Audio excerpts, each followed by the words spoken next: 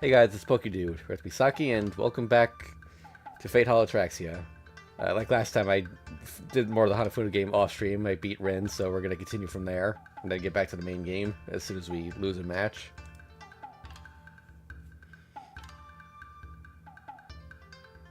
Heh, you have no guts, you brat. This New Year's crawl under the kotatsu and... this New Year's, crawl under the kotatsu and tremble with fear. Game? Huh? Did you really think the real heroine could win to the original supporting one in this godforsaken faraway bonus mode? I see. The more you persist here, the less attention you get in the main story. Yes, the victory is yours, Fujimura-sensei. This wish-granting star is particularly fitting for a teacher in a supporting role.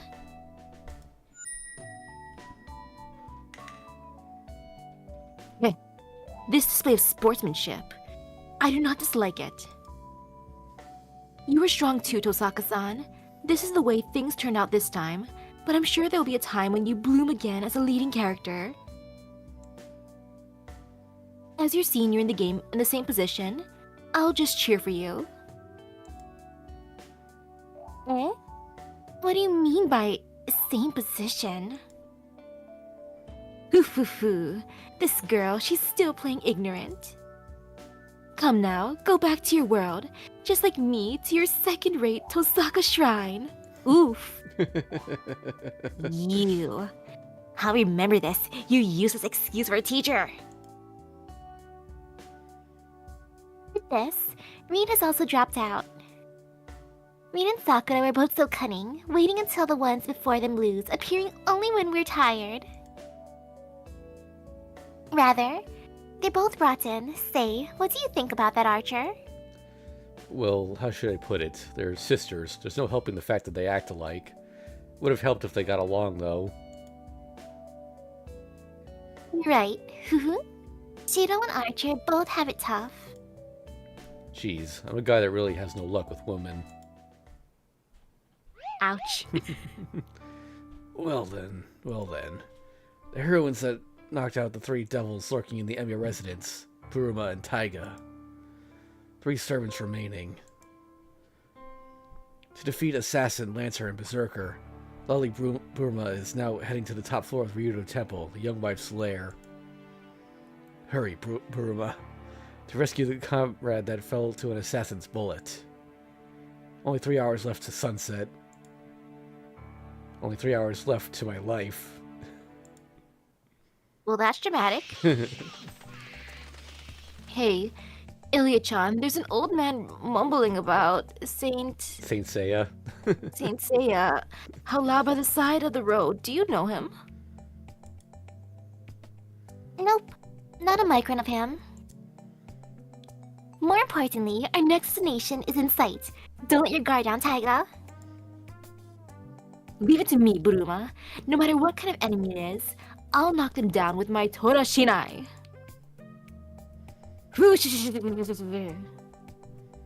No to laugh. If worst comes to worst, my 7th sense would go bang and unleash on. My rival sure is trustworthy. Alright, this is a spirit we raid those lovebirds with. Do not be hasty, young lady and wild beast. What are you? It can't be. Yuck. Sasaki Goshiro. Ah yes, numbers. Sasaki Gojio. Misprint, ouch. So it's all out. Fine. Listen, comedians. This gate is not one likes of a single woman like you can pass. But should you have a spare moment, I shall arrange for a marriage interview. Arg, that hurts. Those words. You've said something you shouldn't have. There's no choice but to have one of us die now. Wait, Taiga, don't be rash. The first rule of shonen manga is the one that attacks first is going to lose. So Ichiro-sama, your tea is ready. Nodding slightly. Is it not to your liking after all? I received a few tips from Issei-kun, yet... Your tea has a flavor that is yours alone. It is not something to be compared with others. That's not a compliment. However, as far as personal tastes go, I find this temperature pleasing.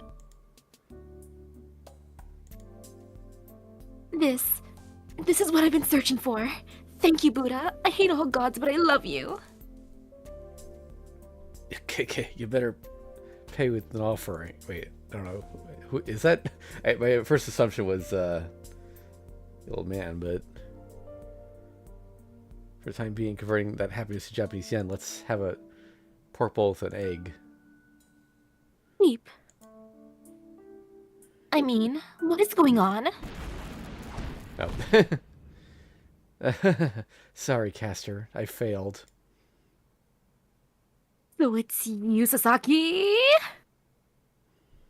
The tea and the handmade failed chestnut cake that I made.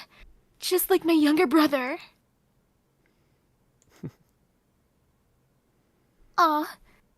The tea and cake to Soichiro-sama. No, cover Soichiro-sama with tea and cakes. Why are you blushing? And the yen exchange rate is going up. Hold on, pointy ears. I will not allow any more than 500 yen for dinner. Are they coming from the floor? You are so annoying. And if it isn't the pseudo-grail, the useless teacher, I don't recall inviting you to. You don't. We do. But more importantly... what happened, Caster-san? The Holy Grail War has started, you know. Aren't you going to do like you please and manipulate things in the back as always? Not really. I'm not interested. Snatching things, tricking people. I got over that already. My happiness is right here. There's no need to push it anymore, is there? And besides, I wasn't fit for the Holy Grail War to begin with. If you want my star, I'll gladly give it to you. Huh. What could it be, assassin? What's with that annoyingly irritating smile of yours? Oh no, your troubles are so touching. They bring a smile to my face. Can't teach an old dog new tricks. Above all, your own self is your own bitter enemy. Haha. A character that just crossed the 20 beep year line ought to be tough to change. No way. Caster is 20 beep. Even older than Kuzuki-sensei? Yeah! Kuzuki's in his 20s? I guess so. Oh gosh, sorry, Kuzuki. Sasaki, don't you dare mention age. Do pardon my rudeness. It was but a slip of the tongue. Do not be so offended, Caster. Suichiro does not mind it. And a wife that's older than her husband isn't actually that bad, you know. Oh, Sasaki just said something nice. That's right. Love knows no age, Caster-san. Kuzuki-sensei's surrounded by young girls every day, but that's okay. Mature folks need to fight in a mature way. Though at 20 beep, you still won't be a heroine. Yes, you shall endeavor to use your prized magic to make yourself look young again. You should feel proud of yourself as a witch. I have decided I will participate in the Holy Grail War. Oh? What's with this bizarre atmosphere? It's warm, yet I'm getting shivers?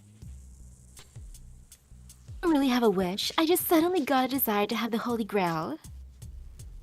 I also suddenly felt like kicking you two all the way back to Ainsburn Forest. So Ichiro-sama, Please rest at the main building. I will not allow anyone to disturb you.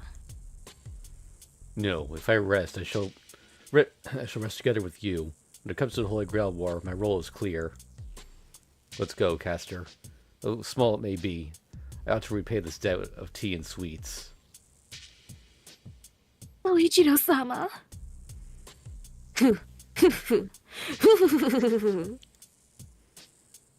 I wonder if you prepared yourselves, you idiot combo. Assassin, this is it. It is unfortunate. My apologies, Tiger Lady. I was going easy last time, but we're going all out now. Seeing as Caster has come back, more battles will be in store soon. I see. So you were just used. 3 against 2. What should we do, Taiga? We're at a disadvantage. Perhaps rethink, reorganize. There is no need, Ilya-chan. No matter how many of them, I won't lose. And I won't let them hurt you either. Be cool and trust the servant that you yourself have chosen, Master. Taiga. Oh no, a tear in my eye. Yes, this much of a handicap is just right for us. Here we go, Caster. I shall show you the beep-year difference between us. Beep. It's got nothing to do with age.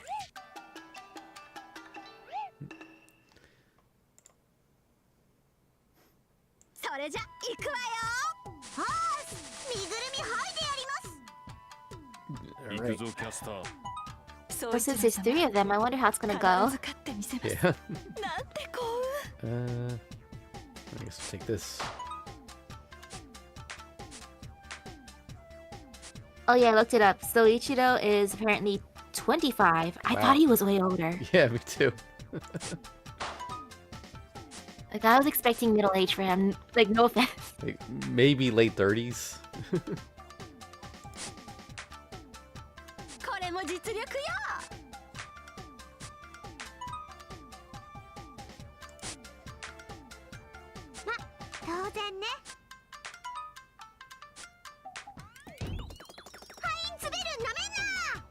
Mm.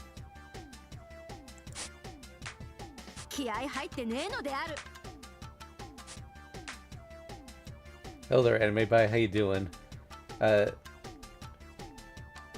Fate Grand Order is a mobile game, yes, but right now we're playing Fate Hollow Ataraxia, which is a PC game. Ah, shoot, he took the thing I wanted to use.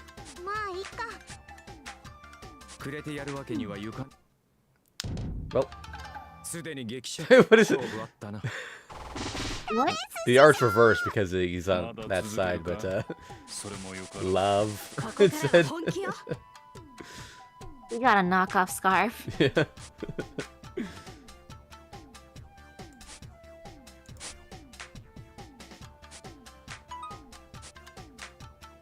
I looked up Taiga's age and she's 24, so 1 year younger than Kuzuki.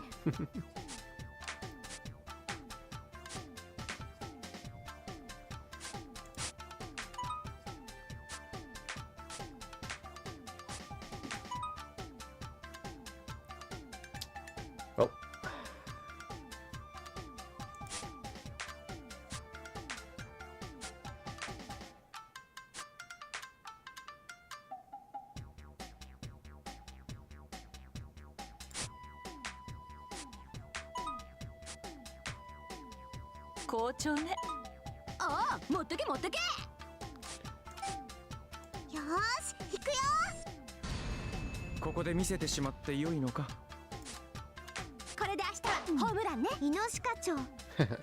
I think I actually learned how to use that Noble Phantasm properly. Nice. Now that's a happy amount of points. Yeah.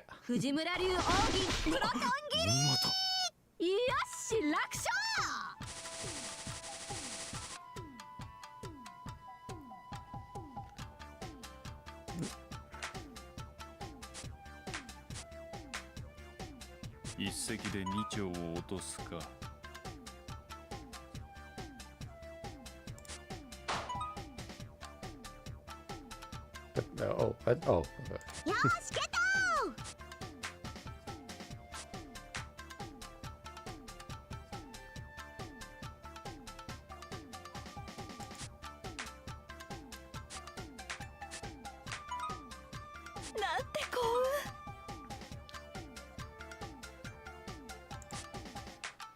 ここから華麗な大逆転よ。余分なものはいらないのだが。イエーイ、その自信が命取りだ。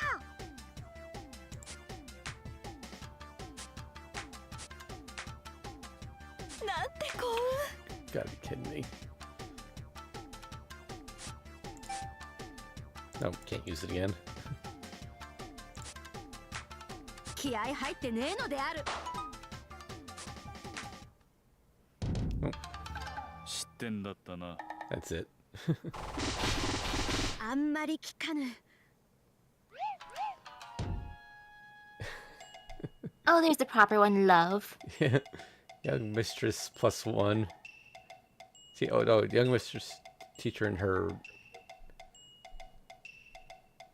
is dreaming. Okay. We have won. It was a good fight.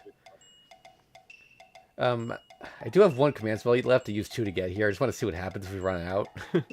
So, one more attempt.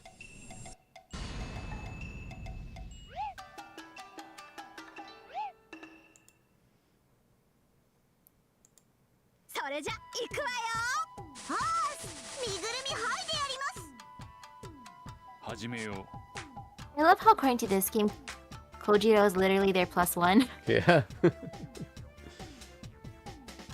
Well, that's his new life.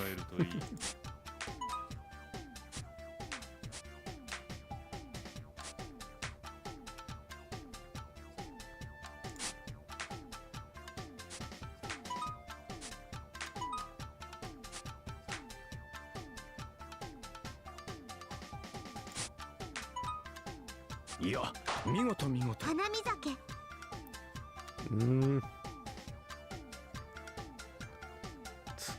Quite. よ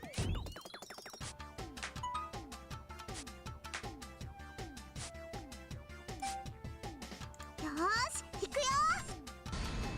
本気のようだな。Oh, that didn't work. もらった。 Oh, there we go. Yep. 花見酒。油断は禁 Yeah, 物 let's で go あり for ま that. Well, that's a good amount of Yeah. points. す。一撃必殺。調子に乗って。この程度じゃ終わらせないから。本気になることもあるまい。これが私のまだま Wait, だ what? 甘い甘い。 Oh, 甘く okay. 見たか。 I guess I got a lucky hand there or something.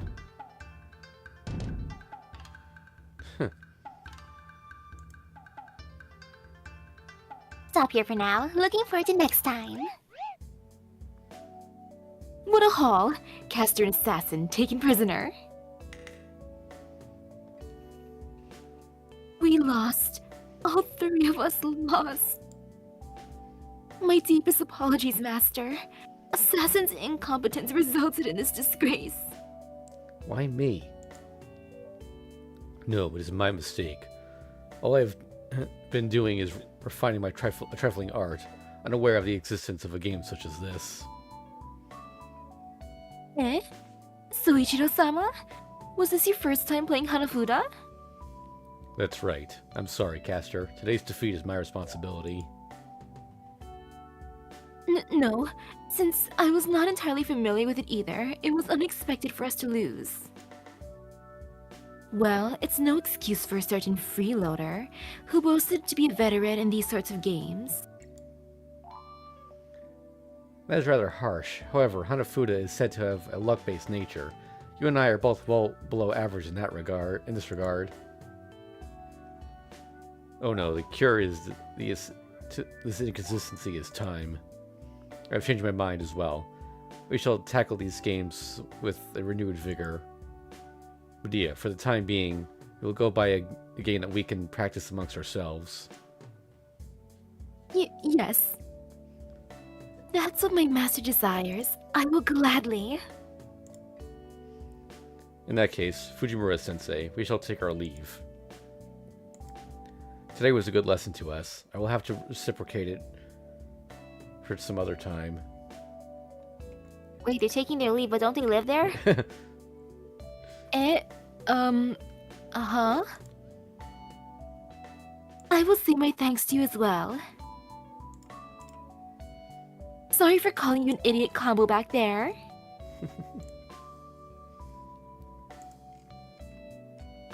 It's, really vexing somehow.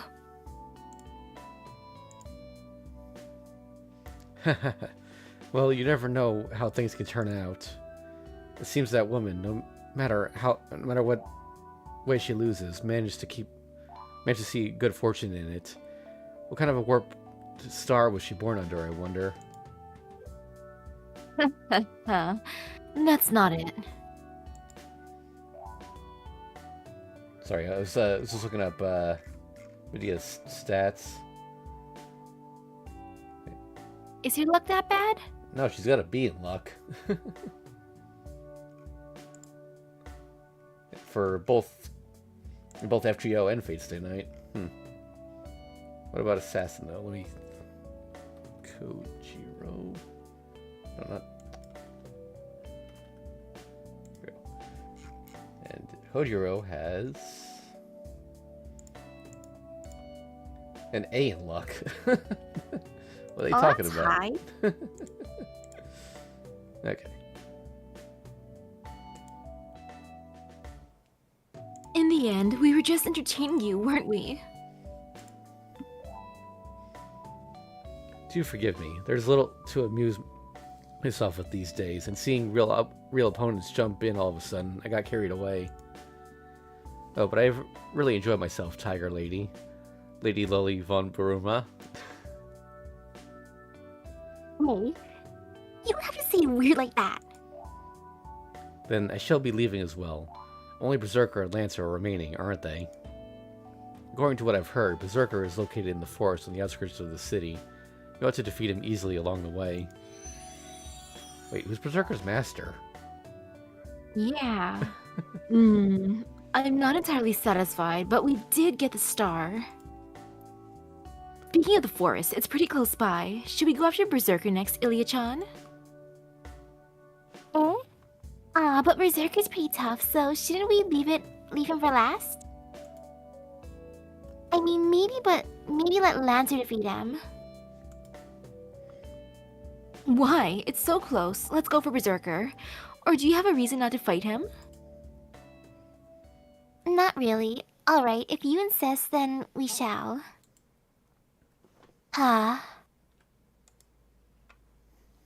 Alright, it's decided. Only 2 stars left. Let us go with our spirits high. Berserker, is it? I guess there's no escaping it, is there? This forest sure is deep. I wonder if Berserker really is in there. There's no mistaking it. He's somewhere nearby. I can feel his presence. Oh? Then we can just walk straight all the way, can't we? I never told you, but I really don't trust my sense of direction. Ouch. Ow. Seriously now, a tree is somehow growing in the middle of the road, blocking the way. Yeah. Macho. The kind of macho whose muscle aura causes crops to shrivel in a half-acre around him. Is that the legendary Ainsburn Lonely Master? What? Of course it isn't, you dumb tiger. Honestly, even after becoming a servant, your brain's as empty as ever. Huh?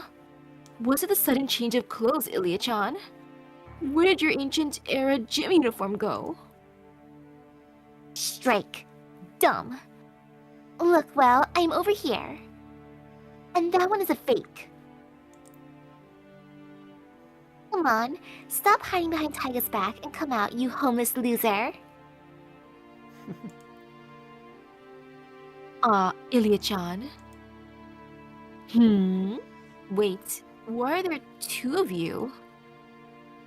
Oh, and who's that unshakable brick wall of a human over there? Could it be? The strength is on an entirely different level from what we faced before. Could it be that one person who got a voice in fate? I think it's referring to the fact that no, the original release of Fates Tonight didn't have voice acting, except for Berserker. That's right. I am the genuine Iliasfeel von Einsburn. And this is my servant Berserker.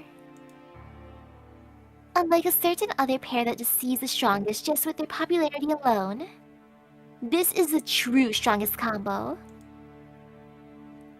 Genuine? Judging from the flow up until now... Ilia-chan, twin character is all the craze now?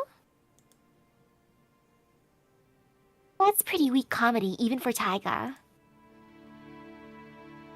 I guess it can't be helped. When a phony like that becomes a master, it's only natural for her servant to drop a rank or two. Gah, so comedy was my skill all along. Well, I don't really care, but... you, the serious Ilia-chan. What do you mean the one over here is a phony? Did someone disguise themselves as Ilia-chan? No disguise, I'm the real Ilia. However, how should I say it? This Ilia had a different life, or something like that. In other words, it's myself that was summoned from a different universe, Taiga, completely different from the heroic spirits that transcend the time axis. She's an entirely real person from another world. Am I right, Miss Fake? Had I gone to your universe, I'd be the phony one, but this is our world, however. Sorry, but we have no place for the likes of you who got kicked out of their universe. Be good and vanish here, like the fake you are. Hold on a moment, Ilia-chan is Ilia-chan, yet she's going to kill Ilia-chan? That's right. Should there be more than one Ilia in this world, sooner or later, it is going to split in two. I'm wondering if some of this was the basis for Chloe and Prisma Ilia. I'm sure you know this too. If you were to see another version of yourself that appeared from a parallel world, what would you do? Give my own self priority. I am known about myself. I wouldn't tolerate any other self. Indeed, the Ilia of this world has no choice but to kill her other self. Good. I'm glad to be the kind of person that respects reason. I will not ask about what happened in the other universe and why you left it. In order to maintain order, you will vanish here, Iliasville. Oh well, I thought I'd be able to convince her somehow, but turns out I'm a master here too after all. Sorry, Taiga. This is it for me. Give up on the Holy Grail. Fine. Do it, Berserker.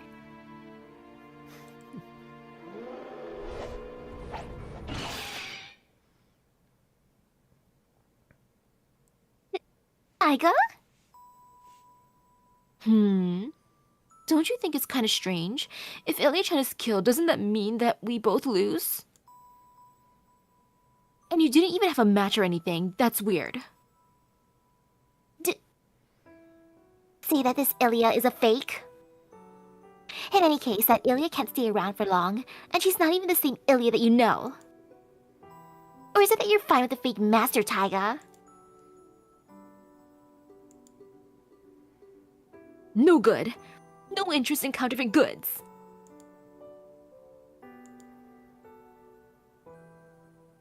No right. In that case, just quietly.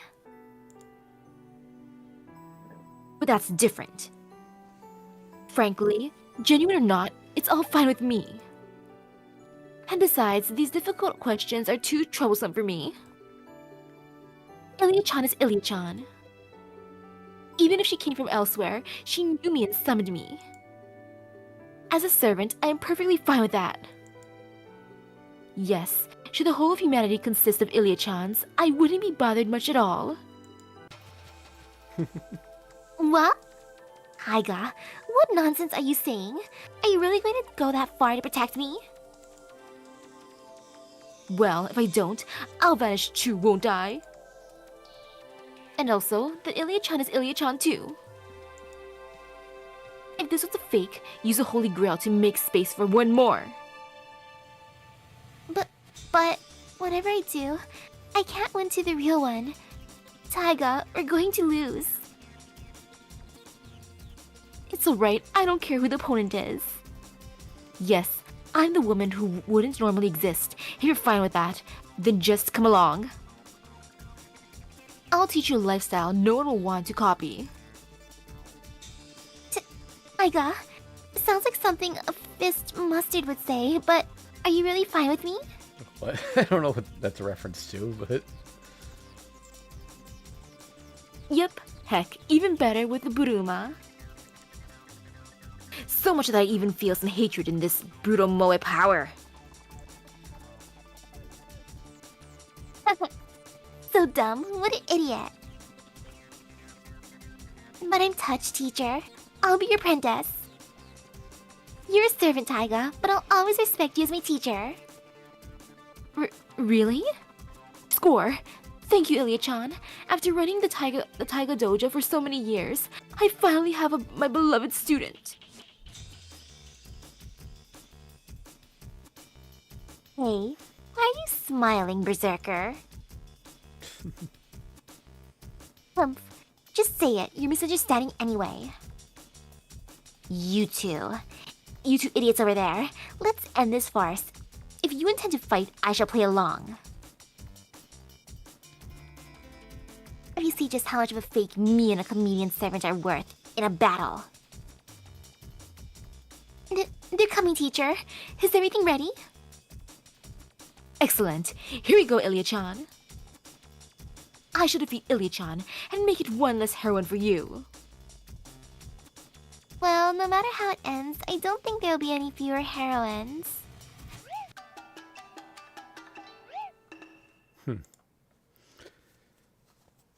ここに来たことを後悔するといいわ。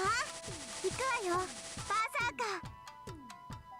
行くわよ、バーサーカー。Uh-oh. 気合でどうにかするであります。 God hand 11 now. Okay. Yeah, I'm not sure what exactly it does here, but actually wait. 今なら許してあげるけど。 I think this actually has that information. 待ち時間も醍醐味よ。 Oh, great. That's annoying. 高さん、今なら許してあげるけど。早くしてくださらない？私ってばついてるじゃん。殺すわ。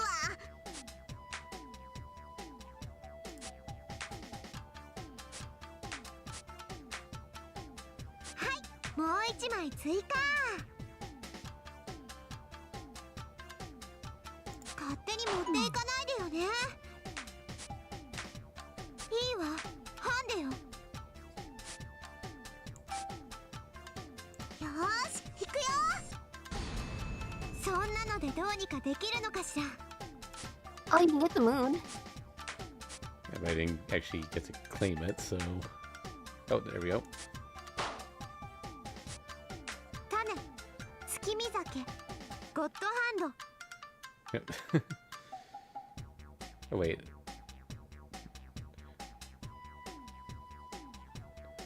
I guess. いきまーす。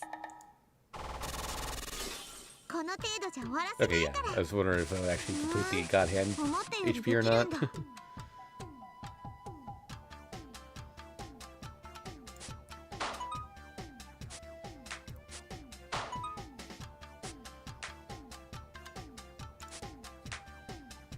こっちのものね。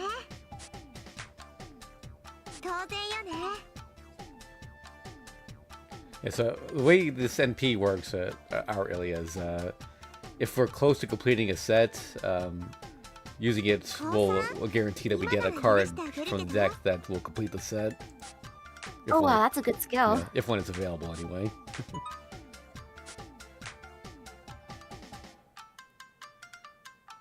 Let's not use him.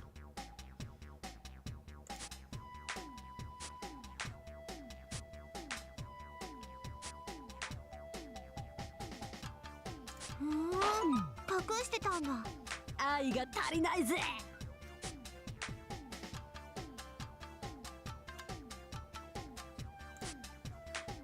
まあいいか。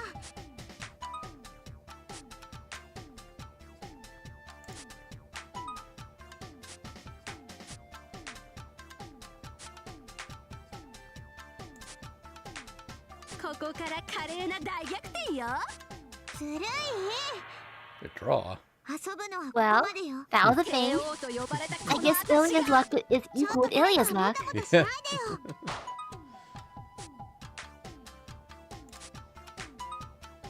これも実力よ。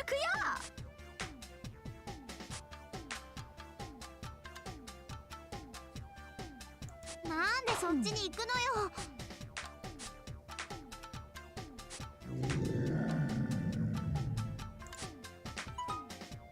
バビロニアの神を感謝します。どうしてこうなるの？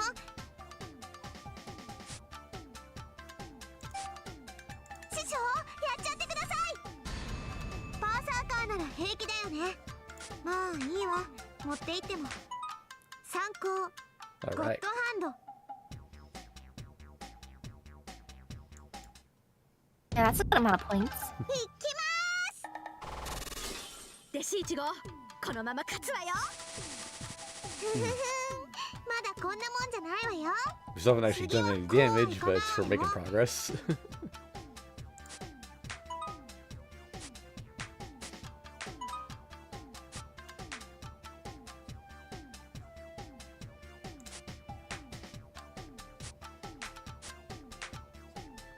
ま、いいわ。 Uh-oh. とことんやってやろうじゃないの。 Well, it's nice how she koi-koi'd. Yeah. There's time for a comeback. Oh, we're in trouble here.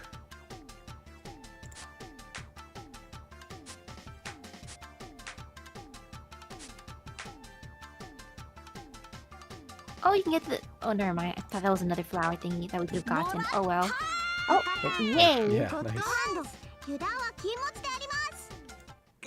悔しくなんかないんだから。いきます。よし、楽勝。へえ、やるじゃないタイガ。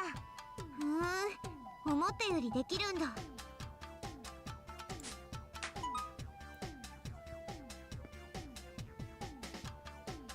It's ブルマ、 home. 失礼。いただいていきますわ。 Ooh, I hope you're able to get all those purple ribbons. It might Like, happen. that'll be a fun collection.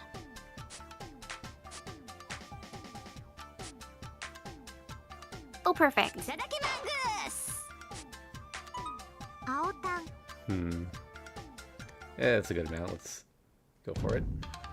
まだまだ甘い甘い。 I don't want to jinx it by saying this, but I'll say it nonetheless. Ilia seems like the easiest opponent right now. We're just getting very lucky because, like I said, I said off stream, I almost lost to Shinji when I was getting up to the point where we were last time, even though you start with a huge advantage over him. これも実力よ。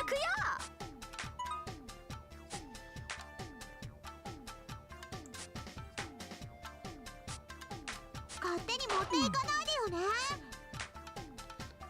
Um,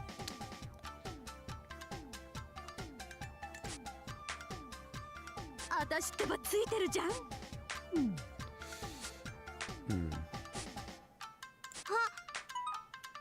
こっちのものね。いいわ、ハンデよ。よーし、行くよ。そんなのでどうにかできるのかしら。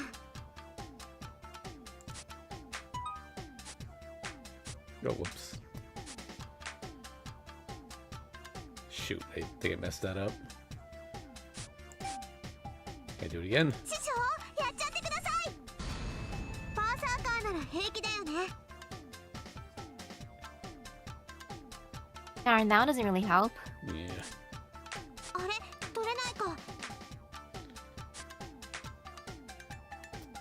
Shoot. こここから華麗な大逆転よ。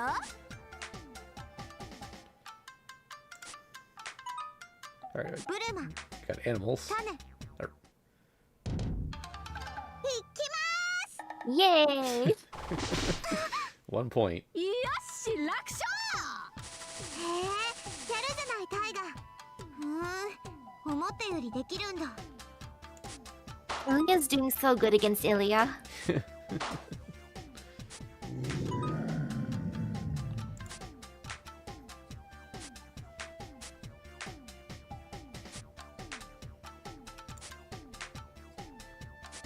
当然ね。ずるいね。 Kind of wish I hadn't used all my MP on that last turn.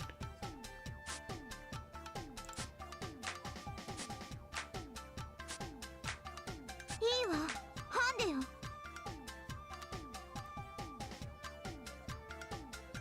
降参、今なら許してあげるけど。月見酒、いき Alright, we win. Perfect. ます。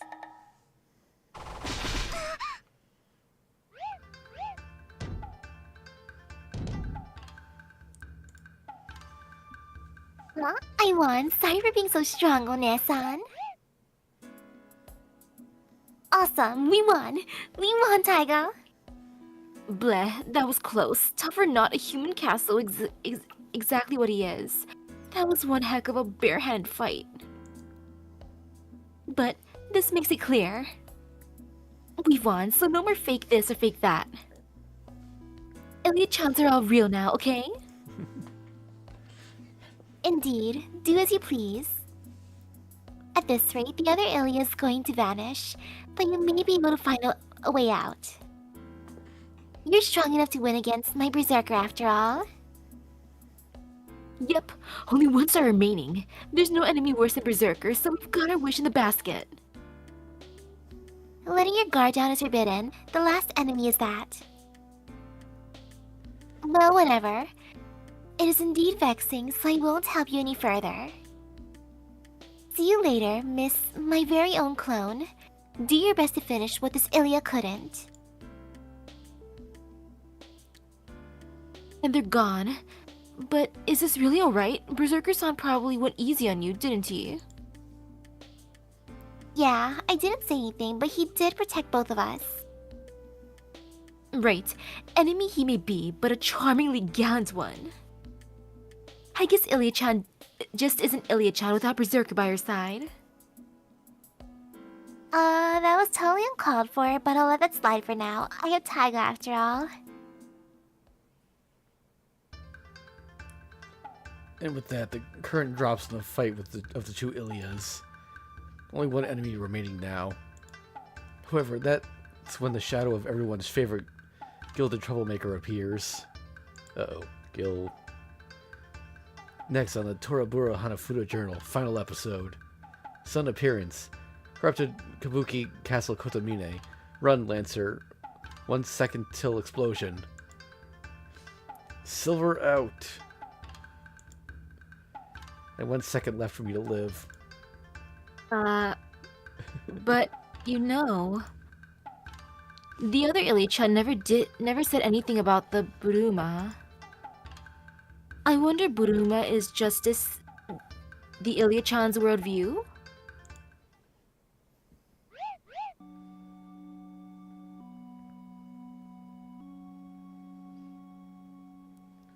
Pair of sevens. Rome. Rome. Bad memories, that one. Okay. Pair of eights. Mango. Pair of twos. Gold. I win. What are they playing? I'm not sure. Next is a 3 card, starting from 6. Subject of things Saber would like. Okay, I have no idea what the heck they're playing. 3 nines. Bishonen. Everybody's just laying out like it's nothing. And then it's just me who can't pass, ain't it? 3 jacks. So in a complete opposite of a certain someone's interest, a simple yet decent short sword. Objection. Things that Saber should, by all means, be splendidly decorated. That one doesn't count. Redo. No, I agree with Lancer. As far as things that Saber would let go, there's no mistake there. Ha, don't make me laugh, Kotomine. What would you know about Saber, plebeian? Anything to do with things or people. There's no one more knowledgeable than me.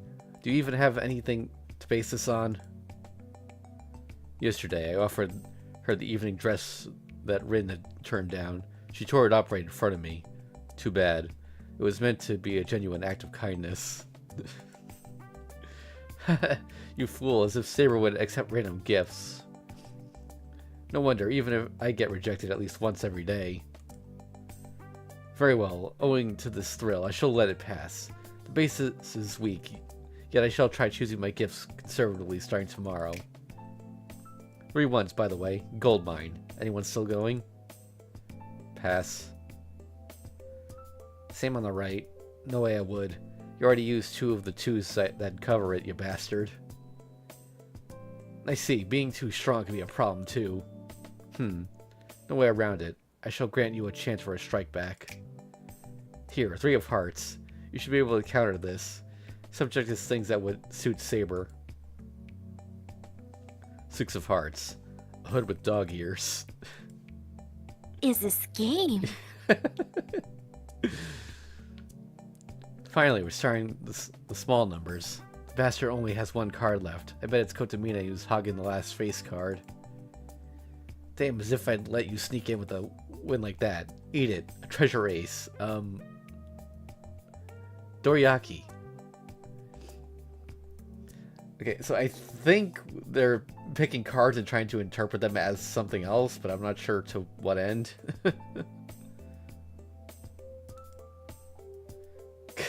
What's with that scrap? If you're going to call it treasure, bring out the strongest card. Bring out the strongest card, you amateur. Watch and learn. 2 of hearts and my guild itself. Game and moving up. Say what? What the hell? Don't you know the rules of President?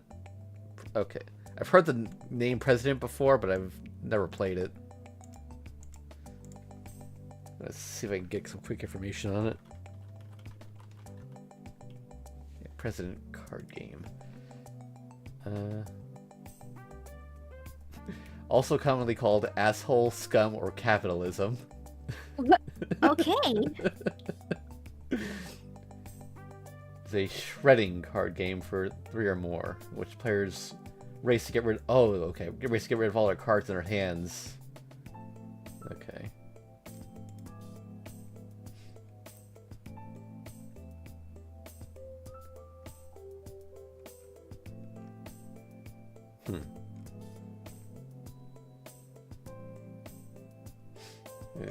It's weird. Okay, let's move on. You can move up to a 2. You just gotta go to the lowest rank. Didn't I tell you? What are you saying? I won with a... What was that?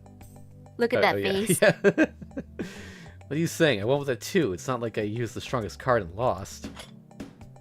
That's the point, you blonde idiot. Ah, whatever. Bottom of the list it is. No point in even trying. Scouting is all yours. Pathetic. I don't know what village those rules came from, but not recognizing your own defeat. However, moving up on a 2 is perfectly fine in my country. Why would it not be in the first place? Do you have a source? Should you be able to provide an explanation, I may yet listen to you, Lancer. Ain't got one. It's a sudden death factor, a trap to avoid a one-sided game. Anyway, it's a rule made to prevent the top guy from getting his way. Kotomune, this blue guy is blabbering on about a rule he himself does not understand. His insolence surprises even me. Forgive him, Gilgamesh. He ranks the lowest out of the 7. It would be unbearable to be Lancer without picking a fight or 2. I ain't just picking a fight. Talking about a pretty damn clear rule here. Hey, abide by this much at least. Without proper rules, ain't no way you can win against a gilded clown that monopolizes all 1s, 2s, and face cards. No use telling me that. I'm playing with the same kind of cards you do. Shut up, you loser that never aims higher than 2nd place. Damn it, how about I take this chance to make it clear once and for all? I wasn't summoned just to be used for your convenience. A self-proclaimed knight that does nothing but throw money to the wind, eat, and sleep day after day. Good-for-nothing priest that pushes up his duties on someone else. I was not summoned only to be taking care of them. How unexpected. I was just trying to take full advantage of every virtue of yours in my own way. Well, we're enjoying it, so it's fine, isn't it? Like hell it is. Y'all just sit there. I'll beat that attitude out of you. Get this stingy card crap out of here. This is what real men play. Oh, backgammon. Rather fussy about that one, I am. I know what backgammon is, but I have no idea how to play it. It's a board game, by the way, not a card game, but... Meh, looks pretty dull. Personally, I prefer games where you get a lot from the start, but very well. You shall inform me of the rules, peasants. So this is what they've been doing during the Holy Grail War. Yeah. Who'd have thought that following Lancer's trail would lead us here? Kotomine was plain suspicious from the start, but that he would have a servant like that. What do we do, Taiga? What do you mean, what? We're in it now, Ilia-chan. Eek, I'm scared. Why are they playing president in a place like that? Is that what surprises you, teacher? Sweet mother, I'm so scary. I honestly don't think we can win. Especially against that blonde guy. One wrong step and just thinking about it gives me the shivers. I see. It's the first time we're fighting again a natural talent like that. Seeing as it's 3 against 2, we should just watch for a while. Looks as if they'll fight amongst each other if we just let them be. Fishing the benefits out when others fight is delicious, but I still like meat more than fish. Before we start thinking about the hard stuff, let's fight. Just like I thought. You're really reckless. Are you giving an order to retreat as a master, Ilia-chan? No way. I have Taiga here.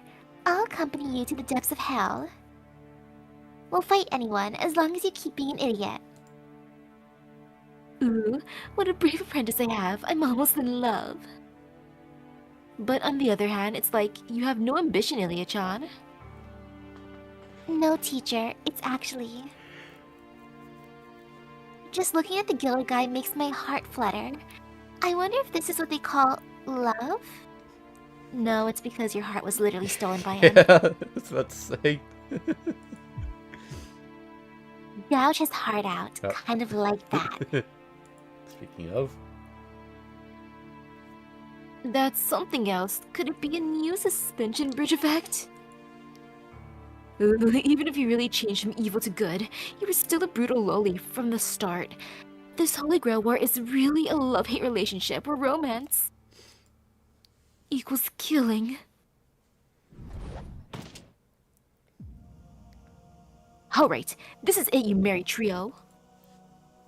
The last of the Holy Grail War. Now hurry up and hand over the star. Hey, Kotomine. What's with them? Did you take on another tasteless side job? No, these would be our colleagues, Lancer. A girl that became a master yesterday and is her servant.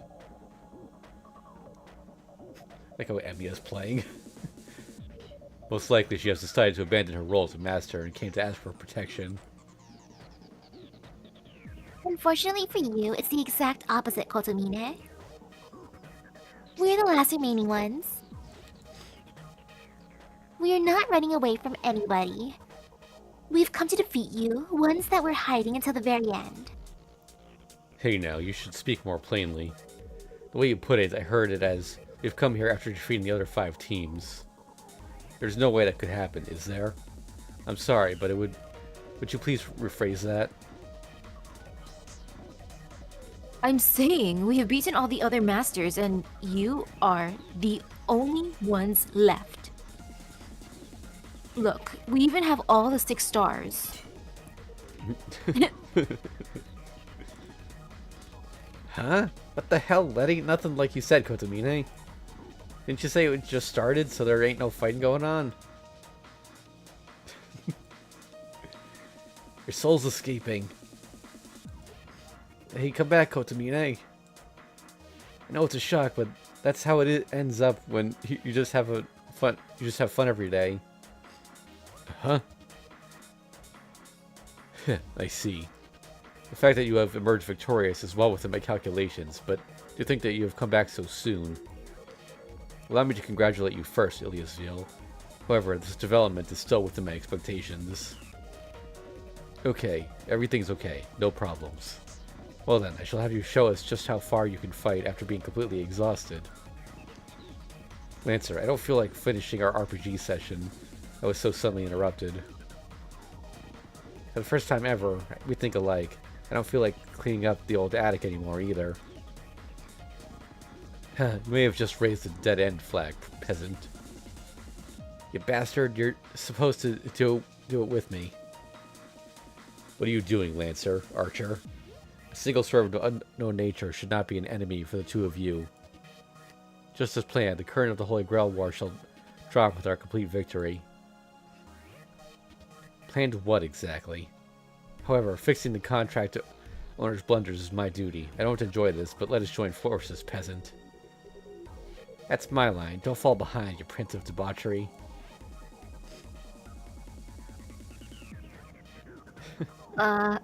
Okay, so that's their poses. Kotomine looks kind of desperate, with the two behind him. Watch out, Taiga! I know. It's do or die with these there. Or these three. Here we go, Ilia-chan. Watch my back. Hey, leave the support to me, Taiga.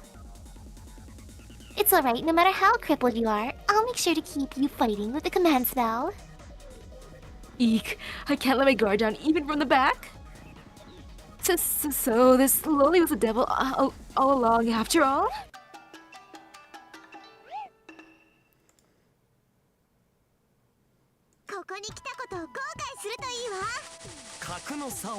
The artist that got to do the stuff, or the art for these three, must have had a lot of fun. Oh, do they? They have 2 MP bars. Great.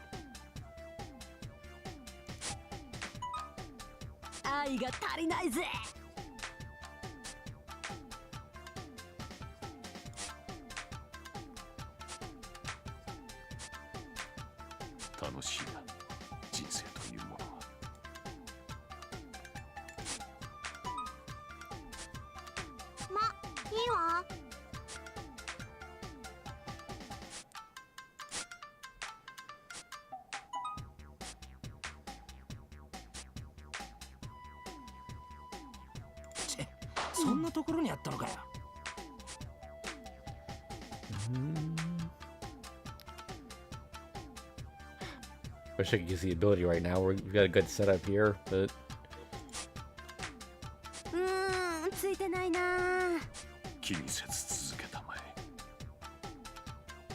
Well, that kind of worked out, how they got unlucky too. Yeah.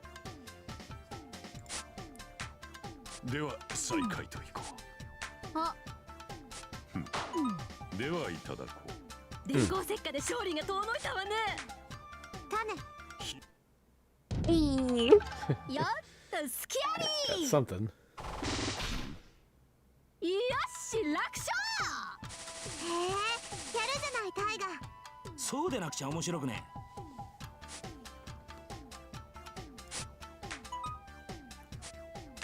見せてやろう。我が財をな。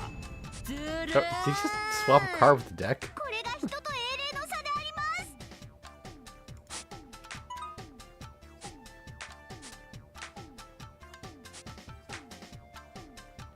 I want the cup.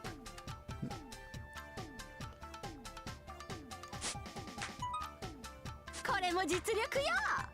我が槍受けてみよう。ひげ。ちょっ Oh, とやばい did ん you じゃ just ない take my の？ cards? Oh my god. Hold on. What does that do? Steal 1 random card from your opponent's captured cards. 主よ、この子羊を導きたまえ。答えは出たか。 There we go. 花見酒。 You know, I'm gonna koi koi.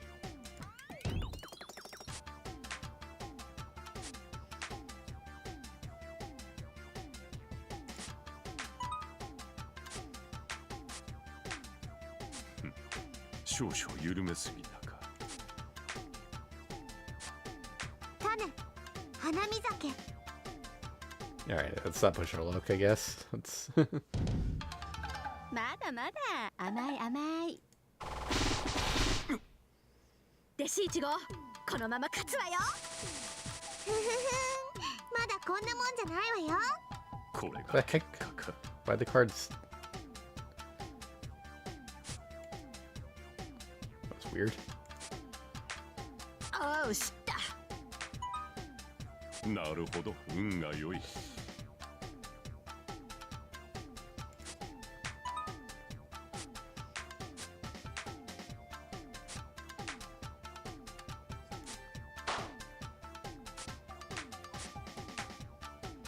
一投で100球を落とすってな。サ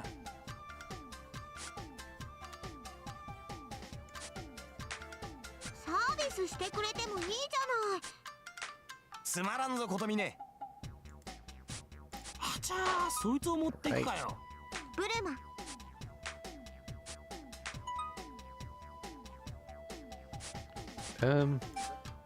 Let's do よ this. し、引くよ。我を怒らせたいか。 Oh, damn it. Oh. 施しだ。受け取る Alright, が just よい。 1 point. That's not too bad. 私などに負けて良いのかね。ここからは本気よ。何、いつものことだ。耐えるがよい。 Hmm. へ、死んでも恨むな。気合でどうにかするであります。ハインツベルなめんな。 Jeez.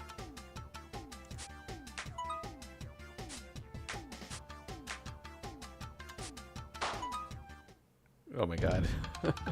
一撃必殺とはいかねえか。ほう、まだやるのか。この道場を渡すわけには。タイガが情けないからこうなるのよ。 Come on. 光栄に思え。ゲゲ、ちょっとやばいんじゃないの？ Hmm. Oh, oops, I had. これも実力よ。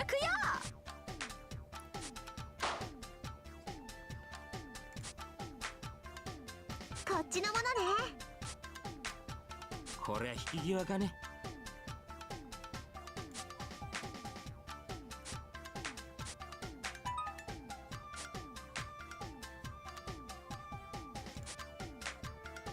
Got 愛 ribbons. が足りないぜ。タン。 Ooh, I'm gonna koi koi.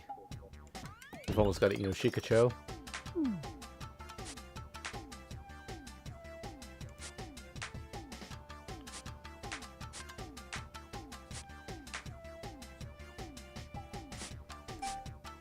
師匠、やっちゃってください。なるほど。宝具を使うか。あれ、取れないか。つけた手だな、おい。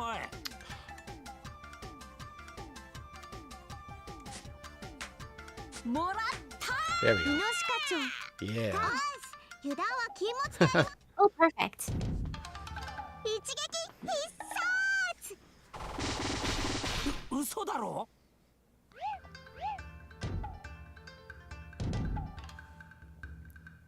Okay, I was not expecting to actually win this today. Thought we'd have to do at least one more round of it. But Game. Hanafuda is such a merry game. It's great. All right. Good Guy and Lantern Nissan both out. No objections. We have the perfect victory. Awesome. Bit by bit, half by half. This is the moment we have finally risen above human history. Piece of cake. I won't accept it. I'm the king of heroes, the oldest king of humanity. I won't let you call this circus a fight. No way. The dojo's disappearing? Is Goldie-kun going to just slaughter everyone like in the original story? Yeah, it's the original story's drama repeated. Teacher, my heart is starting to race again. This really is a romance. Doesn't exist. No time for this. We're in a real pinch. Ah, screw it. Is there no choice but to push the built-in proton switch on the Toroshinai? Fools, do you not think you can win against me with nothing but smoke and mirrors? Showing off starts with me. Yeah, it's a nuclear romance. Tiger or Goldie, no matter who wins, Fuyuki will be in ruins. This is for mankind. Till death with me, to die with me. He's putting it on. Yeah, help.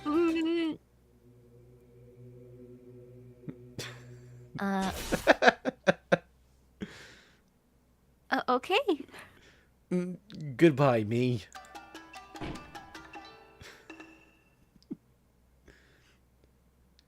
For Christ's sake, just keep it having to do this. Lancer, you saved us? Did not, but if I let this idiot have his way, he'll get me involved in no time. Stopped him from your own importance, that's all. Or impotence. But more importantly, here, young lady, you've won this time. Right? Once I take it, the Holy Grail War really is going to end with our victory. It's fine. My principles are more important than some grail. Victors gain and the defeated lose. I'm an old-fashioned guy. Ain't worth it deceiving anyone over that. Miki, you're in a totally good role this time. Like with the gilded guy, my heart just went thump again.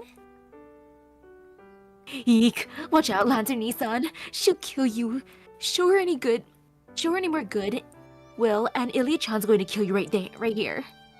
Yeah, drop by any time. However, get your stuff done first. Come on, while this guy is still out of it, summoning spot ought to be at the back of the Ryudo Temple, according to what he said.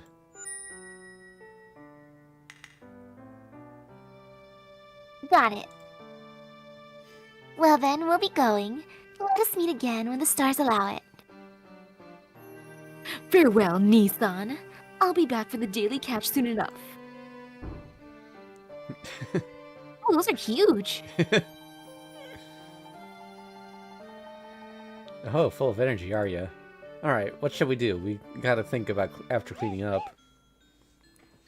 7 stars gathered at last. With the 7 stars of the north meet, an ancient evil deity sealed by the 7 wise men will be revived. But be careful, my cute Buruma. Your enemy is right by your side. Taiga must die. Taiga must die. The sparks of battle have not yet been extinguished. And why is it that people betray each other? Ah, sad it is. Live pure and with honesty. Why can't we?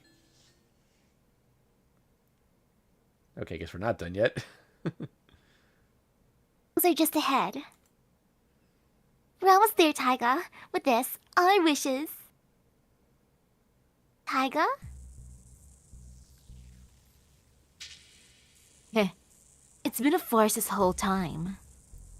Ilya-chan, this game of friendship is now over. If you don't want to die, hand over the stars now. Eh? What is that a new...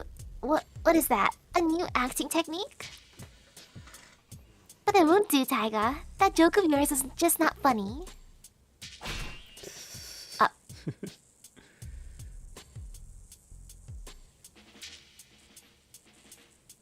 You're the one that is joking, Ilya-chan. Jeez, how long are you going to pretend being a master? Now that all your command spells have been used up, especially. Oh. Hmm. Did we get a bad end because of that? I guess so. Eh? No way. I was actually anticipating that, because I knew, like, no matter what, we were probably going to have to do this one more time. But... You aren't serious, are you, Taiga? We fought together up till now, and we're now teacher and apprentice, aren't we? Cuckoo, cuckoo. Naive. How naive of you, young lady. This is why you've been driven out of your own world. I'm the only who get her wish granted. This is the way it's been done since ancient times. Only one person can get the reward. No way, Taiga, to think that at the very last moment. You betray me.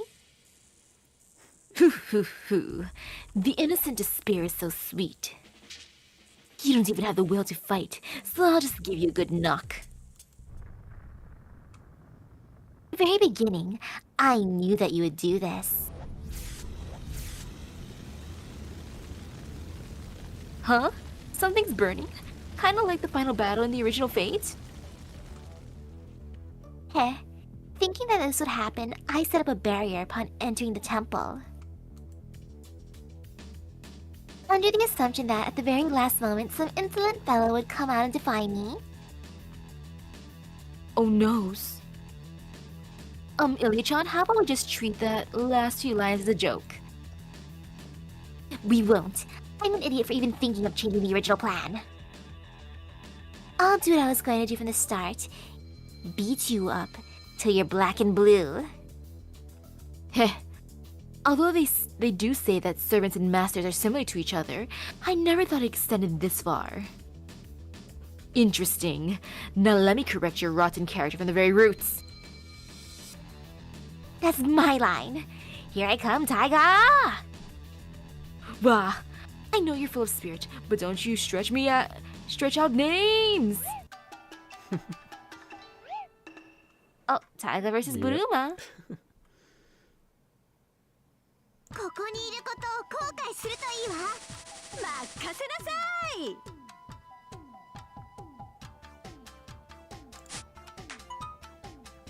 Oh, so we're on Ilya's side. What is her noble phantasm?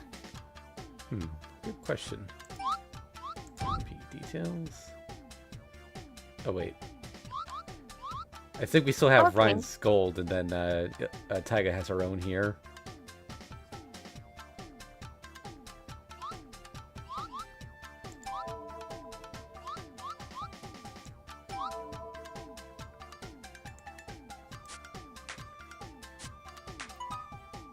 Lucky!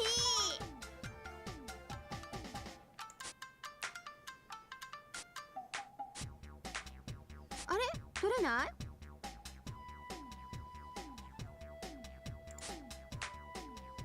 ま、当然ね。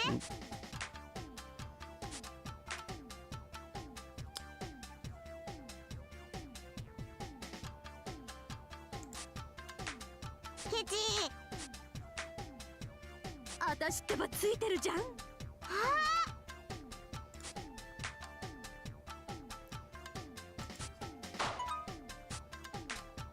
あ。おう、知った。サービスしてくれてもいいじゃない。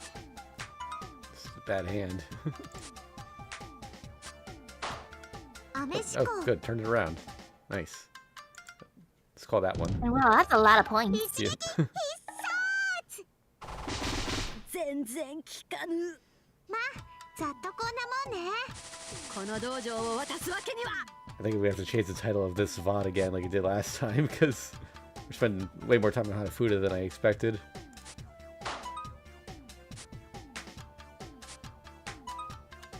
バビロニアの神を感謝します。隠したりしないでよね。Oh boy.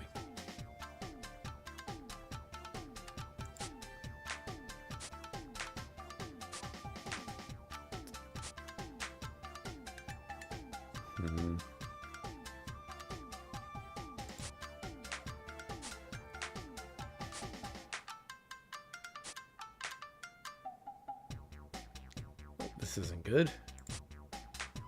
ケチ。私ってばついてるじゃん。ま、いいわ。サービスしてくれてもいいじゃない。はあ。 Oh, she koi-koi'd it, boy.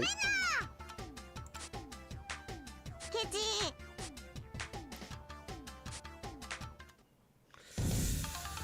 よっと Oh, すきあ only 3 り points. Okay. このまま勝つわよ。師匠なき今ここは守るであります。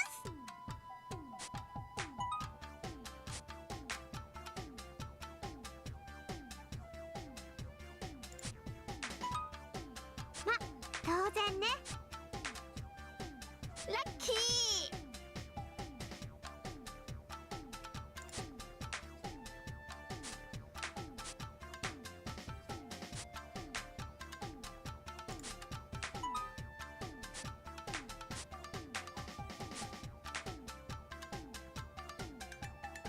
よっしゃー、行くであります。ずるーん。シロ、お茶入れてきて。 Shoot. これも実力よ。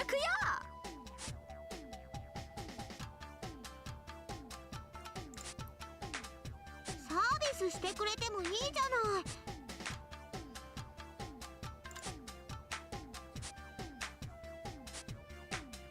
あれ、取れない？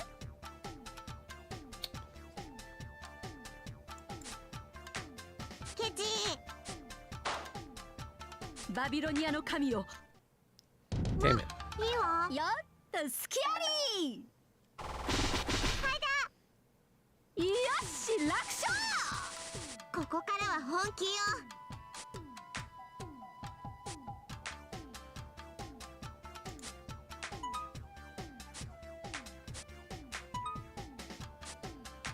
Oh my god, come on, really?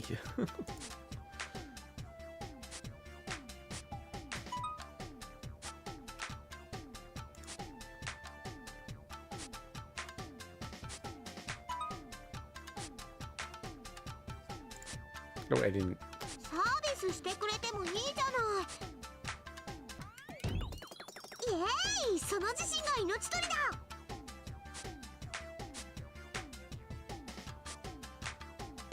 Okay, such a good start to this one, too. ま、当然ね。あ、おしった。悔しくなんてないもんね。 Alright, we gotta end this turn. いきまーす。聞かぬ。ふふふ、まだこんなもんじゃないわよ。この道場を渡すわけには。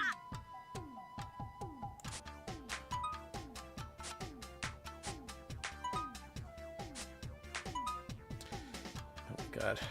Hmm.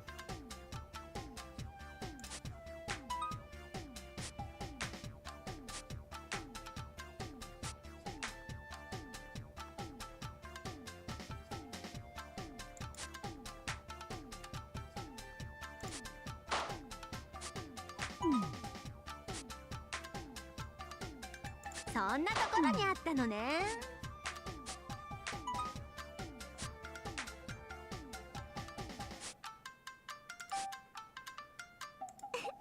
骨抜きにしてあげるから。ずるーん。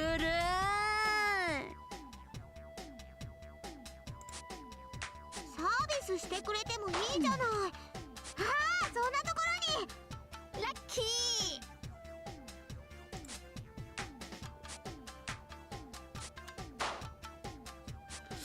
Oh boy. Oh, she caught a coin. Guess that's kind of a good thing. Not really.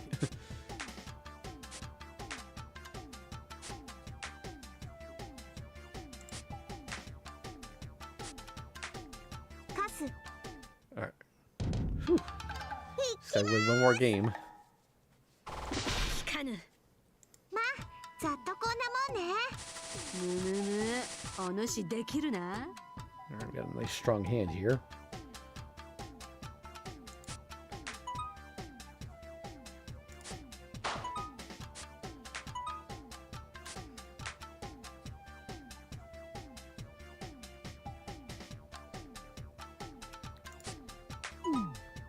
Ma, 当然ね。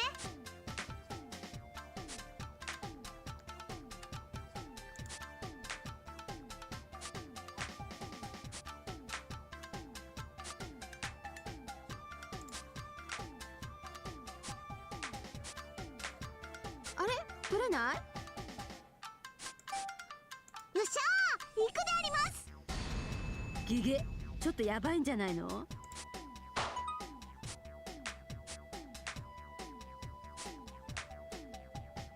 ？Shoot. ケチ。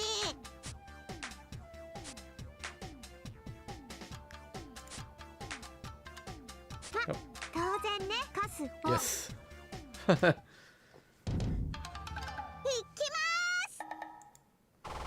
聞かぬ。 Bye, Taiga.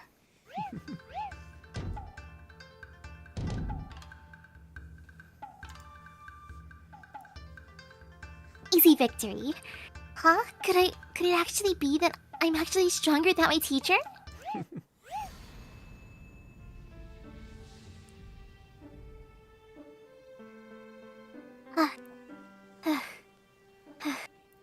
I won, but Taiga just now. Heh. Here comes the merciless finishing blow. You've become strong, Ilya-chan. Like I thought. Put yourself together, Taiga. Why'd you go easy on me?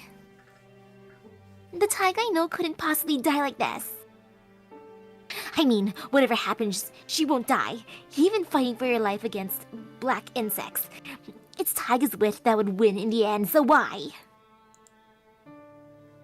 Ooh, too great for me. But you know, Ilya-chan, you really fought well. You don't need my help anymore. Once the Holy Grail War is over, the servants vanish, so before that happens, as your teacher, I wanted to become the cornerstone of your growth to... adulthood. No. That's not how Taiga is. She's not supposed to be that cool kind of character. And also, it's hard and I don't really get it. Are you saying you basically gave me XP points to level up? Hoo hoo hoo. Reality that has no dreams or hopes. Hoo hoo hoo. But that's all fine, Ilya-chan. Well, in short, become my dream, yo. Sounds like all sorts of pain. So I absolutely won't. I mean, I don't get it at all. Heh. Blarg. Taiga!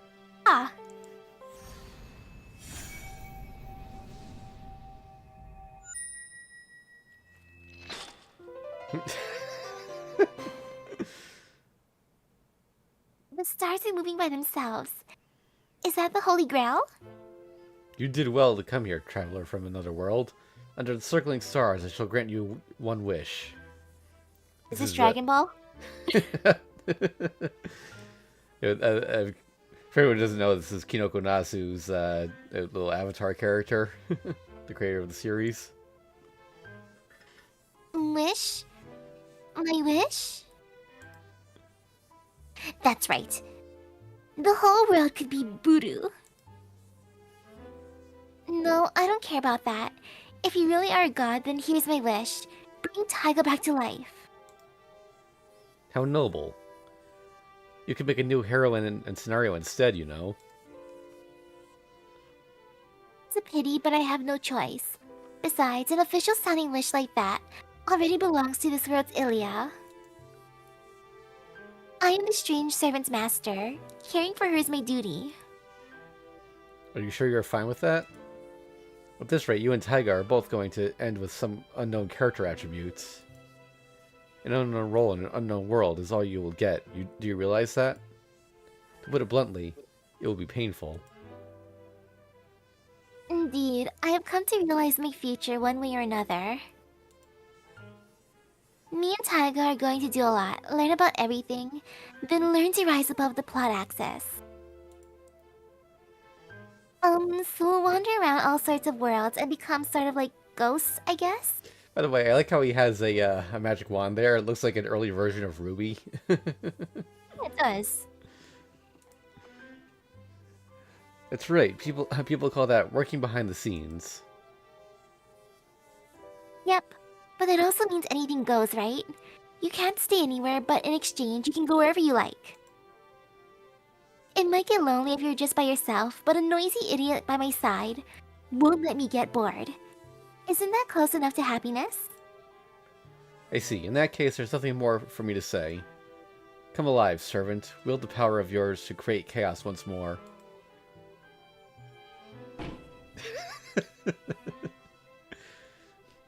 Farewell. Should fate permit it, we shall meet in another 100 years.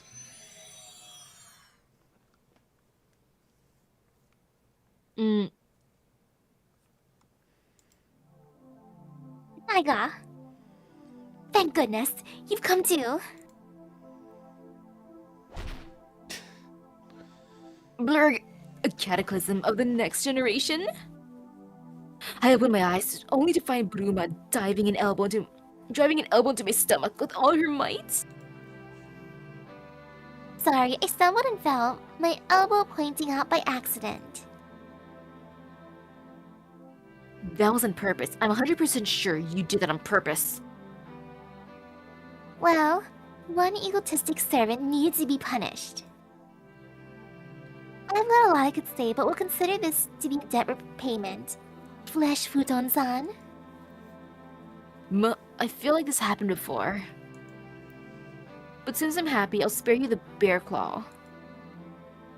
Futons need to be futon-like. Embrace Ilia-chan gently and let her watch the beautiful starry sky.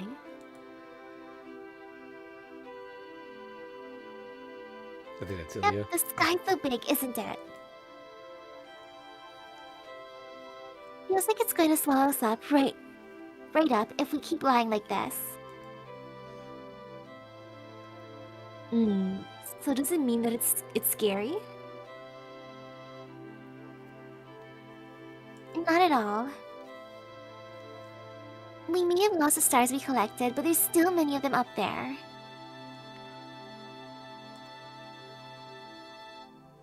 As long as the sky's above us, our holy grail won't end. I see. Okay, so where are we going next? If the Holy Grail War is going to continue, then I'll have to protect you, Ilia-chan. As a servant and a teacher, I'll stay by your side for as long as you let me. Thanks, Taiga. Next up is the Atlantic. We'll look for the first star that went flying off. But that's for tomorrow. Tonight, let's just gaze into the sky. Okay, I see. The Atlantic. First just this town, and now we're battling all across the globe. The rappers sure got big all of a sudden. They're in Japan. How do they know it went to the Atlantic? They got good eyesight. My, are you afraid, Taiga? Wahahaha! Shivers and shivers, but I'm trembling with excitement. Alright, time to conquer the world. Yeah. Here, Taiga. Our fight's not over yet.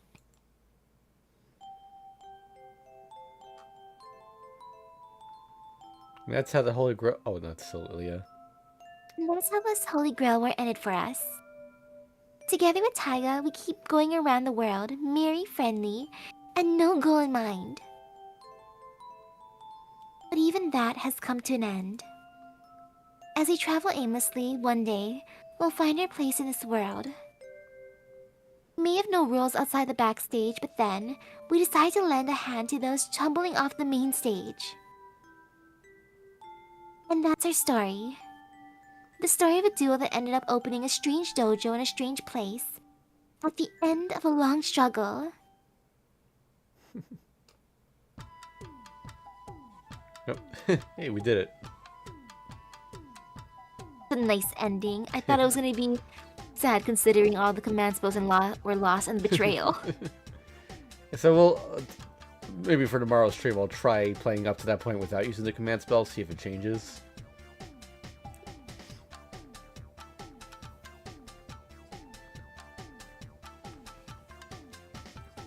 I noticed there were characters on the list there that we didn't fight, so something changes some way or another.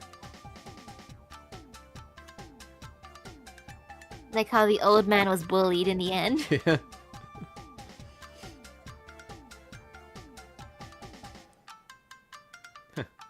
Cute.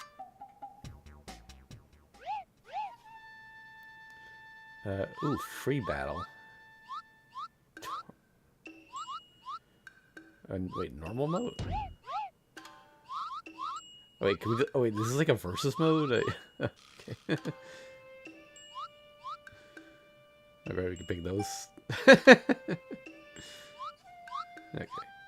I'll have to check that out some other time though. Gotta get back to the main game. What's normal mode? Oh. Okay. Finally, let's get back to the main plot.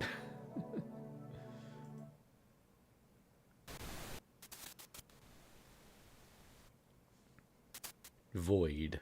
Chapter 5.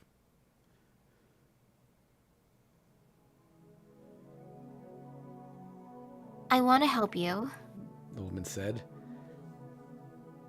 I'm actually... Is this... I'm not sure if this is anger mind you or Bizette, but... Alright. She was sincere. The frankness of her confession, unclouded by any traces of impure emotion, brought tears pouring from her eyes as she spoke the words. I wish to free you from your suffering. Which made me feel nothing but pessimism. I felt neither joy nor gratitude that she came to save me. That kindness of hers was misdirected, and nothing but an annoyance to me. It wasn't enough to make me despise her, but honestly, I wanted her to run along home to her own world instead. This isn't to say that I hated the woman. The very principles that guided her across her actions were wrong. She should have known as well as I did that she wasn't going to save anyone. She should have known from the start that it was impossible for her to save me. I responded in a voice you couldn't exactly call a voice. With her throat crushed, it's impossible to make a sound, so I tried shaking my head until I remembered that I couldn't do that either. Eventually, she gave up and went back above ground. She kept up the contest of endurance for days, until gradually she came to realize she was talking to herself. Yet, the one her words were addressed to was just a corpse. That's something that happened, apparently. These events I hadn't committed to memory in the first place are now surfacing in my mind because of the similar emotions now being directed toward me. Doubt and mercy. That woman who tries to be so fastidious and is holding some sort of ridiculous feeling of obligation towards me, even though she doesn't have a shred of proof as to why she should. Bizette Fraga McRemitz. That woman who has become Avenger's master now harbors the same misdirected emotions for me as the woman from back then. Oh, his sight's getting real bad now. Ha, ha, ha.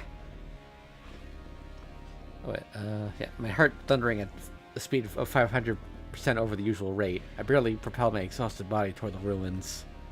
My throat is burning. The way my right leg's aching after I push to its limits, push it to the limits of my endurance and beyond. It comes as no surprise to hear that I busted it. Having used up all but the dregs of the magical energy I received from Bizette, my own reserves of strength are starting to come up dry too. Basically, you say I'm giving up. I can't quite move another step. I'm tempted to quit now. Consequences be damned. What on earth are you doing? Getting here now, Avenger. Bizette, who reaches the ruins one step ahead of me, comes back outside and shouts at me. Ha, ha, ha, ha. Gasping for purchase with both hands, I fling myself into the building with all the dignity of a fleeing puppy. The door slams closed behind me. Of course, some little door isn't worth a fart as far as defense goes, considering the monster that's after us. Having that barrier at least gives us the illusion of security, though. I can hear a roar. That must be the big fucker we've got on our tail, destroying everything in his path as he pursues us through the forest. And here's the building where the very first H scene happened. Running away into a ruin that like this won't save us. Once he catches up, he'll crush the whole place into powder, and both of us along with it. That thing is like a fierce scale. No matter what kind of weapon is used against it, what? No matter what kind of weapon one is armed with, it's plain to see that no human can cross swords with that and live. In a clearing in the forest, we ran into that monster. No, it wouldn't. It would be better to say that it was waiting for us. It was waiting there for us. Though set there like a monolith carved out of stone, the second we set foot in its territory, it let out a roar as it came after us. The battle was over in 1 second. I never had a great desire to pick a fight with that thing in the first place, but after the first shot, even Bizet realized that we couldn't fight it, let alone win. Bizet's not one to back down from a fight, but even after Fragarax failed to score a kill, she wisely and graciously gave the order to retreat. So you've got to hand it to her. To be able to fight even for a few seconds facing the source of that hellish roar took some serious guts. She recovered in no time and fired off Fragarack while the huge monster's war cry still had me nearly pissing myself. That noble phantasm seems to be the type that's always on, because Fragarack activated right away. Her aim was true, and her shot struck right in the heart, bringing that fat ass down once and for all. Or at least that's what should have happened. Instead, it had completely revived 10 seconds later and kept charging straight for us. But from the brink of death in perfect health. In other words, a body that knows no death. That's the big fucker's noble phantasm. After she wasted her Fragarack on it, Bizet's whole body went rigid. And with her frozen there as a monstrous thing came bearing down on her, I personally think it was awfully nice of me to give her a little push out of harm's way via a flying kick to the side. The pain, it felt like it barely grazed me, but that was enough to send me flying too. The big guy's sights are now set on me, standing right in its path. And I look up to see an axe the size of a Grecian pillar raised over my head. To even think about eating a hit from that would be crazy, and my chances of slipping by unharmed were stupendously low. So then, when things were at their darkest, just as I was thinking that, this must be what they call instant death, who should come to my rescue but the very same Bizet I just kicked away from that huge thing. She leveled her second Fragarack at its face and fired, striking it right between the eyes. Another chance, come on. We're making a run for it. Seems like she fired her second Fragarack not to kill, but to try and blind it. But even a huge hole in its face doesn't stop that monster, or the axe it held. So that's when Bizet grabbed me by the hand and made a break for the forest. Throwing off the gloves that Fragarack had burned as she ran, Bizet laid a rune into both her legs to let her run faster.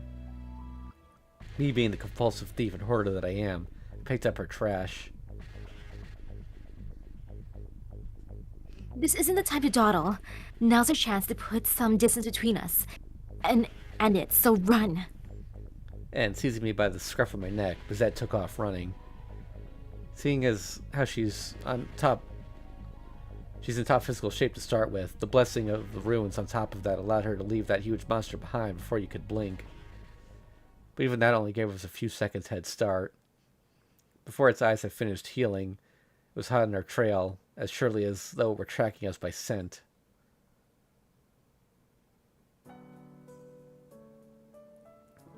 And that's how we went up here, more or less. Which, being stuck in here, means we can expect our new friend to catch up in a couple minutes or so and kill us both. I warned you already that this would be dangerous, we'd better forget about it. Then again, the whole reason we're in this mess is because you won't listen to a damn thing I say. Got anything to say to that, Master? Now it's time for a mana transfer. I acknowledge that I may have underestimated this enemy. It's true that I never accounted for the existence of a servant like that.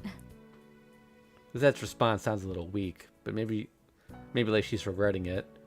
Compared to her near total silence from the time we entered the forest till now, though, this is a veritable world of difference. That's good. Makes it easier on me, too, but first things first. Nope, that ain't no servant. It's a monster that inhabits this forest. A vengeful spirit of something that tried to become a servant and failed.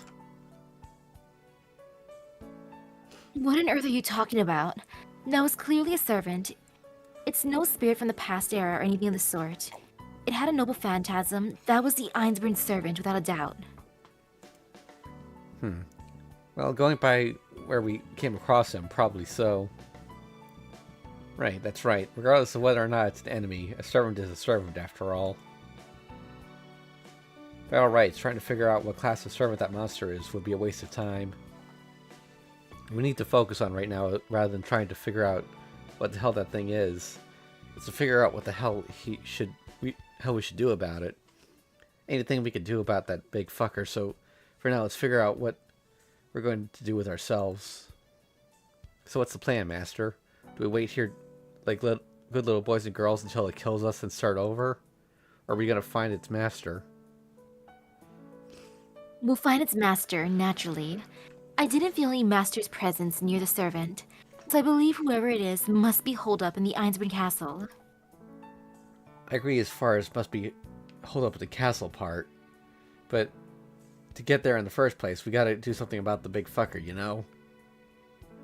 So what's the plan? Do we run, or do we fight it? Avenger, speaking plainly, it pains me to turn my back to an enemy. Face them once battle is joined and crush them with all my power. That is my way. Don't I know it? How could I not, after all the time we've been together? You just managed to scrape by, dragging me along with you no matter how I may protest, and jumping right into losing battles without so much as breaking a sweat. That was only because I had misjudged your ability as the one which creates a loop. If only you were a more normal servant, I have no need to press you so hard. I wonder about that. So is this what we're going to do this time around too? Any rate, we'll never make it to the castle unless we do something about that hulking bastard first. No, even I am not that reckless. In all my battles up to this point, I was able to prevail because a chance for my victory existed. But here, the chance is non-existent. We are an extremely poor match for this opponent. I let out a whistle. Just as Bizette said, we're in a real bad match against that ginormous thing. My noble phantasm's just not good against it. Up against him, I couldn't survive so much as a single blow. First strike would be fatal, so if one hit equals death, I can't turn the curse back on him. On the other hand, we could have Bizette counterattack with Fragorock, but she can only use it 3 times. It's crystal clear now that the monster's noble phantasm allows it to rise from the dead. We don't know yet how many times it's good for, but it likely outnumbers the use of Fragorock we've got. Which means fighting it is out of the question, leaving us with Escaping as it pursues us and heading for the castle, I suppose. Our chances of success with that aren't much better, but at least they won't be 0. She's right about that much. There's still something pretty big that Bizette's overlooking. That monster ain't something you can just ignore. To make it to the castle, we've got to take care of our new buddies somehow. This is it then. I'll stay here and draw the big bastard's fire while you make for the castle. Okay, our chances should be about 50-50 with that. As long as you make sure your pretty little feet don't stray off the path, you should be able to get to the castle no problem.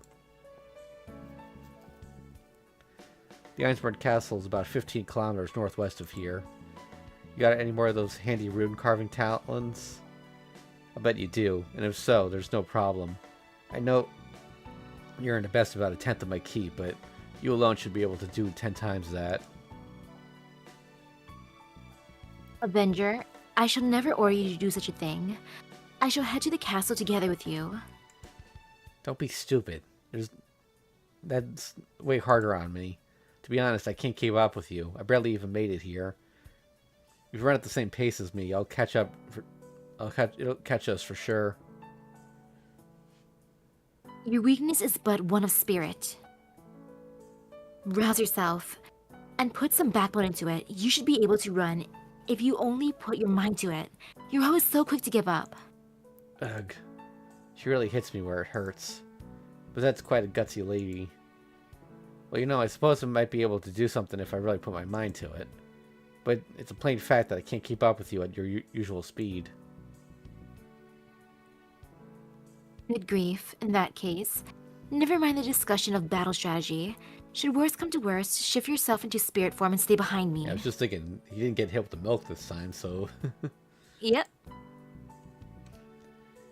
Well, ain't that a clear-headed opinion? Doing that won't do a thing to help either of us, though. So how are we going to get out of this one? Any other time, we both just go about playing the part that works best for us. Simple as that. The reason we can't do that now is because a certain someone over here is misunderstanding things in the most boring-ass way possible.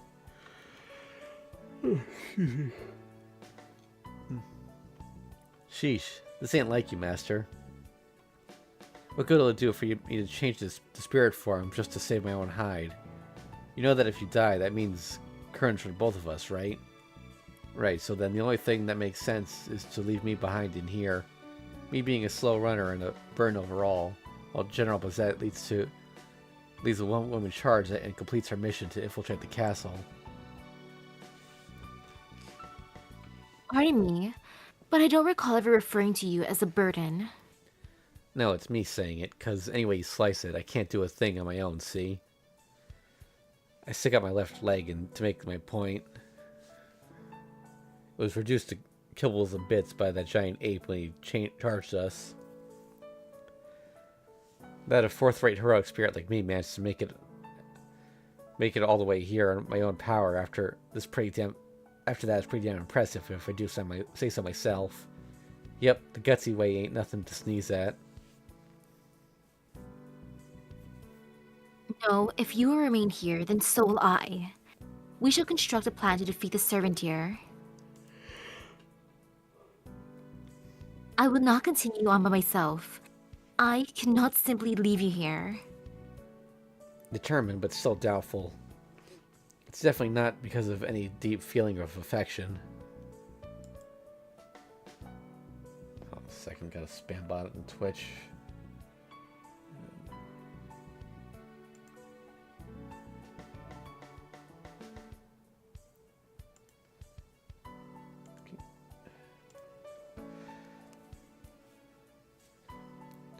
It's definitely not because of any deep feeling of affection. It was the same kind that had once reached out to me in a gesture so severely mistaken. Out of pity, huh? No, I feel no pity for you. I only feel that I should take responsibility for the wound you have sustained. Thus, I choose to show it through refusing to leave you behind. That's all wrong. Listen up, Master. You're saying you want to stay in here, not to achieve your goal, but to help me. Which is, well, not what I'd call a bad thing, strictly from my own perspective. If you want to help me, I'd just as soon let you. As long as it's grounded in feelings of indebtedness like that. It's really quite a wicked thing to do. Worse than leaving me behind, in fact. Indebtedness, you say? Yeah, that kind of pity or compassion or whatever you chose to call it. You still listening, my little human miss? If you're planning on rescuing someone from despair, allowing negative emotions to motivate, that is a no-go. Without a way to turn all those minuses into a plus, the getting at despair that deep is hopeless. Even if you dig deep into the pits of sorrow and bring the sorrowful up into the light, there are those in this world who just can't be healed. I guess it's like this. It's one thing if you were willing to play daycare teacher 24/7 for the one you saved until the day they're rehabilitated back into society. But humans with that kind of time on their hands are thin on the ground. If you still just have to save a guy like that even then, without a reason for doing so, which will benefit at least one of you, the whole thing's just lose-lose. Wicked laughter. In the distance, I hear the monsters howl. Bizette stares fixedly at me, her face blank. Was it not clear? Then let me give you an example.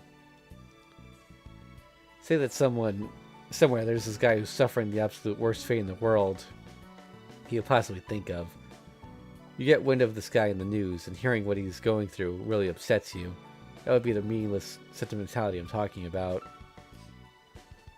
This is a far-off, distant world we're talking about, one you couldn't do anything about even if you wanted to. So no matter what kind of tragedy goes beyond your reach, just keep a smile on your face. That's right, to try to save someone who doesn't exist in your own world would mean to deny that world of yours. That's the logic this world operates on, something that doesn't even bear mentioning. Unrelated humans, unobjecting humans, affirm every misfortune and sorrow by that alone. That inequality cannot be overthrown, so why not just accept the happiness that's built on someone else's sacrifice? Even if it's truly ugly and wretched life, if you're among the blessed, all you can do is smile and accept that's just how it is. Otherwise, it's all for nothing. Live out your whole life in opposite that contradiction and that ugliness. That's what a proper human should do. The human can't save anyone except himself. Saving another person solely for that other person's sake is no better than an excuse worthy of death. Such lip service can't save anyone. But even then, if you still believe you can save another, if you're still chirping stuff like, I want to save another, yeah, even if you feel like you've got something, at least go to save them with a smile on your face. Thinking stuff like, I can't abandon him, so I'll stay here, or I feel sorry for him, so I'll go back. None of that's really any of your business. Don't cling to some stupid idea about wanting to share all your joy and sorrow that comes your way. Not even for a moment. That's what I'm saying. All she needs to share with me is the joy. Coming to save me by bringing me sorrow would be nothing but a pain in the ass. What I want is a no questions asked fairy tale ending. Peace and love to exceed even the days of nothing but loss. That's right. For example, like dark and sunken eyes. Seeing a bright and shining future in an outstretched hand. Avenger, you... Whoops, I really went off topic there for a second. If you'll forgive me being blunt, I'm telling you to get out of here. Even if we die, it's not like we won't see each other again soon. It'd be pretty awkward if the thing that kills us is that compassion of yours. Look, you need to have a chat with that Einstein master, don't you? So get out there and get it over with. I'll go on back ahead of you. The storm's coming closer. We better end our little chat post-haste before he shows up. What, something on your mind? No, that'll be all. Then please, I will rely on you to contain the enemy for me, Avenger. Gotcha. Okay then, give me a second to psych myself up. And then I'll go out and give him a nice warm welcome while you sneak out the back.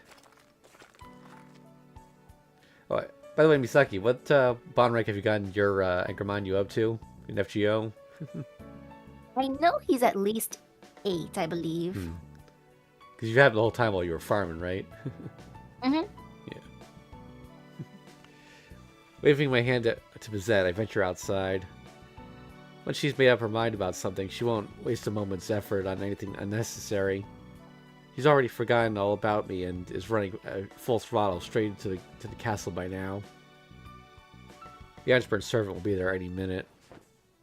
I pull Bizette's glove and that I picked up off the ground to my right hand. It's pretty much useless as a glove after Fragorak reduced it to cinders, but what the hell. Might at least make for a good luck charm. Now then, I guess this time I'll be cut clean in two. Shit, this is why I told her I didn't want to come out here. The weakest under attack by the strongest, this is. There are way too many matchups like this in the Holy Grail War thing, god damn it.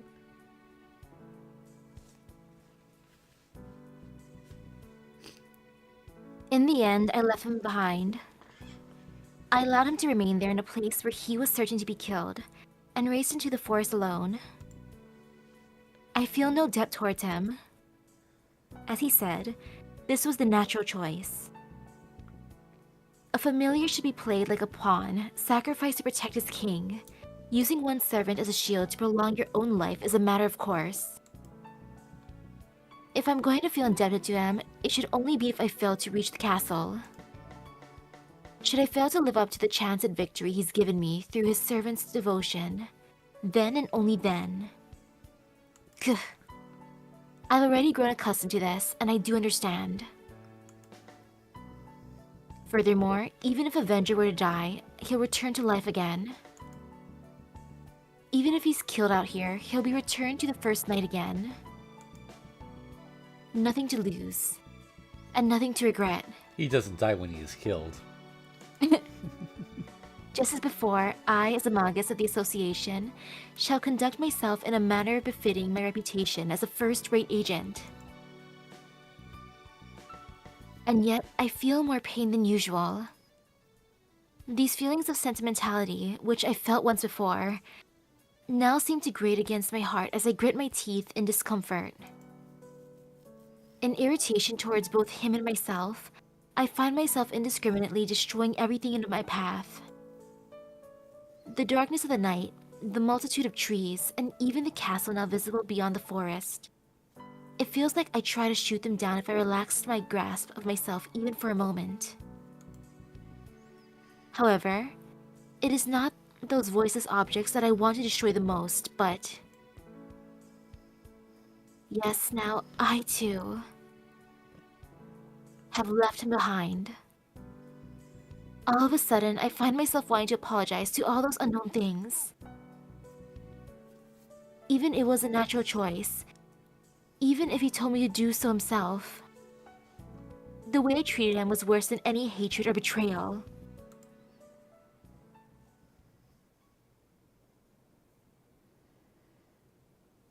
The castle gates stand wide open. Without a moment's pause, I hurry inside. I may have left the monster far behind me, but in all likelihood, I still have no more than 5 minutes to spare. I must locate the Ainsworth Master and force her to surrender right away. Which is why I need to calm down and gather my wits.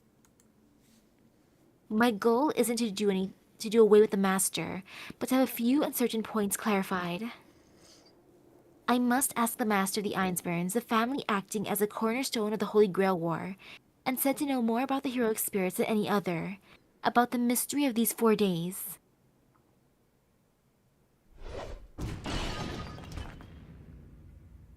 I stormed the entrance to the castle foyer. They should have known that we were here the moment we engaged the monster in combat. No need for stealth now. Close now. 2nd floor. There. As I run towards the staircase, I put on a spare pair of leather gloves. I'm in the thick of enemy territory now. It wouldn't be strange to find a blade at my neck at any moment and... poof! A strike that could come from any direction. An anachronistic, long-handled weapon comes swinging down towards me. A halberd. Dodging the deadly ancient weapon, the style of which was beginning to fall out of favor even among the knights of the Holy Church, I jump back out of the way. Oh, it's the monster of the cellar. Yep. Intruder, if came to bully Ilya, leave. A voice free of emotion. Wielding a weapon that must weigh in excess of 40 kilos as though it were lighter than a feather. No, the awkwardness in her moves is as if she doesn't feel the weight at all. There's no room for doubt. This must be one of the finely honed battle usage synthetic humans of the Ainsburns, a homunculus. Won't go? Then no choice. Perhaps picking up on my own readiness for battle, the homunculus raises her halberd into the air. There's no time to try and gauge her ability. I have to take her down within my first strike. This is the 2nd time I've faced off against an Ainsburn main homunculus, and a formidable opponent though she may be, I also know her limits.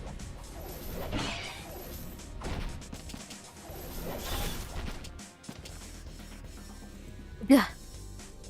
A flurry of attacks and defensive counters leaves us still facing off against one another. Her strikes with a halberd are like those of a child in a play sword fight. She has nothing to depend on but brute strength. But in addition to that, her raw power is so otherworldly as to be superhuman, transforming her into a force of nature in battle. Though not on the level of a monster out there, one blow from this homunculus would be more than enough to fatally wound me. A direct hit would likely shatter every bone in my body. Even while parrying the gale-level force of her attacks, I managed to land 7 or so punches on her. And though each one contained enough power to have blown her internal organs out through her back, not so much as a flicker of pain shows on the face of the homunculus. I don't know whether that maid uniform of hers is some kind of superb mystic code, or whether she simply doesn't feel pain at all. At any rate, I'll have to break this homunculus's bones to bring her to a standstill. The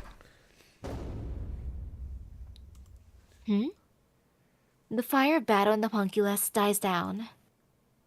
Her face, as expressionless as it was filled with a strong drive, suddenly dreams of its former tension as... That's enough, Liz. Didn't I tell you to give a proper welcome to my guests? A young girl appears on the top of the staircase, her hair as white as snow. Good evening, dear guest. I believe we have not yet been introduced. I am the mistress of the castle, Iliasville von Einsburn. Pray tell me what brings you to our humble abode so late in the evening? The girl ushers me inside with a polite grace that perfectly complements her loveliness. This girl is the Einsburn Master? There's definitely a strong magical aura surrounding her. The amount of magical energy her body holds is simply phenomenal. A being beyond human, a natural-born magic circuit. There's no mistake. This girl too is a homunculus, crafted by the hands of the Einsburns. Oh my. No return greeting, even though I came out to receive you in person? I got an error. Uh-oh.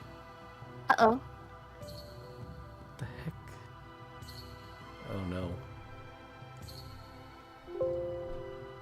Oh, I'm trying to scroll up because I accidentally skipped the text, but it's not letting me. To let you save at least before exiting and going back?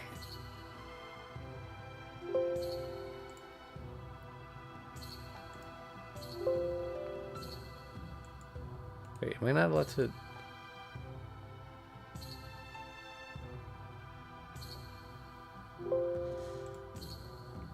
Let's try this. I'll try rebooting the game, see if that... Right, well, that would clear the history anyway, so I think we're kind of messed up there. Darn errors. Oh wait, here we go, okay.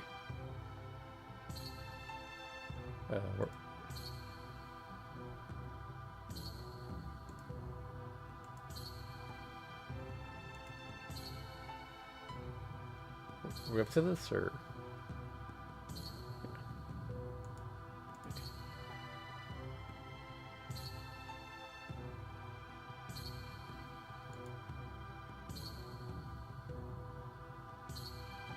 Is it all good now? Yeah, I think so.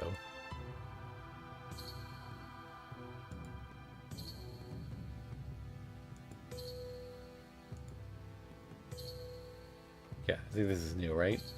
Yeah. Okay. Chair. What was that?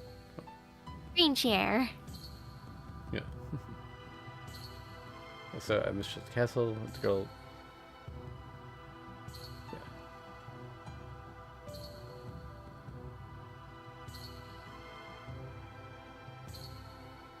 Yeah. Yeah, all right, we're up to here now.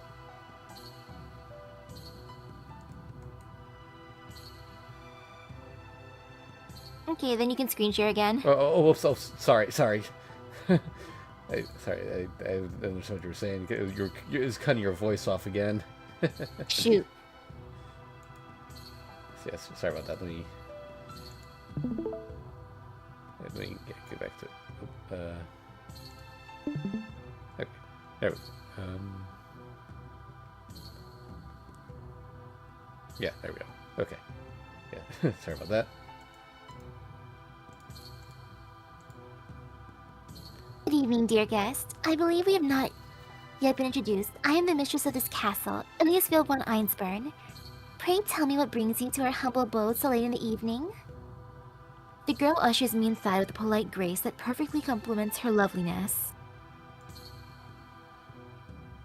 This girl's the Einsburn master. There's definitely a strong magical aura surrounding her.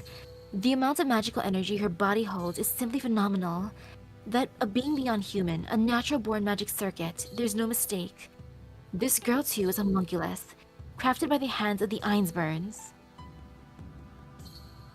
Oh my, no return greeting, even though I came out to receive you in person? So these are the manners of a magus of the association? If you are unwilling to engage in proper conversation, then please feel free to depart our castle at once. She giggles. Even though she knows that I'm a master, there's not a trace of caution in her. It's almost as if she never saw me as a worthy opponent from the start. Please forgive my earlier rudeness. My name is Bazette. I am a master dispatched by the Mages Association, and it is in the capacity that I came here tonight. I know that quite well. I believe you ran afoul of a servant in the forest, did you not? I thought that our visitor might be you. No other master would dare set foot in this place, not even by mistake. I was delighted to finally have you as our guest. Huh? Her smile is so carefree. My first impression of her could have been off the mark. There is no condensation in this girl's manner. She simply doesn't view me as her enemy. Ahaha, that's right. I did not wish to fight you. Or rather, I have no wish to fight any master. I am no longer a master myself, you see. All the other masters, yourself accepted, already know this, and so none make the journey into this forest. What? She's not a master? What does this mean? Stand down, Liz. It seems Bazette wishes to speak with me. Go and close the gate so that the monster from the forest cannot find its way in.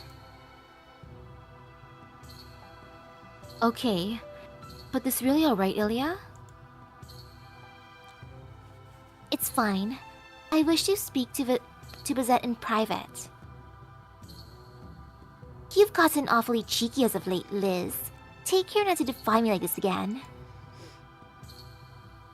Yeah, Liz'll do what Ilya says. The homunculus called Liz exits past me without so much as a watchful glance in my direction, as though our fierce battle moments ago never took place. Now come this way, Bazette.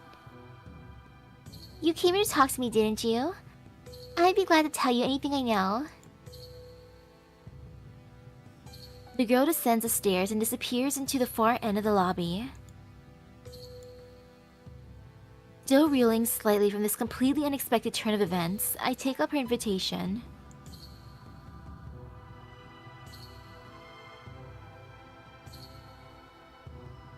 I know all the details of your circumstances.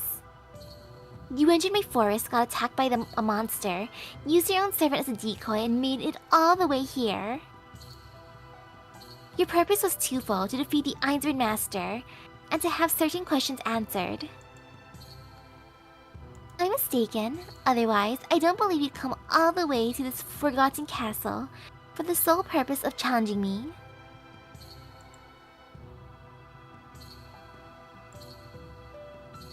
The girl calmly lowers herself onto a chair, though I declined when offered a seat of my own.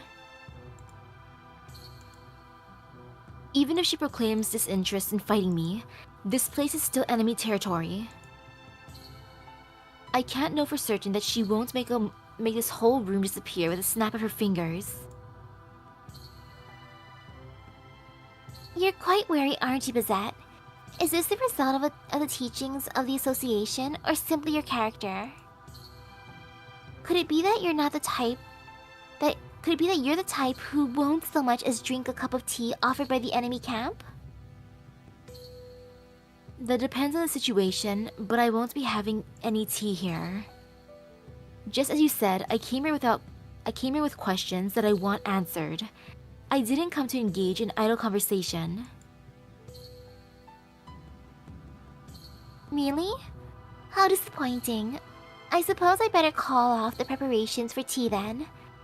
I see you'd rather get your business over with quickly.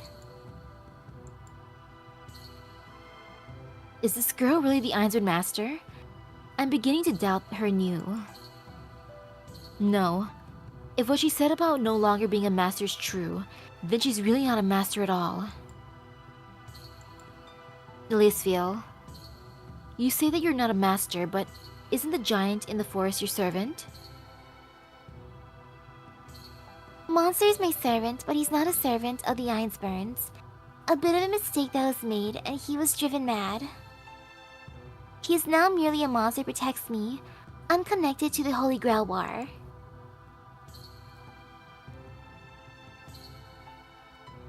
The monsters appearing in the city, they're not quite the same, but you may think of them as being similar. He has no connection to the Holy Grail War, but is simply a monster who kills any master that enters the forest. He was a servant, but was beaten out for the position and is now but a formless ghost. Beaten out for the position? Yes, there was no part available for him to play, and so I couldn't give him a decent role. This would not have happened if he were the servant of the Ainsburns. So you were saying that Monster is not the Ainsburn servant? Then where's the servant who is? Gone. For my servant was taken away from me by another master. That is why I say that I am no longer a master. On the fourth night after this Holy Grail War began, the servant was killed and the Ainsburn master defeated. From the first to know that the Ainsburns had been eliminated from this race should have been your servant. My mind freezes. Avenger knew that the Ainsburn master had been defeated. Not that it comes as a surprise. The number of things he's keeping secret from me could fill volumes. I don't trust that suspicious guy at all, so this news is hardly enough to shock me. What I find much more strange is... What's wrong? Is there something else troubling you? She giggles. This girl, she knows everything. Elisfiel? This servant of yours who was taken away by another master, was that... Oh? You don't know? His name is Avenger, the one called Angramainu, oldest of the world's evils. With the grating sound, my consciousness distorts. My fist unconsciously closes around the earring in my pocket. After laboring to calm myself, suddenly ragged breathing, I say, "That's quite strange. First, I've never heard of an Avenger class before. Second, a heroic spirit such as Angramainu shouldn't exist in the first place." I finally put into words the question that's haunted me ever since this all began. Of course, the one called Angramainu does not exist. The one who answered the summons as Avenger is but a fraud bearing the Angramainu name, a mere human. An ordinary person with no relation to the great evil of the old legends, knowing neither magic nor mystery. He was the one selected at random to become an effigy, and was treated as a demon for the rest of his life, nothing more than a scapegoat. A fairy tale from a far-off distant world. Once there existed a people who, distraught by all strife that had come to be in this world, created for themselves a new world isolated deep in the mountains. But though they had gathered together in the hopes of living as an embodiment of the man's innate goodness, they were unable to divorce themselves from the evil nature also inherent in man. Doubt and deception, hatred and resentment. No matter how gloriously they sang the praises of human good, evil was still born among them. So they decided that someone had to shoulder the blame for the ugliness of the world. This evil was not something that could have been born from within any of them. That they themselves had this evil in their nature couldn't be true. The evil of mankind stems from the venom of something demonic which comes to infect us. We must all lead lives of purity and righteousness, therefore. They require a root of all evil.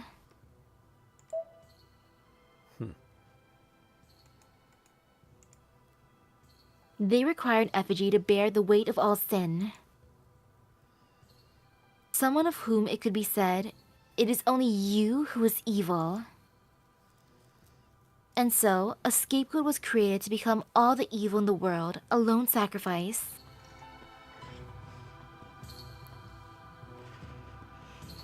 So often, people like that get mixed in among the heroic spirits. Though he himself only meant to lead an ordinary life, in death, he is deified by those around him and revered as a hero. Dead men tell no tales, so even if you force them into a role that's convenient for you like that, you'll never hear them complain.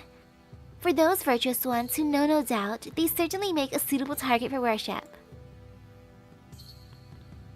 But his case was beyond the pale. Perhaps it was because of what the people were worshipping in him, anger and hatred. He was treated as the real, genuine demon, and onto him, they pressed all their condemnation and blame. Poverty, sickness, disaster, and finally, the fear that they all would die one day, they made him an outlet for their emotions, pelting him with accusations that all these things existed only as a fault of his presence. But through this, the people were saved. Since a demon like that exists in this world, there's nothing we can do about it, they said. Every bad thing that exists is his fault, not ours, they said. And thus, in death, he came to be viewed as a heroic spirit.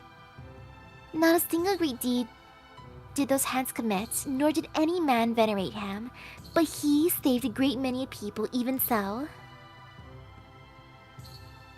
While he still lived, he became a god. While he still lived, he had his human nature taken away. The name he was given at birth was stripped from him, and he was spoken as a great evil. Get this. Get this. My name is gone. He spoke of it as though it was a trifling matter.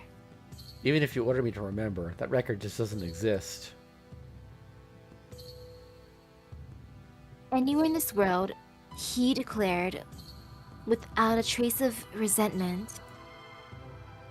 And in response, your next name was one that you're fondly called as a hero. Even if it is a title, it is a name that gained acclaim from people. Of course you would like it. How could I have ever said such a thing? So that is Avenger. A human chosen as Angermainu, the evil nature of the world. Is that what you're saying? That is correct, however, when it comes to ability, he is utterly useless. Although he was called Angermainu, that kind of religious faith being placed in him doesn't guarantee the manifestation of any special powers. While he lived and after his death, when he was seen as a heroic spirit, he was a mere human. Well, the exclusion of his name from Avesta means that he is free from the laws of order as well. Nevertheless, it is far from earning a heroic spirit label. As a servant, he was garbage, good for absolutely nothing. Garbage? Why? It seems that something has upset you all of a sudden. You should know that there's nothing to be gained by killing me. Could it be that you're more dangerous than you look? Now that she says that, I realize that I'm seething with anger. What the girl said wasn't that far off the mark. It's true that as a heroic spirit, he's incredibly weak. And at first, I did think that he was useless. But that was only due to my lack of understanding at the time, added to the fact that it was hard to grasp his good points. No, he really was useless back when he was my... No, he really was useless back when he was my servant, Bazette. He did not become the heroic spirit that people wished for until much later on. Until the wish he was saddled with was fulfilled, he remained powerless, neither did he have a single noble phantasm at his disposal. No noble phantasm? No, does she mean that he couldn't use his noble phantasm while he was the Iceborn servant? This doesn't add up. The Iceborn girl whose servant was taken away. If he was taken, that would make me the one who took him. About this, there can be no mistake.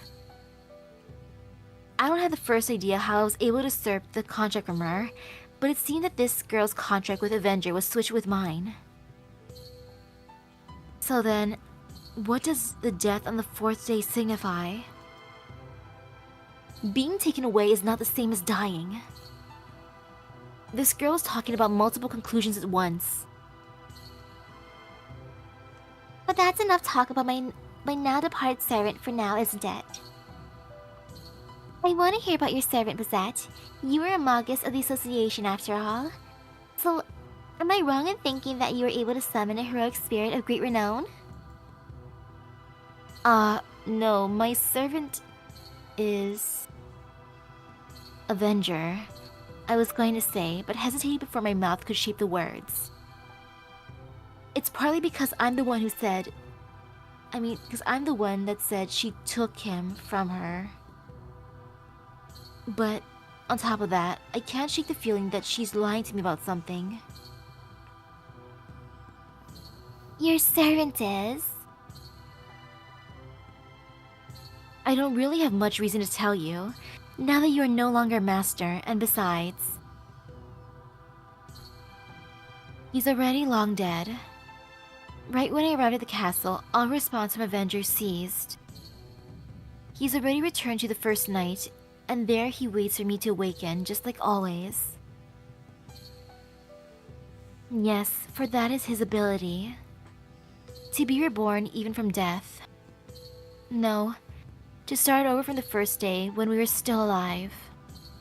Which means that the girl before my eyes must already know all about his ability to rewind. Iliasville, you said that Avenger could not use a noble phantasm, did you not? To what were you referring? Avesta or... I don't quite know what you're talking about, but he couldn't use any at all. Neither one nor the other. I've already said so, haven't I? As a tool, Avenger was completely useless. So this must mean that the Iceborn Master knows nothing at all about Avenger's noble phantasm. Never mind Avesta. His ability to resurrect from the dead far surpasses even other noble phantasms. There is just no way anyone who's experienced that power firsthand could so summarily dismiss him as useless.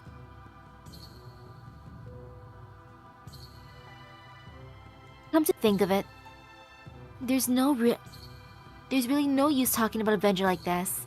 Let's get to the heart of the matter, Iliasville. What are your impressions of this Holy Grail War? knows? I was removed from the running quite a while ago. I have no further interest in the Holy Grail War. It's already over for me, so I'm simply watching from here until the whole thing is finished. So I take it you know nothing of the familiars appearing in town either? Nothing. Didn't I just say so? I'm out of the running. But then again, yes. This is the last night of those monsters will overrun the town. They can only exist from the start until today, the evening of the 4th day. It came up again, another link to the period of 4 days. My search for clues relating to that was what originally brought me here tonight. Ilisfeel about the abilities of my servant. I tell her with a certain conviction of all that has happened so far. Rebirth from death, the endlessly restarting Holy Grail War. No, that's not it. About my servant and I who, no matter how many days we repeat them, cannot move from these 4 days. Repeating the Holy Grail War, I see. So that's how it seems to you. No, both of you are the only ones who are confined. We are the only ones who are confined. She's right in saying that. Viewed from the perspective of the girl who cannot rewind, the 4th day will be followed by a 5th. But the two of us must return to the 1st day. We're standing in the middle of the vast river called Time, never moving downstream from where we stand, and going back upstream again and again. You came here to find a solution, I see. You wish to stop the Holy Grail War and pass beyond the 4th day? I haven't the slightest desire to stop the Holy Grail War. I only want to know for certain why this boundary of 4 repeating days confines us as it does. Oh no? Then just what is it that you want? If things continue as they are, you will remain in eternal beep. No. All I want is to win this abnormal Holy Grail War. Fulfill the duty I was sent here for. See, had you wished to sever the contract with your servant, I'd be willing to lend a hand. But a problem of this nature isn't within my jurisdiction. As I told you several times, I'm out of the running. I have no desire to go out of this castle. What this Holy Grail War of yours has become, the way it has, is something only you can investigate, Bazette.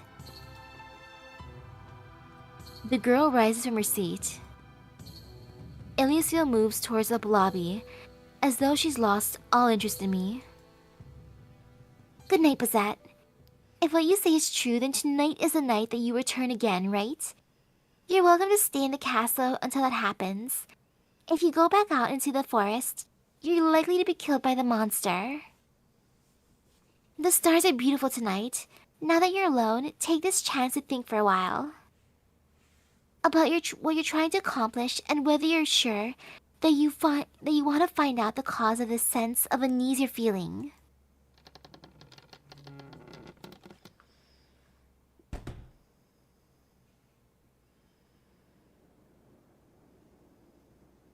I leave the winter castle behind me. I refuse the girl's offer. Even if in the forest I do encounter that monster and my defeat is at its hands, I still can't simply stay here, passing the time in tranquility all by myself. As she said, the sky is remarkably clear. While gazing up at the countless number of stars overhead, I think of him, the one who doubtlessly replied with something sarcastic like, How can they be countless? If you see them, you can count them too. if he were here. It's not that we reach the end every 4 days that I should be trying to figure out. It's why things got this way in the first place. The rewinding ability is an Avenger's noble phantasm. I do remember him having said so himself. that this is with a special bonus from having made a contract with me. What did he mean by special bonus? If this isn't a noble phantasm, I ask myself, then just what kind of miracle could make this possible? A wish-granting magic vessel. I deny the answer that rises into the surface of my mind. I can't trust Avenger. I can only do what I can to the best of my abilities. That's it. The next time, I'll go out into this town during the day when he sleeps. Avenger is incapable of action during the daylight hours, but I myself have no such restrictions. Although I've avoided going out during the day thus far, it's not as though I'm a vampire or anything of the sort. The Magi of Fuyuki should be Tosaka and Mato, and the one who survived from last time, Emiya Kiritsugu. I'm going to take action, why not start from there? Keeping it quiet from my servant, I will go out into town. Once again, I feel an unnecessary pain in my chest. It would have been so much better if I truly couldn't trust him. Because I want to believe in him, I'm hiding things from him and seeking out the truth.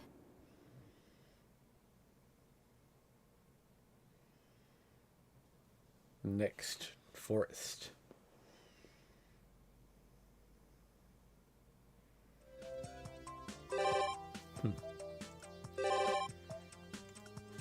Alright, so we can go to school or we can talk to Ryder. What's at school?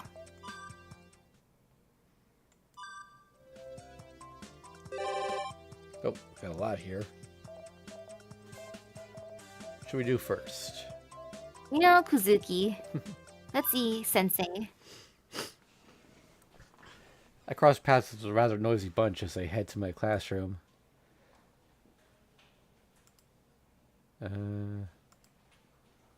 Shoot, I don't know who's talking.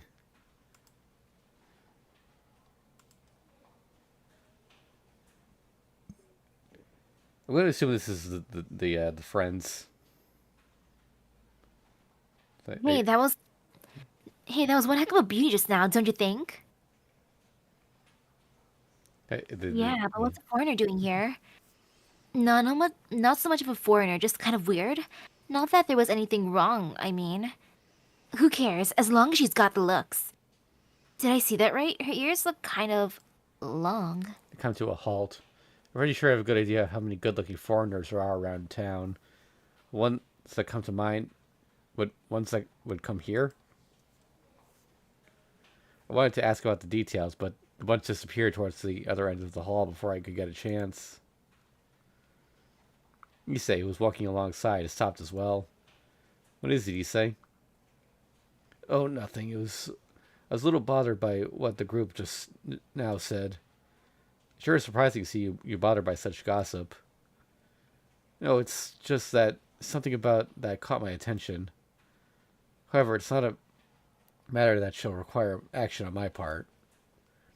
With a nod, he just accepts whatever he accepts and walks away in a hurry. I should follow his example and get going, but it still keeps bothering me. I should go ask after all.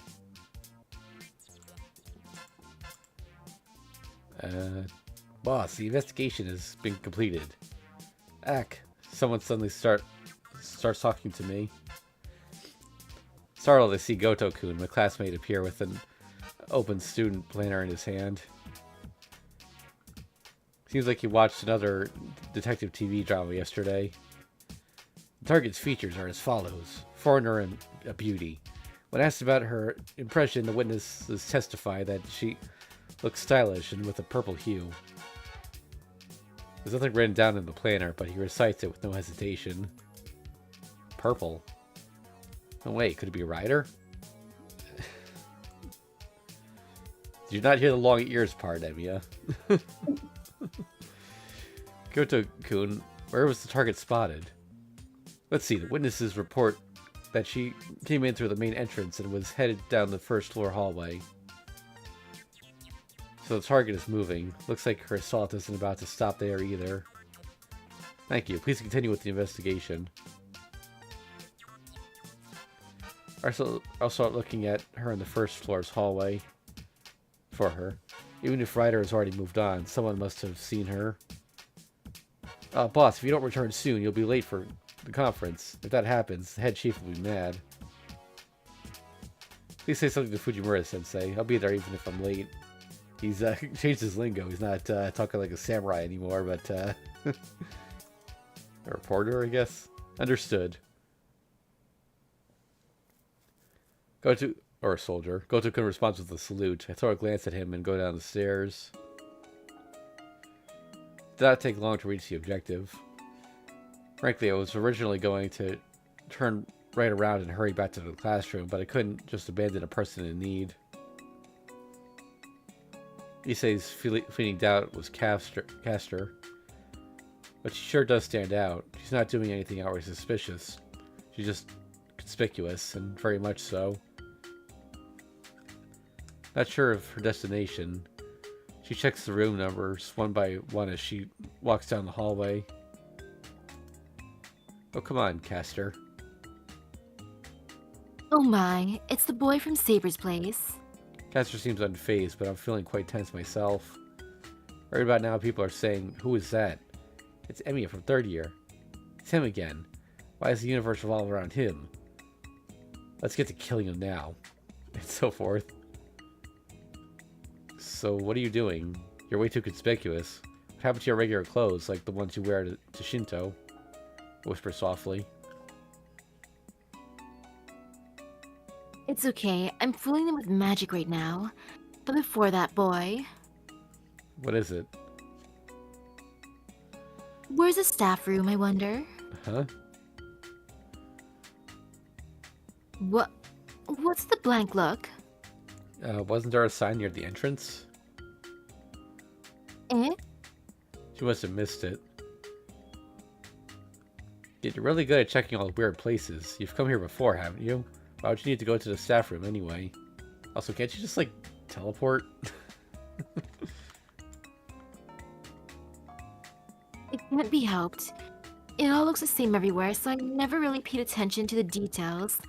What a bother. She complains with a sigh. Just now, I finally got a glimpse of her true character. What are you doing, Emiya? The bell rang. Return to class. Soichiro-sama. Whether he has a first-year class or just overheard the noise we were making, Kuzuki-sensei silently appeared out of nowhere. I have come to bring your lunch, Soichiro-sama. Is that so? Thanks. It was a busy morning. I did not notice that you had left it behind. I'm sorry. No, I was negligent as well. With both hands, Kuzuki-sensei receives the lunchbox, wrapped in a fancy handkerchief. Excuse me a sec. Sorry about that. Nope. Okay, I need a drink. 1 second. Understandable, I had to have a drink earlier too.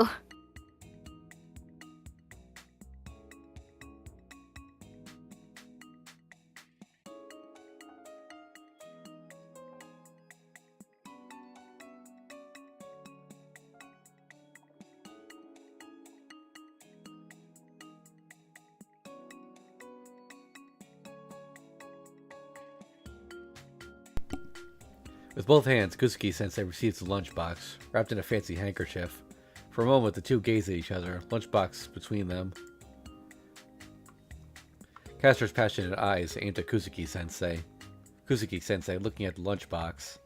Suddenly, Caster looks down, bringing her hands together in front of her.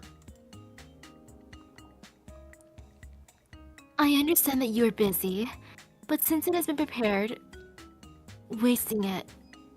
And also, I thought that you may be troubled by having to purchase and have your lunch alone.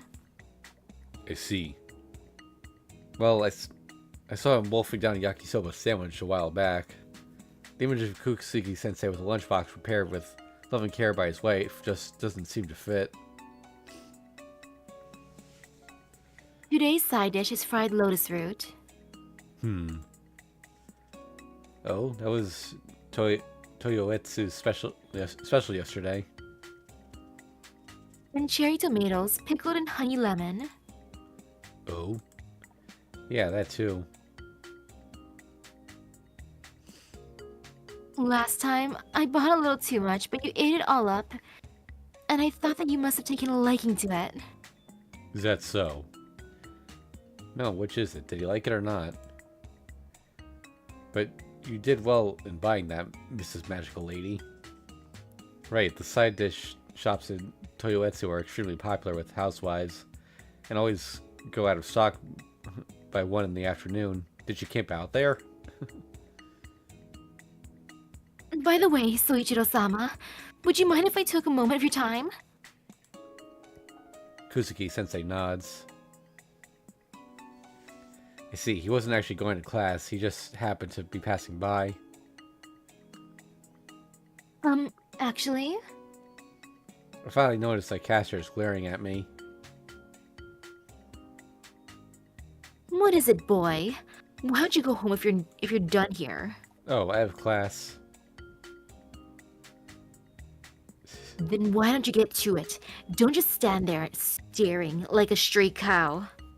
Okay, I got it. Definitely my bad. It was me who stopped her in the first place. Now, shoo. I don't care about Castor, but let's get going before I get scolded by Kuzuki-sensei as well. Soichiro-sama. Now that I ended up visiting your workplace, perhaps I should go and introduce myself to your hard-working colleagues, if that is alright. So the staff room... I will lead you there. Kuzuki-sensei turns around abruptly. Yes. But I was so preoccupied with making the lunch that I have not prepared even a single gift. I really should do it next time. It doesn't matter. There's no need to worry about that. Yes. I shall gladly take your kind offer. With a reddened face, as if trying to hide behind Kuzuki-sensei's back, Castor follows along. Still apologizing, she's straightening her hair frantically while looking in a mirror. I'm deeply impressed by a woman's desire to not cause any embarrassment to her dear husband. Castor's making her debut appearance in the teacher's lounge. Quite impressive. As far as that goes...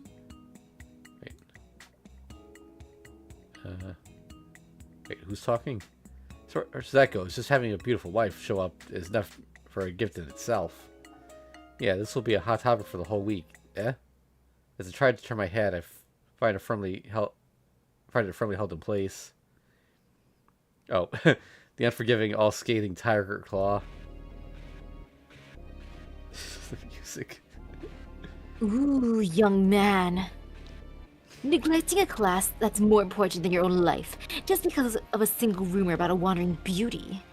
Your teacher won't overlook this. The voice alone sends goosebumps crawling all over my skin. No, this is just... that grip. My head. Have mercy. Police. Your brain hurts. Question, head chief. What is it? What happened to Goto-kun, my backup?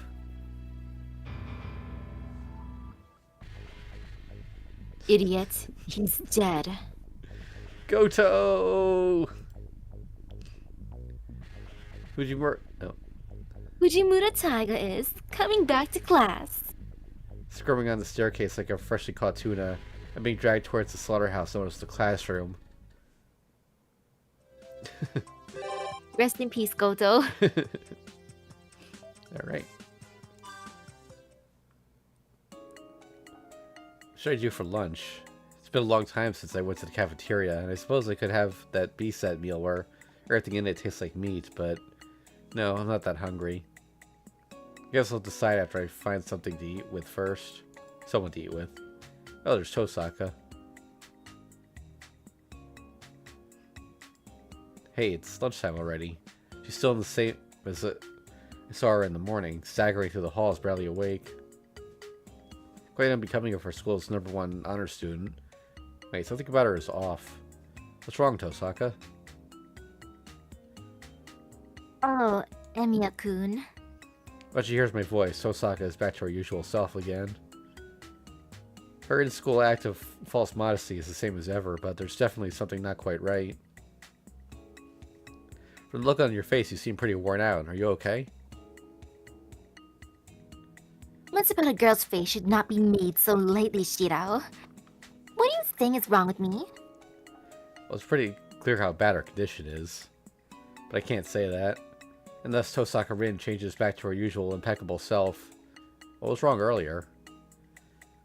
Well, that's fine and all. What are you going to do for lunch? I was thinking of having it on the roof. Were you going with someone else? No, let's have lunch together. Just let me buy my share and then we can go. Thus agreed, we part ways. I go up to the cafeteria to buy sandwiches and bread and 2 cups of tea for me and Tosaka. It'll cool soon and she'll start complaining. Try my best not to keep her waiting. I hurry up. Going up the stairs, Tosaka looks dizzy again. I wonder what she was doing all night.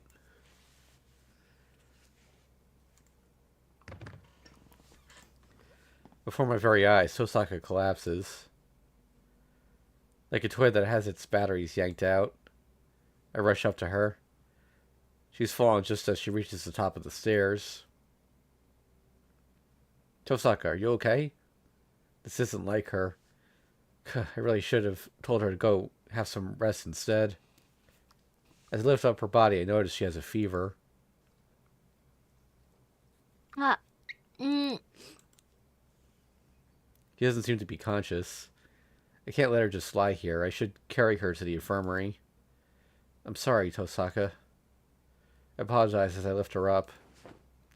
I can feel the strength draining from her body, but even as she goes slack, she remains surprisingly light in my arms. As she opens her eyes, she whispers, Stop, idiot. You don't have to do it like this. "Quit bluffing. Aren't you feeling bad?" Yeah, a little. She's lying limp in my arms. I'm worried about the glances I'm getting, but if I don't get Tosaka to the infirmary quickly, her condition might worsen. Shiro. After leaving Tosaka at the infirmary, I wait outside in the corridor. In my hand, I hold our uneaten lunches. Until I know how she's doing, I can't go on eating it calmly. Her tea has gotten cold too, of course. Yo, Tosaka, how are you feeling? Although the color has completely returned to her face, she's walking more steadily now and doesn't look like she's in danger of falling over again. Shiro, you haven't eaten lunch yet? I was waiting for you. I see. Let's go then. And with that, she starts walking away. Tosaka has been in the infirmary for no more than 10 minutes. Isn't she overdoing it? Is it really alright for her to be walking around like this? Keeping my voice down, I call out to her. If you're feeling bad, I can carry you on my back. I can't trouble you that much, Shiro. Come over here. We go to a corner of the roof where we're unlikely to be spotted by other students. Coming this far out must mean that she doesn't want anyone to overhear our discussion. Tosaka, did you catch a cold coming back from England? You must have lost your vigilance on the way back, and your health took a turn for the worse. That's the reason why, isn't it? No reply. I sit beside her and nibble on some bread. Without any conversation, it feels really uncomfortable. Oh yeah, there's a drink I bought.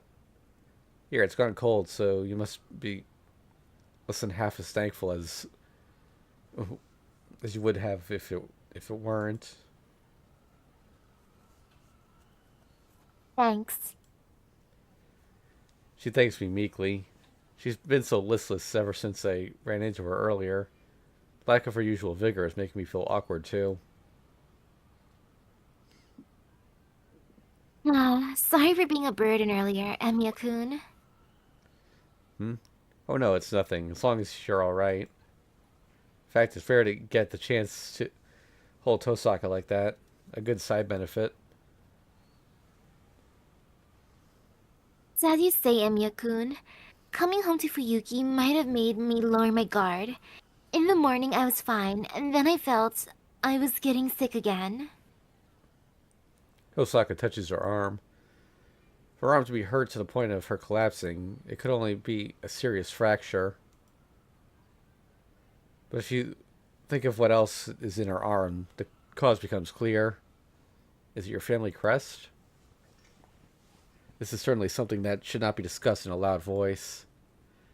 She looks around for a moment before nodding. Amagus' inheritance in a crystallized mystery. In other words, lifetime achievements by the previous magi, transformed into a circuit and inherited by the descendants, the magic crest. I don't have one, but Tosaka's is in the form of an ancestral mark engraved on her arm. To put it simply, it's like transplanting my ancestors into my arm. That's not very appealing. Tosaka's metaphor is in bad taste, but she gets the meaning across. In other words, it's like the Magi ancestors carving their tenacity into the body of their children. This isn't a convenient tool, but rather something that reeks of a curse or a grudge. I've been growing accustomed to it over time, ever since I was a child. But there are still times when it catches me off guard. You being there really helped, Shiro. Although I didn't expect you to carry me bridal style. It's not like there's anything else I could have done. Oh? Was it that disagreeable? You know, while I was out of it, I thought to myself, wow, he's usually a lot more daring than he looks. I mean, he's actually a lot more daring than he looks. Listening to Tosaka speak, I smile wryly. Even considering it was done on the spur of the moment, it was still pretty bold of me. After all, I did carry off Tosaka Rin, the school's #1 honor student.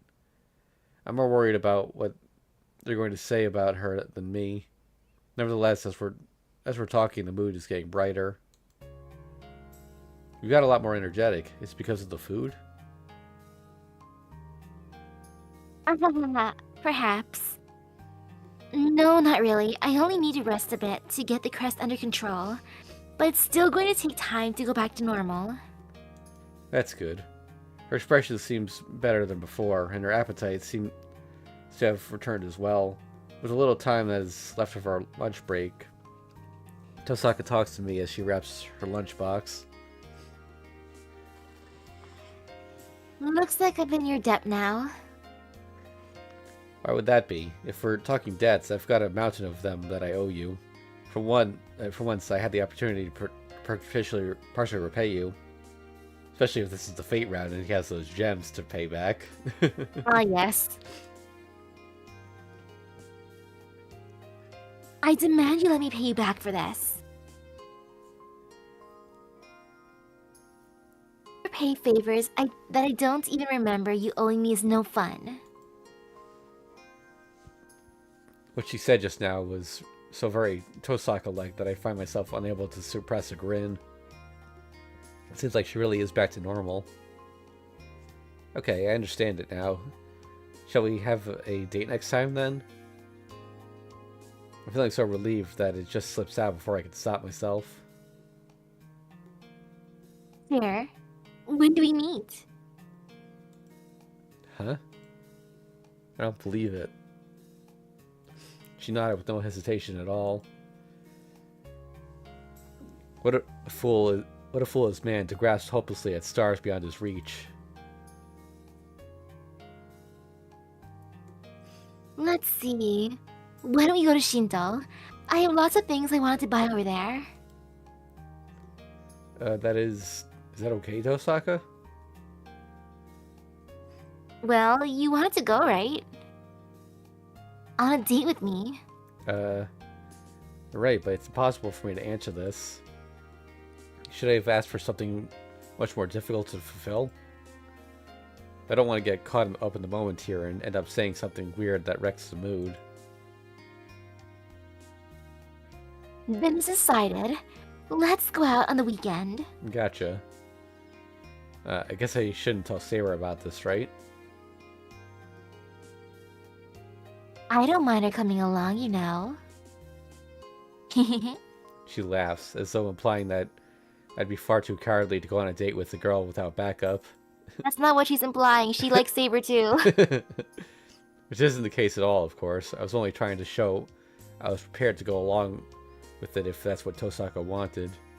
Of course, I'd rather have a proper one-on-one date. I know that. I feel the same way. It's starting to feel more like we're discussing an impending duel than a date. Since a date with Tosaka is serious business, it won't do to make careless mistakes. Oops, there's the first bell. Right, it's about time. I wonder what the other students who saw us are going to say. That's only to be expected when you're involved, Tosaka. Actually, since I was the one who got caught since I was the one who got to carry you, it'd be me that would be in for a real hard time. Especially from Issei. Though if I say that it was an emergency first date, I'm sure he'll understand. That's true. Then, I'll have to use this date to make it up to you. Let's enjoy ourselves, Emiya-kun.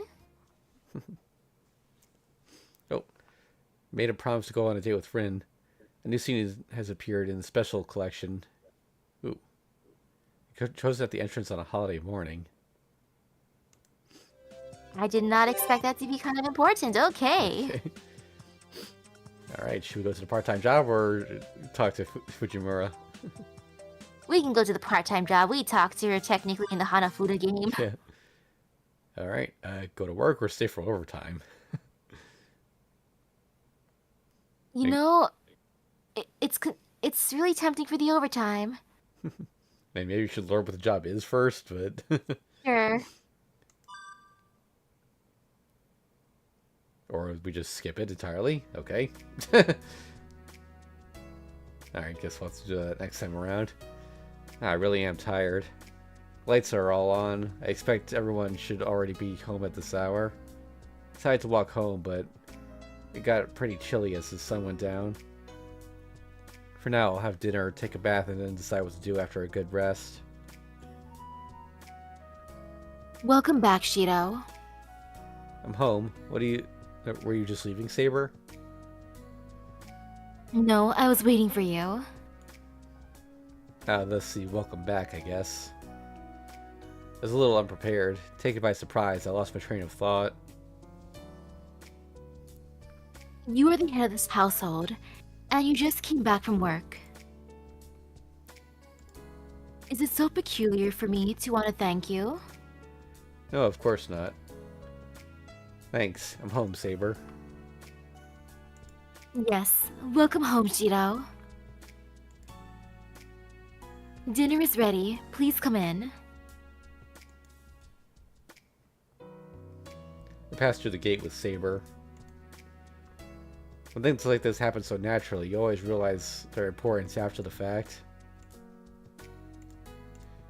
Maybe someday being greeted like this will be something I can look back on as a precious memory.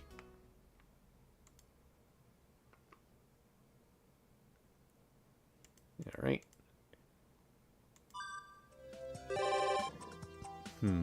Saber, or You know, the distant rider. yeah.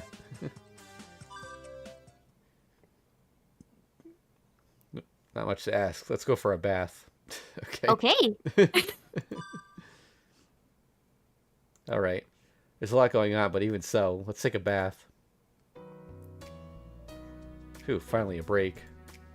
It's good to rest a tired body at the end of the day. It's already been half a year since the number of female occupants in my home dramatically increased. Every day's been really lively and fun, but there are times when I just want to unwind and relax by myself as well. Screen up, screen up. Okay, nothing yet, but I'm panicking. Oh, Shiro? Yeah, actually, that is... Wait, is that safe? I don't see any nipples. I mean, technically it's safe. It's a little risky, but safe. Alright, gonna show this for just a second.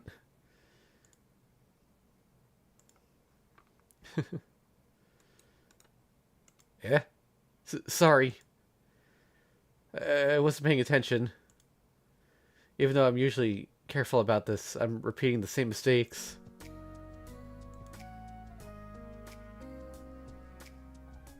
I apologize. I am not sure what we are apologizing for, but as you can see, I am occupied right now. No, I don't see anything. I can't see anything other than the outline of your body because of the bubbles. So it's still entirely, totally, completely safe.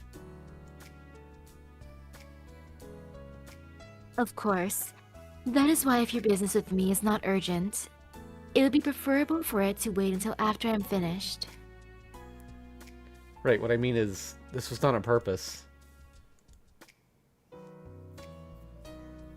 Is that so? It is. Thank God you understand. I shot out in joy. Thank God, if my follow-up had been a second later, I would have gone straight for a dead end. I am sorry that I did not understand well. No, it's just that I didn't know you'd gone in first. If you simply observe the hamper, I believe it should be immediately clear though. Wow. Even though we're both naked, she's still so calm at a time like this. I'm still dealing with the shock on various levels. Sorry for not checking. I'll leave now. I'm just lucky it wasn't Sakura or Tosaka. If that were the case, it would probably be turned to utter chaos, with loud screaming and lightning shooting everywhere. Well then, I'll apologize properly later. I awkwardly turned my back. Only my upper body moved. For some reason, my legs didn't follow. Shiro? Feeling my balance collapse, my body instinctively stiffens at the incoming shock from the impact on the hard tiles. However, I didn't fall over, as if my feet were stuck to the floor. No way. No, they really were stuck. I couldn't feel my body from the waist down. It felt as though my body was part of the ground. Shiro? What is the matter?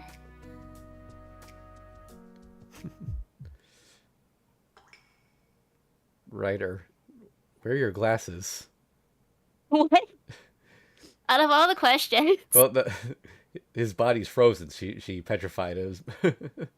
I guess so. But still. Also, the fog cleared up, so I'm going to show it again for just a second. There's definitely no nipples here, so we're safe. Okay.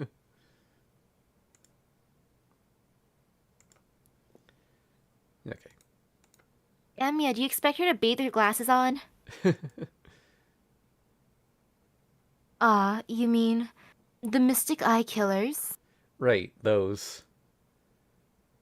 They fog up from the steam, so I left them outside. Come to think of it, does Shiki have to deal with that? Yeah, that's only natural. It's not like she's nearsighted, and there really isn't anyone who would wear glasses in the bath. Right. And there's no one here to see my mystic eyes either. So there's no need to worry about an accident, even if I release them here. Well, that's only if there aren't any idiot intruders like me. So I wasn't the only one who wanted to relax in the bath?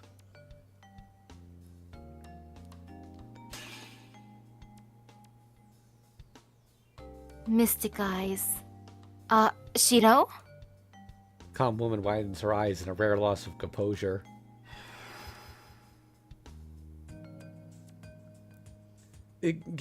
Just wait a little. Don't look, Ryder. There's no point in closing my eyes, because I had already received the curse of petrification from seeing Ryder just now. No, it is too late. When it has gone this far, the petrified part will not return to normal, even if I close my eyes. No way. I would prefer if you did not raise your voice too much. If Sakura were to come in, there would surely be a misunderstanding. I see. But it's already up to my waist. Even the towel I had on before has turned to stone. Just what kind of logic is this supposed to follow? Do not worry. Although there are individual differences, that kind of change is a normal phenomenon that happens to everyone. Not knowing the mechanism behind it probably makes you feel uneasy, but since this is a natural phenomenon, there is no need to be embarrassed or worried, even if you are teased. What are you talking about? Anyway, help me out here, please. I see. Then there is no other choice. Ryder shakes her head, making her hair flow like a river of purple, and turns to face the mirror on the wall.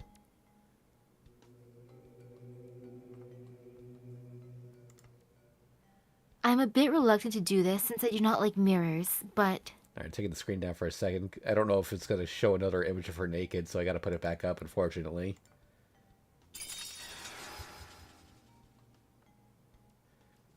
The eyes reflected in the mirror were stained crimson, as if bloodshot.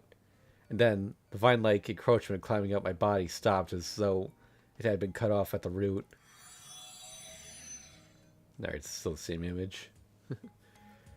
Phew, you saved me, Ryder. It was still in its initial stages, so it should clear away soon with your body's magic resistance. If it had reached your heart, it would have been dangerous. Shiro? Ryder restlessly surveyed her surroundings and stood up nervously. What's wrong? It's nothing to worry about. I will be getting out for... Well... Whoa, be careful. Her soap-covered foot steps on a bucket. Oh no, he said, well, be careful. Her soap-covered foot steps on a bucket, and so a fully naked Ryder fell against me. Flushed and dizzy, Ryder clings herself to the upper part of my body, which has not been petrified and retains sensation. Her bountiful chest, much like water balloons packed to their limits with hot water, were squished and distorted in the space between our bodies. Still a white screen, by the way, folks. Nothing's happened yet. Gah. My heart was about to burst from the excitement, and the blood pushed back from my petrified lower half rushed through my head twice as fast. Pardon me, Shiro. That's a mirror. What you're leaning on is me. Your petrified body has collapsed. The texture is unusual. And right now it's like showing close-ups of different parts of that same shot. So that's the bathtub. More importantly, your chest is... Wah! Yes, I am aware of that.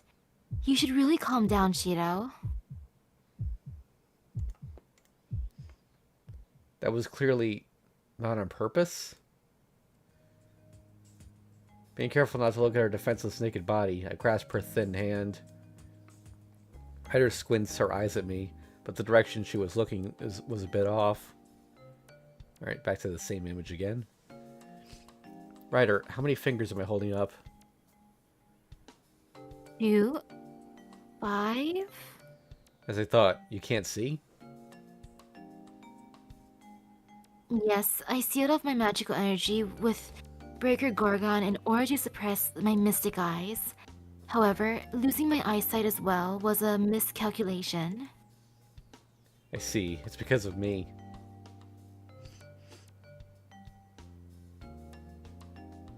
There is no need to worry.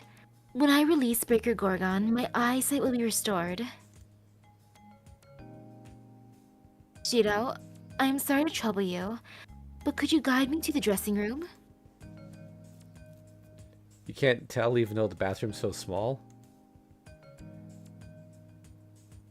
Seeing her like this, lacking any sense of direction, makes the way she moves around in her Seeing her like this, lacking any sense of direction, makes the way she moves around in her servant outfit while wearing that blindfold seems like a lie.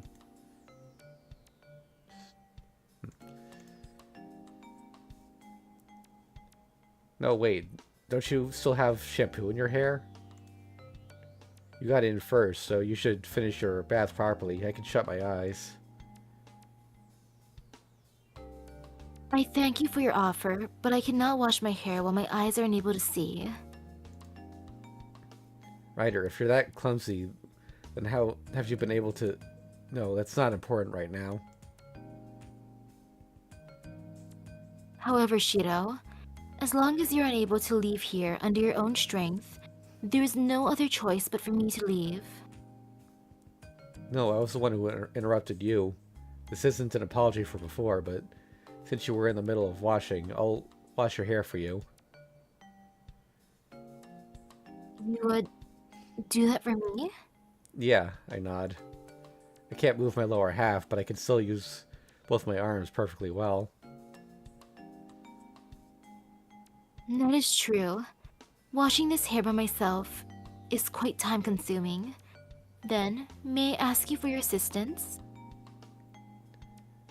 Great, then Ryder, come sit here and make sure you have your back to me.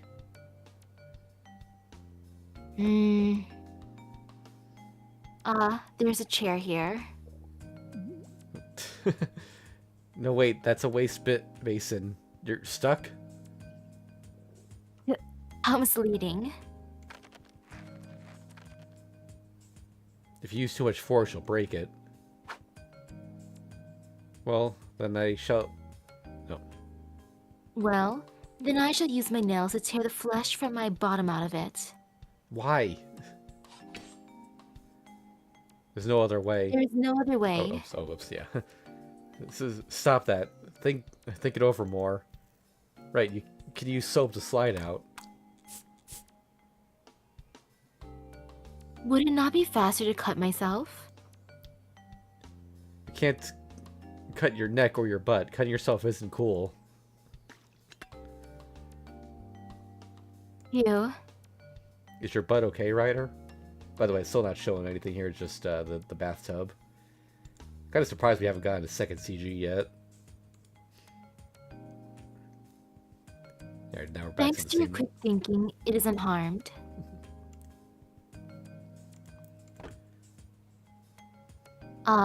The shape. This is definitely a chair this time. That's right. Wait, what? Don't turn this way. Don't open your legs. Back, other way. Sure, though I don't mind either way. I mind. Just turn your back this way. Okay, then, Her hand wanders above the forest of bottles. Saber, Tosaka, and Sakura each have their own shampoo. And even Ilya and Fujine, who aren't even living here, have their own bottles in this confusing mess. Mine is a beige one. The one that's stirred from the right? Wait, Is this is this it? Oh, wait, I've lost track of who's talking. No. Wait. Yeah, is this it? Then the next one's Charlotte. I feel like that's him because Wait. she can't see. Wait, no, further to left, one over two more. Is that it? It feels like this is it here. Somehow it kind of feels like steering by remote control. Alright then, I'm a bit nervous. As I add water to her silky smooth hair, it sparkles like silver threads weave together. They say a woman's hair is her life. In that case, it's only natural to obsess over the... Isn't it only natural to obsess over the best shampoo to make it shine? Fussing over the, scalp care... Wait. Fussing over things like scalp care, water retention, 100% all natural or drug-free coating. Probably all the more so for Ryder, since her hair is so long and pretty. Is something the matter, Shiro? Stupid. Don't get self-conscious. Isn't this body soap? Yes, I use that one for everything. Even I know that's not... You're not supposed to do that. That's crazily sports-minded. What are you using to wash your hair? I believe that it should be sufficient for being around the house, but... Is there something wrong with that? There should be a limit to how roughly you treat yourself. Her hair is already so nice. It's a waste to treat it like this. Can her hair even deteriorate, though? I mean, she's a servant. Yeah. For goodness sake, Ryder, can you grab the last third and fourth bottles from the left? This belongs to Irene, does it not? As landlord, I will permit you to borrow it for today. For just this one time, I will thoroughly wash Ryder's hair using Tosaka's expensive-looking shampoo. I squirt the liquid into my palm. Considering that she has such long hair, I wonder how much shampoo I should use. You know, I feel like it's going to use the entire bottle. Well, using too much shouldn't be a problem. Alright, I'm going to start from the scalp. I will leave it to you. Since the image isn't changing much, I'm going to just show the top part of the thing here so you at least see her face, because she has been changing her expression occasionally. Ryder stiffens her body. Does the feeling of the cool shampoo startle her? The shampoo spreads out as it permeates into her hair and begins to foam at my fingers. When I see it in my hands like this, you really do have an amazing amount of hair. Indeed. And the weight increases as it absorbs water. Would it be easy to understand if I said it was like having another person clinging to your head? Wow, that's surreal. Washing this by yourself would take a while, right? Well, yes. I do not mind if you are a bit rougher, by the way. You may also stop midway if your hands get tired, since you have to wait for the petrification to wear off. Idiot, if I did that, we'd both catch colds. I will not catch a cold. As you can see, this body is made differently from a normal human's. What? That was a joke. My body's outward appearance is no different from that of a human. I get it. You don't have to show me.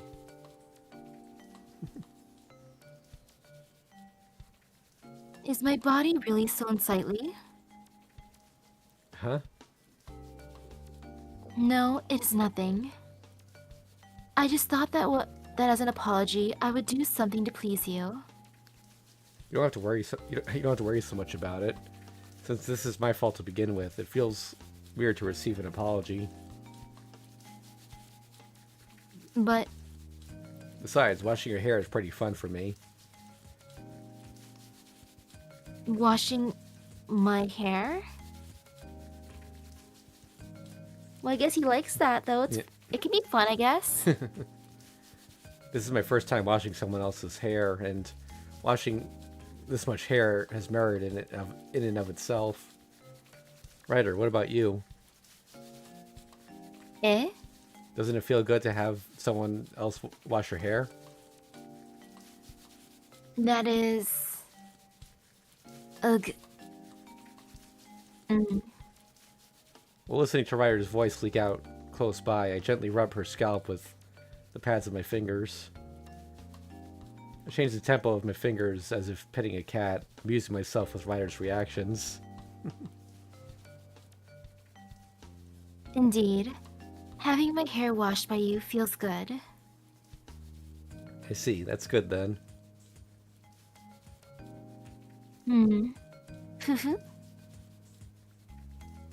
Twisting my upper body, I scoot up the hair that's flowing onto the floor. Hanging her hair on my left arm, I worked up a lather by combing it out repeatedly with my fingers. Like handling a loom, I kept weaving the magical satin threads. Since the foam was soaked up quickly, I would add more shampoo from time to time. I feel like I've used quite a bit of Tosaka's shampoo, but since there's so much hair, it can't be helped. Are there any places that itch, madam? No, not in particular. You're like a beautician. Yeah, I've managed to get the hang of this. What about you, Shiro? Does your waist hurt with such a posture? It's fine, my bottom half is firmly rooted in place. It's kind of like I'm just sitting down. Is that so? Pwah.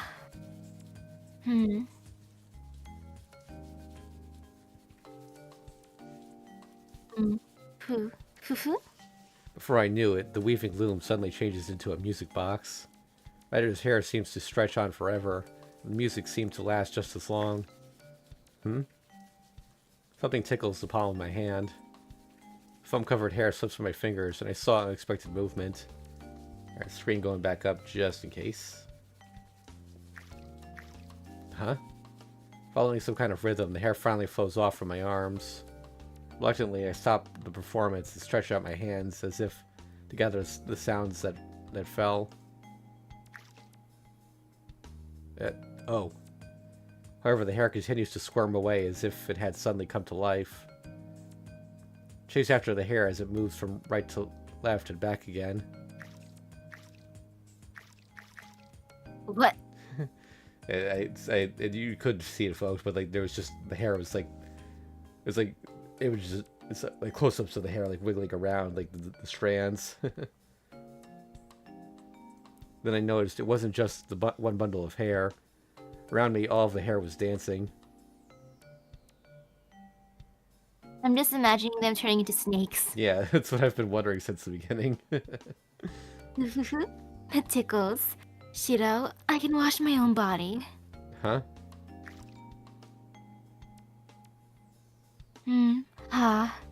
You're pretty bold to touch even there. What? I'm not. Just... Where is this perverted hair going? It's like trying to grab eels.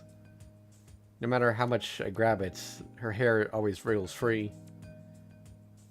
Wasn't Medusa's hair...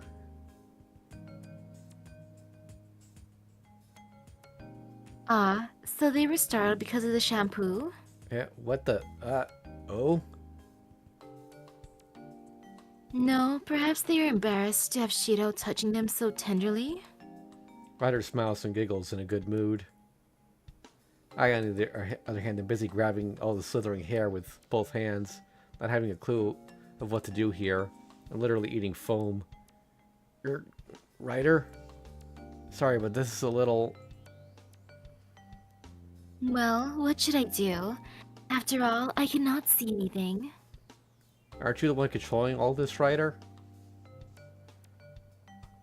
No, of course not.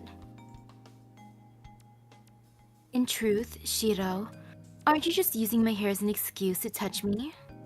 What? Even though I understand, that's still so cruel.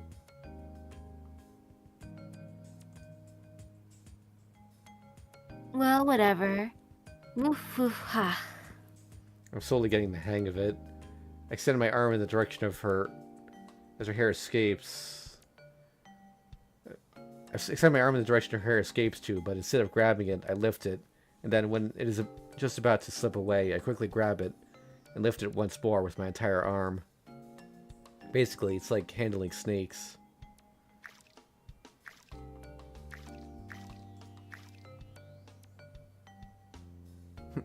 Ooh. Oh. I'm assuming that's Yeah, him. there. How's that? As my arms are insufficient, I provide my back as a destination for her hair as well. Whenever the hair stops moving, I stop as well. I dubiously twist my body like a snake charmer and do my best to get used to the sensation of touching it. But how am I supposed to start washing her hair again like this?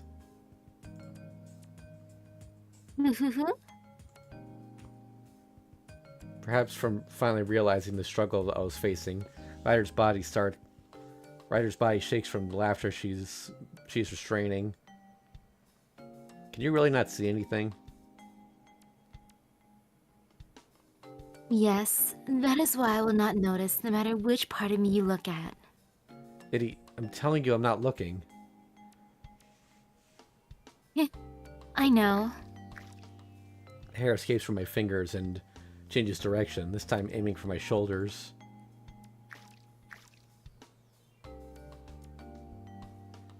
The hair covered in the shampoo feels less like snakes and more like long tentacles as they lick against my skin. Before I knew it, my whole arm is wrapped by hair. Ryder, I can't wash your hair like this. The waterlogged hair was heavy. It couldn't move up my arm very far. Instead, it has been twining and coiling around my abdomen and chest. Gah. My body involuntarily bends back. Suddenly, an indescribable pleasant feeling bursts forth from the center of my body. Ryder's hair was softly dashing against me, licking along my spine.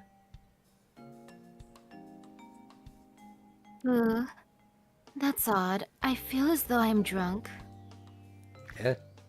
While I'm unable to move with my top half sealed by hair and my bottom half by stone, Ryder leans her back against me.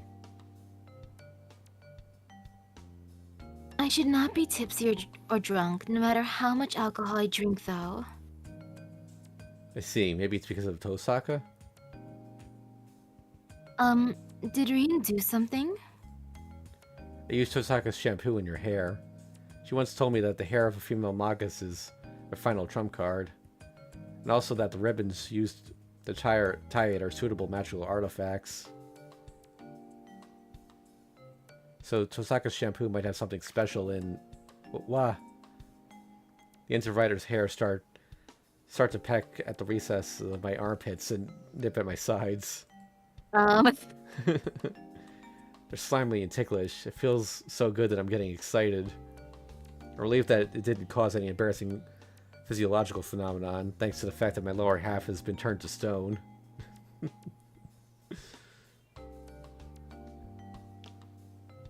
I see. That is a good idea. What is? Instead of doing nothing while you are washing my hair, I will wash your body. It is two birds with one stone. That's crazily sports-minded, or maybe not. Wait, that's too... The tightly packed flesh-like hair was stuffing its cheeks with my fingers, licking between them, swallowing them deeply, and spitting them out. This is bad. I feel like something forbidden is occurring here.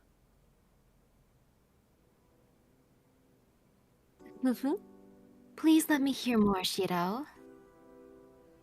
The music box and cylinder exchange roles. Wah. The gears keep moving. My entire body is covered by comb teeth, with a caress that fully stimulates the tips of my nerves, scattering it throughout, drawing out immodest sounds from me. This is so... The gears keep moving. In this bathroom shrouded in steam, I discover sounds from a place inside me I've never known, and my mind goes blank from the shame and excitement.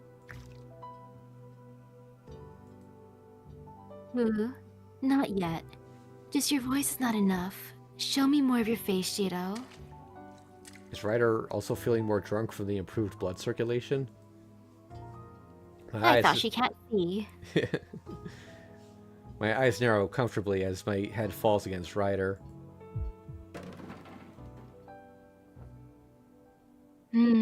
What, Shiro? That is my... Reach out my hand to support myself as I start losing consciousness. My fingers unintentionally arrive at something soft. Reaching out to anything I could, my unstable fingers dig into the soft something.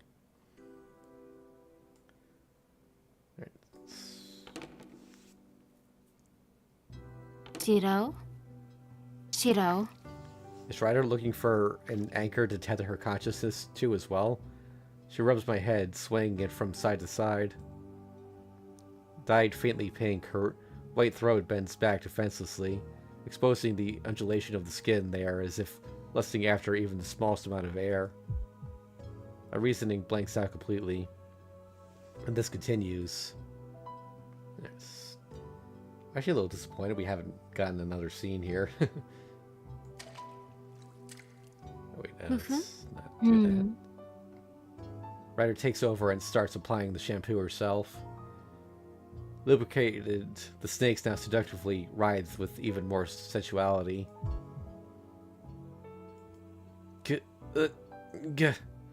Although so soft, the pleasure is so intense, it feels as though it could tear my entire body apart. All my body's senses sharpen to the extent that I even feel her hair rubbing my inner thigh, despite that I should have no feeling there due to the petrification. Ugh. I grit my teeth to the point of grinding them down. My mind continues to blank out, as though being boiled. My brain feels like it's evaporating at this rate. Abruptly and shamefully, I lose consciousness.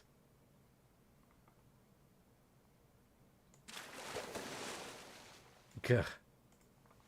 Awakened by the sound of water, I realized that I had fallen onto the floor. I had been freed from the clutches of her hair at some point without realizing it.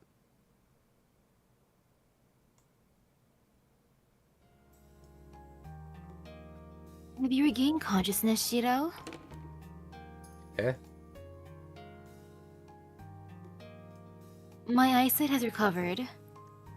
I see. So will my petrification continue too? No, Breaker Gorgon is still active. My loss of eyesight was only temporary.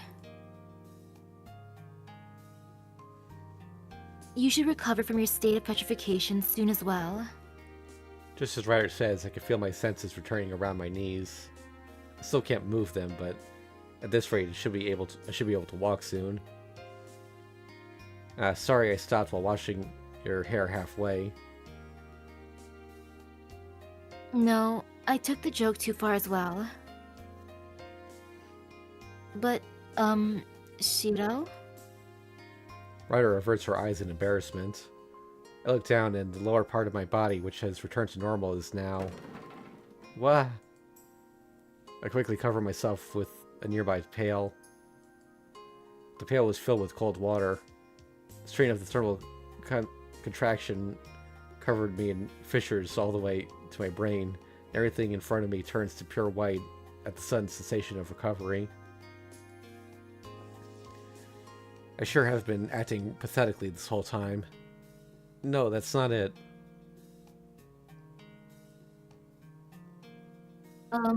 This part of mine becomes like that just by being touched. Okay. So it's not as if I'm responding specifically to you, okay?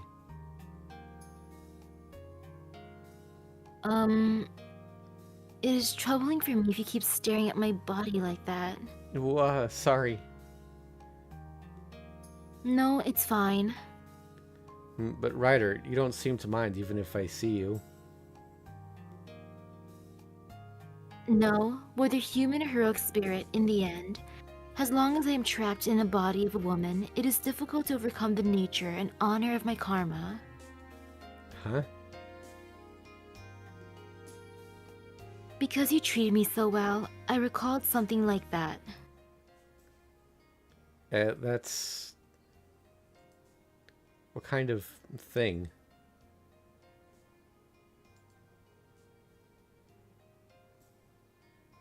Shiro, you perv. Good. My mouth hangs agape at her unexpected reply. Thank you for everything today. If there's a chance in the future, let us do this again. After drying her hair, Ryder quickly stands up.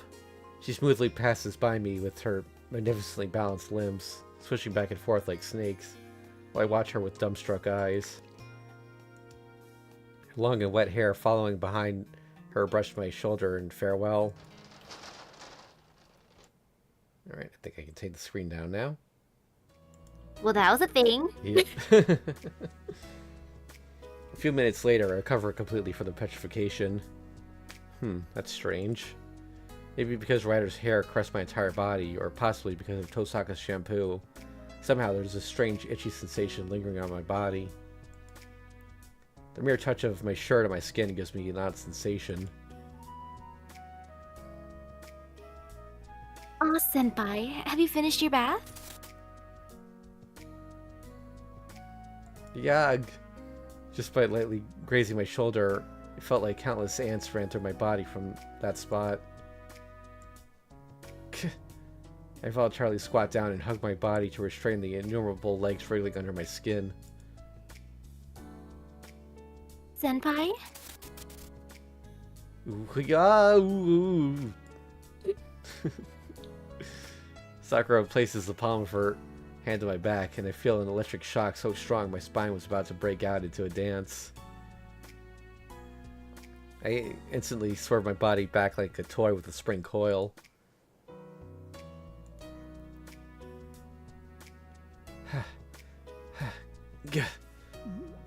Sakura slides her finger along the top of my chest. Yeah! Shakira! A stark scream was squeezed out unconsciously from my throat by the itchiness that was gradually tearing my body in half.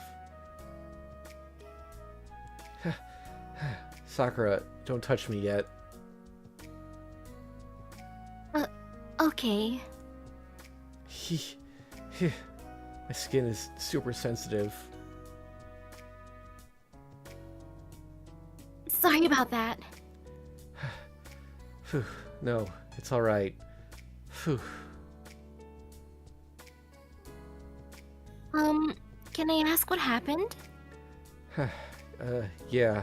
I guess my skin didn't mix well with the new soap I bought. Something like that.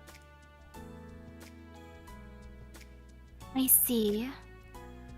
If I just rest a bit more.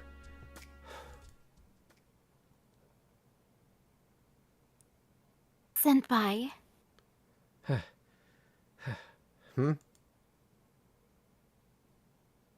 Senpai, no way. How interesting. I catch a glimpse of something like wicked expression on Sakura. Ooh, good night, Sakura. Senpai?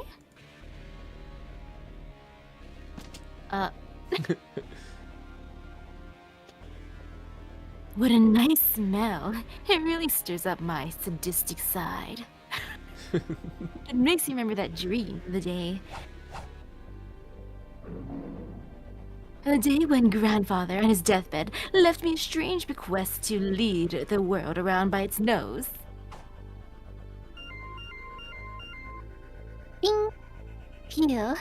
I caught Sheila screams on my radar, like the sound of tearing silk. What happened? What happened? What's with this uneven combination? Yeah. What? Shido, catch me. Ilya, What was that, Shido? Your big sis has no memories of raising you to be that kind of kid. Yeah. Yeah. Senpai? Yeah, Sakura, these two. Unfair. Me too. Why? Ryder, help. I have nothing to do with this. Ah, my lifeguard is...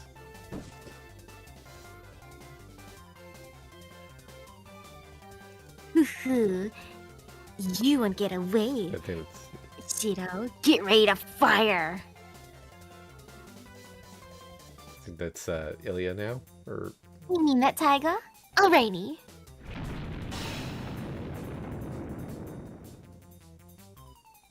The killing technique of the archery club. Top Einsburn. Yahoo! Oni-chan! After Fujine grabs Ilya's ankles, she spins her around and releases her like a shot from a hammer throw. This has nothing to do with archery. Yahoo! I got Shiro. Look, look. Yeah, stop already. Why? Why? Don't imitate me. Yeah. Carried away, Ilya mounts me like a horse. Tickle. I can't take any more. Oh.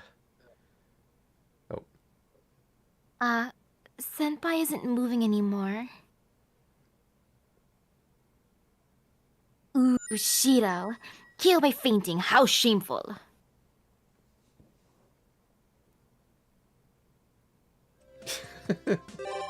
Well, that was a thing. Yeah, that's quite the scene. Oh man. I did not expect that from the shower scene. Yep, me neither. All right, Ilya or I mean Sakura or Mystery. Let's go mystery. Time to avoid Sakura after that tickling.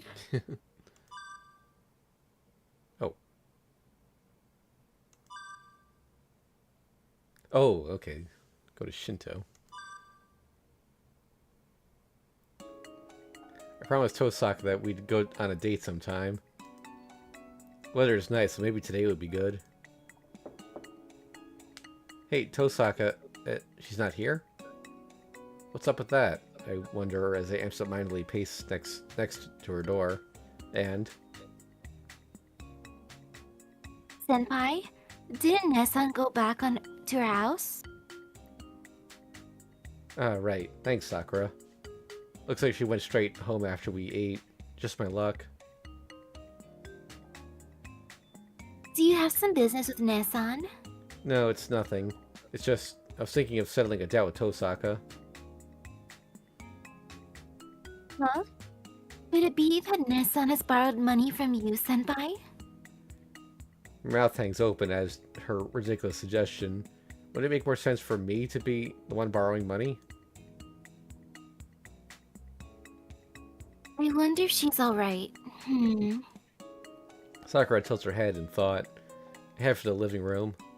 I'll call Tosaka's house and ask her out over the phone. Naturally, I'm quite nervous. Yes, this is Tosaka. Don't surprise me like that, Tosaka. I should say the same to you, Emiya-kun, for such an abrupt greeting. Somehow she sounds somewhat vague and evasive. Fortunately, there's no one around to overhear me, but I cover the receiver and whisper into it anyway. Well, Tosaka, are you free today? Well, for now. So, want to head over to Shinto for some fun? You know, the debt thing we talked about. Okay, that's fine with me. What time? Really? Then let's meet in front of Shinto Station at 11. Yeah, okay. See you later, Emiya-kun. Tosaka accepts the invitation awfully quickly. It's unlike her to accept it without complaint, and that worries me, but a promise is a promise. I'm going out for a bit. I'm gonna see On a date with Rin? Why is Ryder here all of a sudden? Did you hear that? Yes, though just barely. You sounded as if you were enjoying yourself, so I suppose it was Rin. Well, it's actually true, but what am I going to do if Saber finds out? If you're so worried about Saber, she seems to have returned to her room. Unusually, she appears to have taken to a book I lent her. I see. I guess there's no need to go and talk to her then. First, I need to worry about the date with Tosaka. Well then, have a nice date, Shirao. Do not concern yourself with the affairs here. I shall inform Sakura that you'll be back in the evening. Okay, thanks. See ya.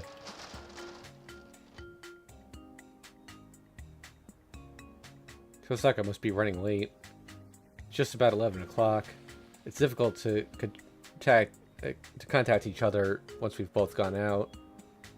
There's nothing I can do except wait for her to arrive, but it's times like these that I really wish I had a cell phone. Well, it can't be helped if she's a little late. She seemed pretty half-hearted about it over the phone, so I guess I shouldn't be too surprised that she'd make me wait. I used the time to plan out what we should do. What movies are out? Fate Zero and Tiger Dojo the movie. What the heck? Are they really screening that? Let's see what else there is to do. We'll watch a movie, have lunch, and maybe head over to the beachside park afterwards. That's a new graphic, the middle one. Hmm? It would be nice if there were better picnic spots or amusement parks in the area, but I can't think of any others. Wait, 20 minutes already? Now it's just late. I called my place just to make sure. Maybe she left a message for me. Oh, they've gotten rid of some of the payphones. Those are getting hard to find lately. In 2004? Really? I was seeing those until much later. I managed to locate a phone booth.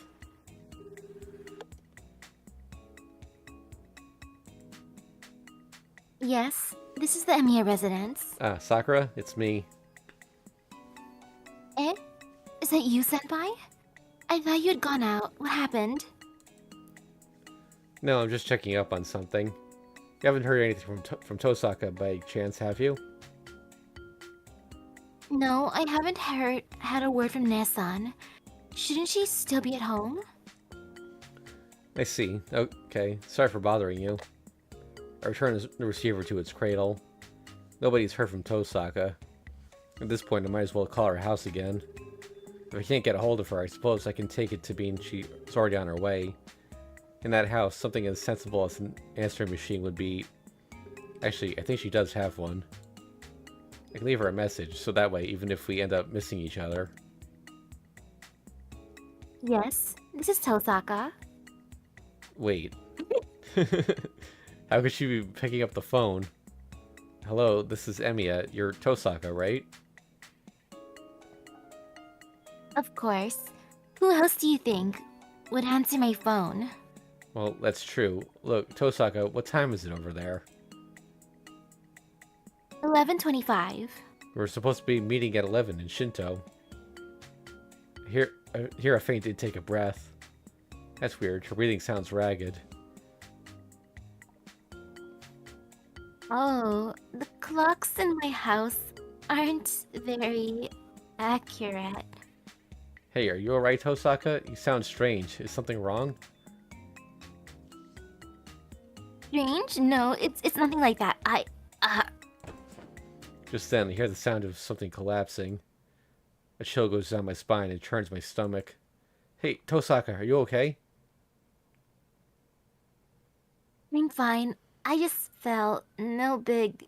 Tosaka's voice on the line grows fainter and fainter until suddenly I hear a sharp thud. Did Tosaka drop the receiver? Tosaka, hey, say something. What happened? There's nothing but silence on the other end. Damn it. I don't know what's going on, but it sounds like Tosaka's fainted at home. That much is certain. I hate to think about it, but she's been attacked by someone. I slam down the receiver and run to the bus stop. Before I have time to think about it, my body moves on its own. Or you could call Sakura, or she's closer. I patiently drop the bus fare into the coin slot before jumping off and running at full tilt towards Tosaka's house. In the worst case scenario, I'll probably have to call an ambulance. No, since her house also serves as her workshop, she really wouldn't want outsiders in there. If it's more than I can handle on my own, I'll have to call Sakura or Saber for backup. I run up the hill. I haven't trained enough. I'm already out of breath. Tosaka's voice sounded odd this morning. If only I had noticed it sooner. A terrible image crosses my mind. What am I thinking? I don't need more things to worry about. For now, I should hurry to see whether she's safe. I'm finally here. Tosaka, I'm coming in. I force the door open. With all the noise I'm making, she should come out and pummel me with angry words. Or not. I made it inside without having to break the front door down. Practically falling through the open doorway ahead of me, I rush inside. The phone's receiver is dangling on the floor. Tosaka. The red furniture creates a momentary illusion that everything is covered in blood. I scan the room. What red furniture? Yeah.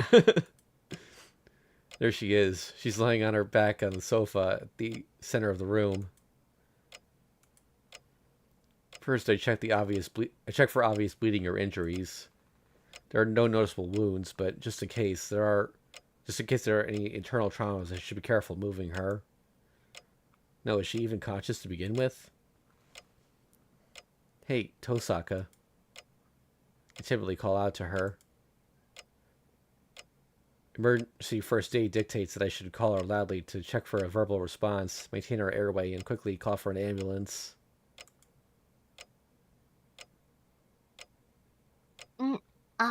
Huh? As if my voice woke her, Tosaka raises her head and tries to get up. But all her strength leaves her again before she can, and she drops back onto the sofa. Emiya-kun, what are you doing here? Because you collapsed in the middle of a phone call, for heaven's sake. Don't you remember? Ah, right. I was getting ready to go out, but I came back for a second to... She's barely a shadow of her usual assertive self. Her replies are faint and inarticulate, as if a severe bout of memory loss had overtaken her. Thanks for coming to pick me up. We'd better get going or we'll be late. Tosaka makes another attempt to get up, but I can see her arm trembling as she tries to push herself up. This isn't good. She can't even stand up. I lean close to Tosaka and put one hand on her forehead. I thought so. You're just still not well, are you? As I expected, her forehead is hot. With a fever this bad, it's no wonder she's passed out since she pushed herself too far. And since she fainted at school once before this, I'm sure she's feeling pretty bad. It must have happened again today since she was walking around in this chill. But it looks as though she's feeling better. It's just a fever then, and although Tosaka would probably get mad at me for saying this, I'm glad that it's not a really nasty illness or some kind of injury. Emiya-kun? What are you sighing for? No, just feeling relieved. All the way here, I was praying that you hadn't been attacked in your home.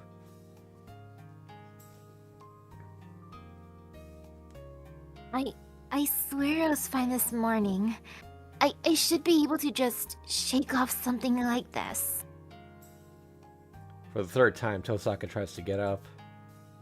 A stubborn, sick patient insists that she's in perfect health. That's what she is. If that were true, you wouldn't be in this state. Tosaka, you have a cold. Never mind the date for today. But possibly cancel it after you went out of your way to invite me, Emiya-kun? Don't worry about that. We'll play nurse for you today instead. How about it? Even if she's sick, I originally planned to spend the day with Tosaka. I don't know what her own stubbornness will lead her to do if I leave her alone, so I'd better keep close. Alright, I'll rest for today, so Emiya-kun, you can... Then we're agreed. Now, you can't walk, can you? I'll get you to bed. I slide my hands under Tosaka's body. Then, like I did at school last time, I lift her up in my arms.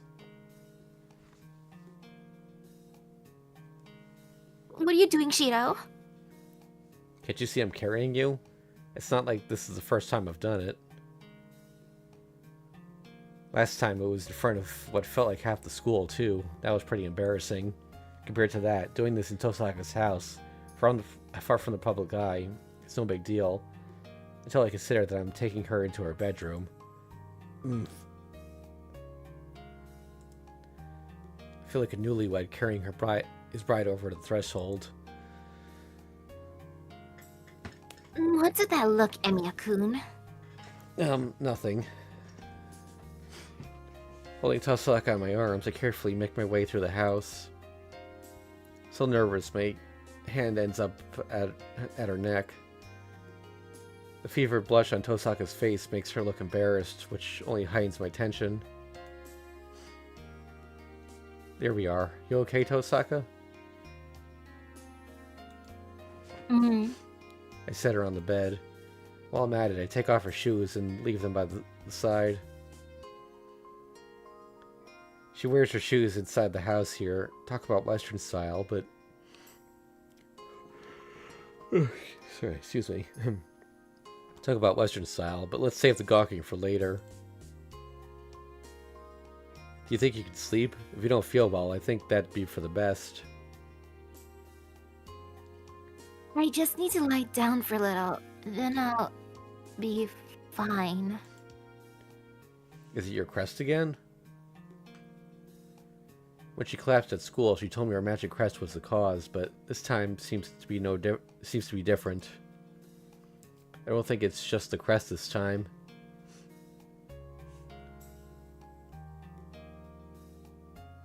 This time I just feel under the weather. The crest would be easier to deal with than this, though.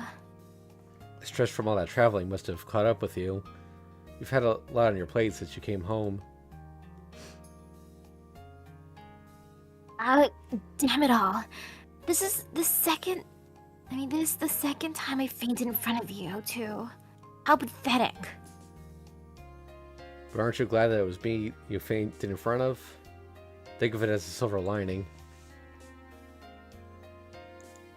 What do you mean? If it were Sakura or Saber, they'd have worried themselves to death.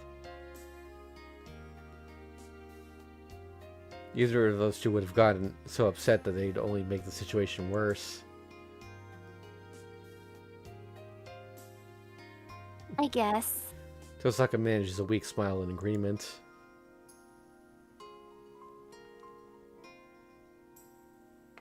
If it had been Ryudo-kun who'd seen me faint, I'd be done for. Come on, that's mean. Issei would take care of you just as well. I suppose I could count on him to at least say a suture for me. Well, it'd still be better than showing any weakness in front of Shinji. That'd be really awful. She's playing tough, but I can hear the fatigue in her voice. Just idly chatting like this has tired her out. I think you better go to sleep, Tosaka. I hardly need you to tell me that. Emiya-kun, The way she's looking at me with her face all red and lying on the bed fully dressed on top of that. Oh, now I see. If she's going to sleep, she'll need to get changed first. Do you need me to help you change or anything? Helping a weakened Tosaka change clothes. Assuming she has indeed weakened that far, taking off her clothes would be overly stimulating, and her complete lack of resistance would make this so suggestive that it'd be very bad for me. What are you thinking, Shiro? You're right. We need another girl for this. I better go call Sakura or one of the others. A sudden silence descends upon the room. Sakura is her sister, after all. We can count on her at a time like this. I'm fine. No need to call Sakura.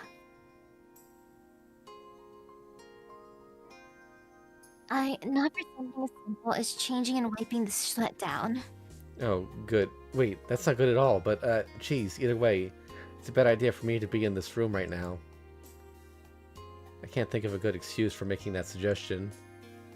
Flustered, I stand up and from my chair, filling my head with a list of things I need to do to care for Tosaka. Oops. Is it him? Okay, I'll go get some water and a basin from downstairs. Okay, and there's an ice pack in the dresser over there. I open the drawer she indicates to find a rubber-insulated ice pack inside.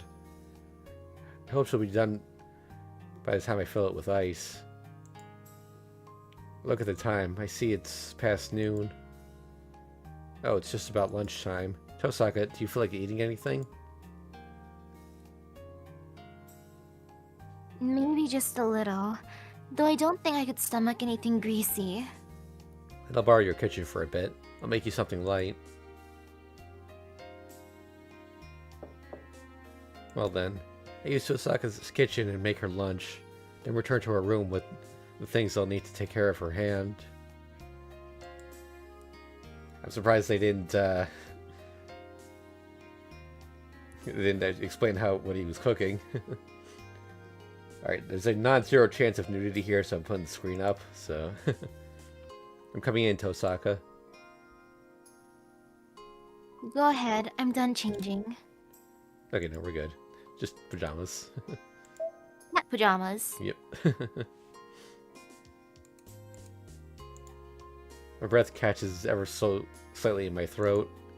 The unusual sight of her pajama-clad figure before me is making my heart pound. So how are you feeling? A little better than before. You've got quite a load there.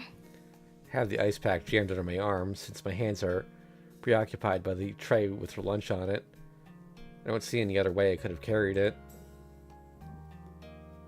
Tosaka is sitting on the bed and looking across the room at me. She doesn't look like she's feeling any better yet. Here's your ice pack. Oh, and I didn't bring any cold medicine. Or any cold medicine. Should I run out and get some? No need for that. I already made some of my family's traditional stuff. Okay, Tosaka mentioning homemade medicine brings to mind a rather gruesome scene.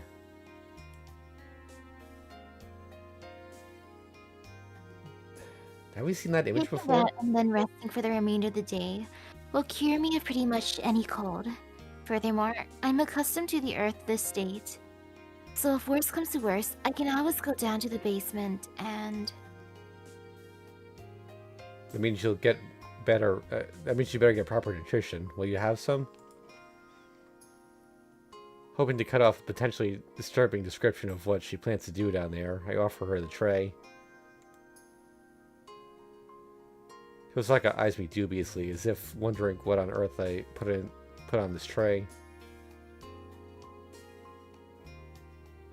Amiya-kun? What's this stuff you made? Oatmeal. Just as I feared, she immediately frowns in displeasure.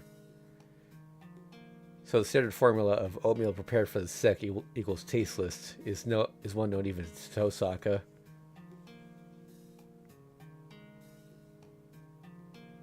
You wouldn't mean half her flock in salt by chance, would you? You mean oatmeal porridge with a milk base? I thought about it, figured you wouldn't like it, and made something a little different.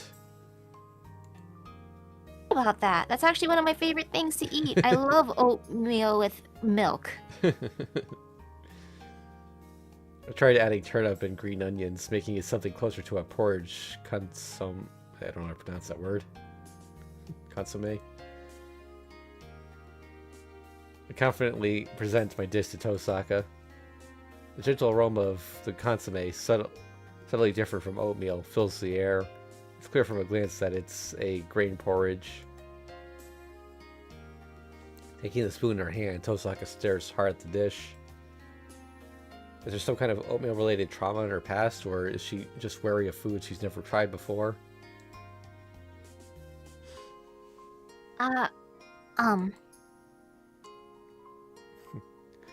Bringing the spoon to her mouth, Tosaka sends intermittent looks my way as she swallows the porridge. This is pretty good. Sorry, it's just something I whipped up at random. It's not as nourishing as milk-based porridge would be, but it is supposed to aid your digestion. Alone together and bickering over oatmeal. Who'd have thought our lunch date would go like this? Well, I suppose that eating homemade porridge served in your own bedroom is more soothing than a meal at a Shinto restaurant. Fine, I'll acknowledge your cooking skills this time, Emiya-kun. Just you wait, the next time you catch a cold, I'll be the one to surprise you with my ability. Your ability to make oatmeal? Shut up about oatmeal already. When you get sick, I'll show you how the 3,000 years of history behind Chinese food makes it the best for an ill person. That's where the saying, medicine and proper diet are the essentials for a healthy body, will come to Shiro's rescue and... Just when I thought her great plan for revenge had her fired up. Tosaka's spoon clinks against the nearly empty dish as she sets it down. It might have made too much for her to finish.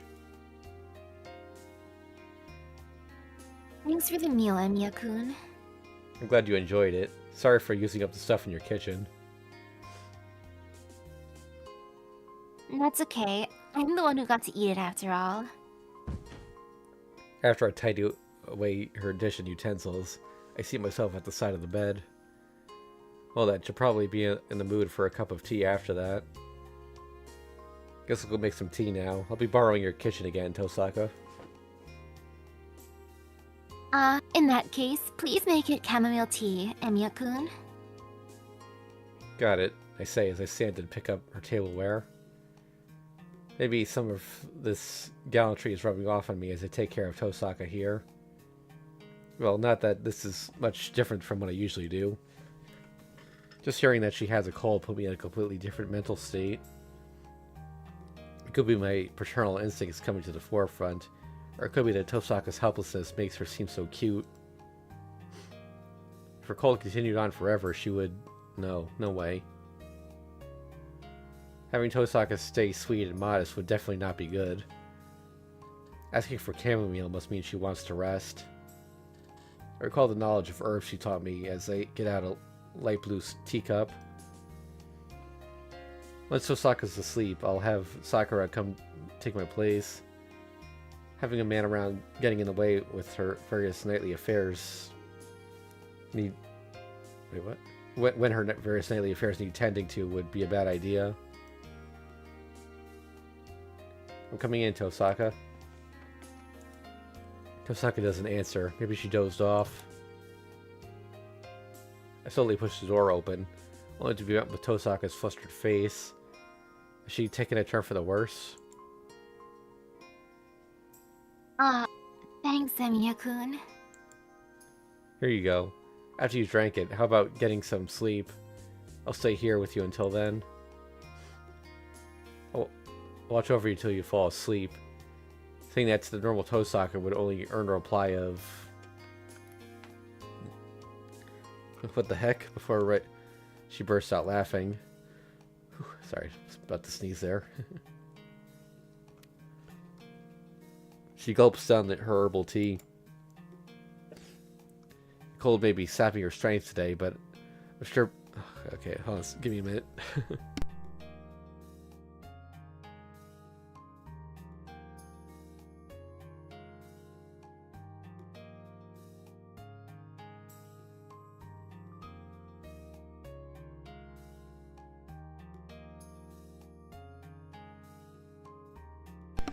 My model always freaks out when I blow my nose.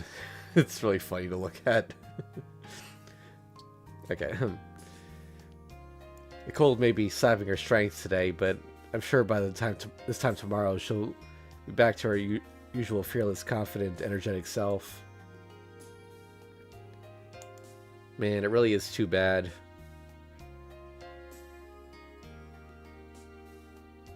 Emiya-kun, you prefer ladylike girls, don't you? Tosaka's uncannily sharp remark completely takes me by surprise. She may look, but of course she may look weak, but Tosaka is still Tosaka. You have a weakness for girly girls like Sakura and Ilya. Would it be because of your paternal instincts? You might be right about that normally, but I prefer you when you're well to how you are now, Tosaka. I speak honestly from the heart. Ladylike, she says. Anyway, forget that. What kind of jerk would take pleasure in seeing someone else sick? Even when she's back to normal and working me so hard that today seems like a day off by comparison. Seeing Tosaka in sound health will make me a lot happier. So you're satisfied with just that, Emiya-kun? Tosaka's slightly reddened face is turned this way, her eyes watching me attentively. The room fills with both silence and the aroma of the herbal tea we've been drinking.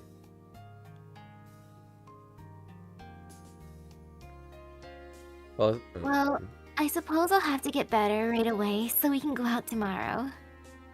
Sure, if you'd spend time with me. It'd be nice if you didn't get me a reason to panic like today ever again. It's bad for my heart. You're right about that. I'm in your depth again, too. This isn't good. Borrowing has to be done systematically. Time passes slowly after we sit quietly, intermittently raising the cups to our lips. This stuff really works. Looks like the herbs Tosaka has at our house really work.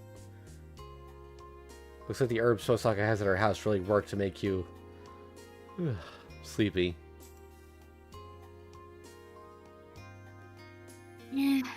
Emiya-kun, thank you so much for today. It was nothing. You don't need to worry about returning the favor or anything like that either. You going to sleep now? Yeah. I get up to my feet and pull the blanket over her. Her head is turned sideways, looking in my direction. No, Tosaka is stealing glances this way. Although her eyes are downcast, I can feel them on me.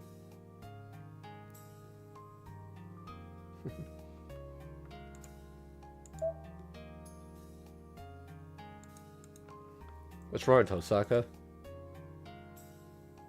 Well, you've already done so much to help me out today, Emiya-kun, so... this will be my last request. Those words make my heart throb. That murmur of last request falls from her lips, shining wetly in the reddened face cradled by her pillow. I don't suppose I can turn it down if it's your last one.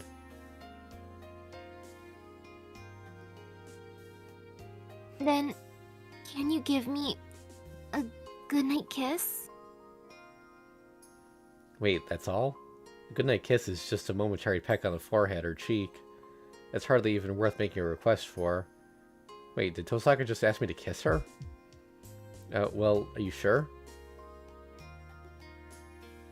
But even though I've given you him before, you've never kissed me, Emiya-kun. But they've had sex at least twice. And he's never kissed her. Wow, dude. Yeah, but the times when Tosaka's kissed me were almost all surprise. If not to say rather violent attacks. I've never kissed her myself. My heart is throbbing so hard now it's nearly painful.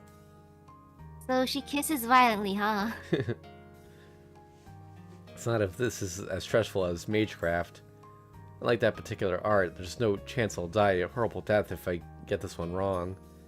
Although, I wouldn't make a mistake in the first place. But if I kiss Tosaka, I somehow feel like I might have a different sort of near-death experience. Got it. Here goes. I've somehow gone stiff as a board. A strange tension suddenly overtakes me, making my movements jerky. Now that it's come to this, it'd be best to just close my eyes and just let my lips kiss Tosaka anywhere. Even if it were on her lips, that would be fine. I open my eyes just a crack, letting a ray of light penetrate the darkness.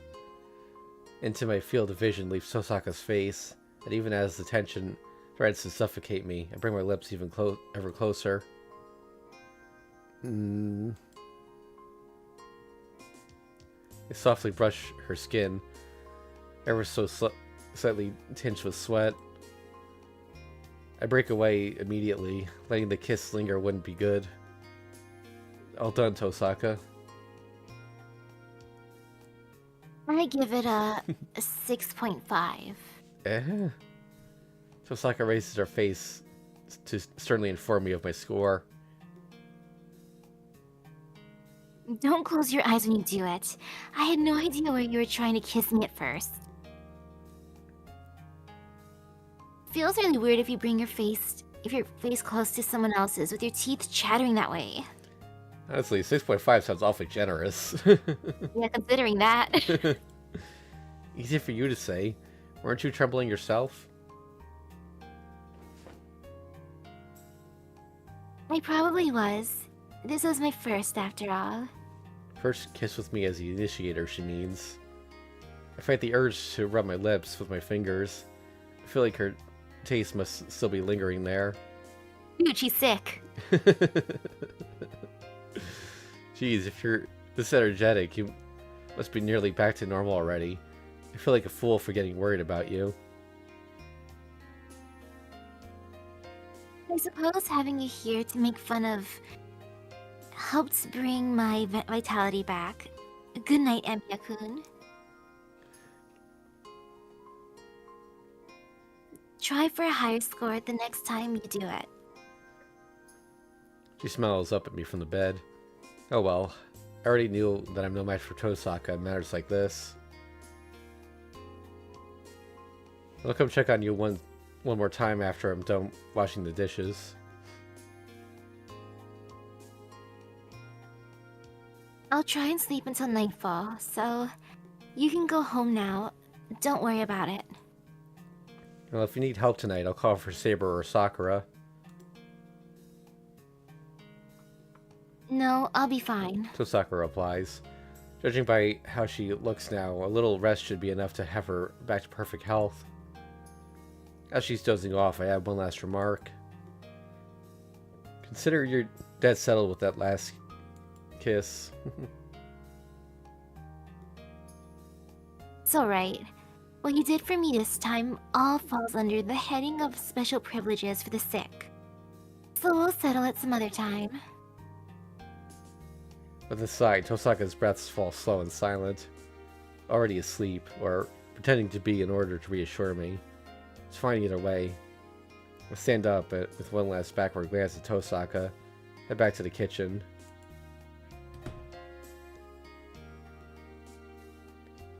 I stayed in Tosaka's living room until dusk. Left behind a note telling her to contact me if anything should happen. Good night, Tosaka. I'll see you tomorrow. Or tonight, if you'd prefer. With that parting remark, I leave the house. It'd be nice if we could go on a real date next time without any accidents like this.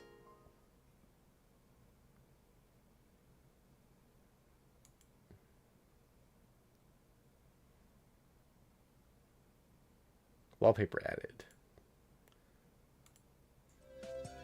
Alright. I think we can end it there for today. Let's go to the main menu and check out the stuff we unlocked.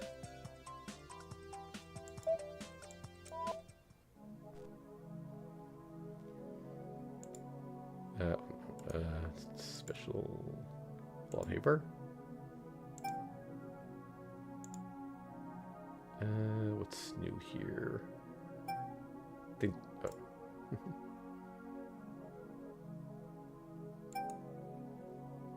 Is this? No, that's old. Oh,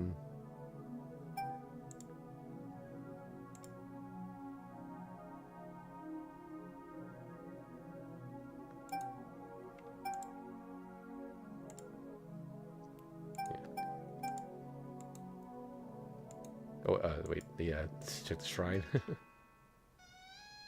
Oh, we have. I feel like there should be something new at the shrine at this point. We actually afford this one now. Oh shit!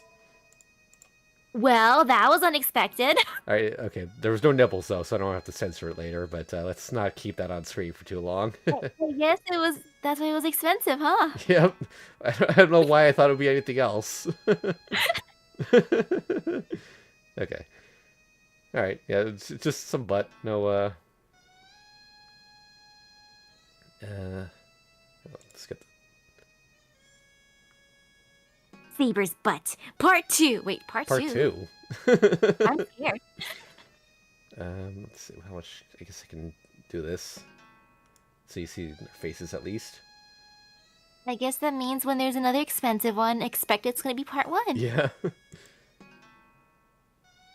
The first appearance of Reen's underwear was a telephone card illustration. By the way, her underwear isn't always like this. Does he like butts that much? I'll elaborate. The image of me, Tosaka Reen, in underwear, left, was released on a special phone card when the original version of Fate was being sold. Saber's indecent pose, middle right, is a picture added for the use in Hollow. Reen, are you not embarrassed? I am. Idiot. Idiot.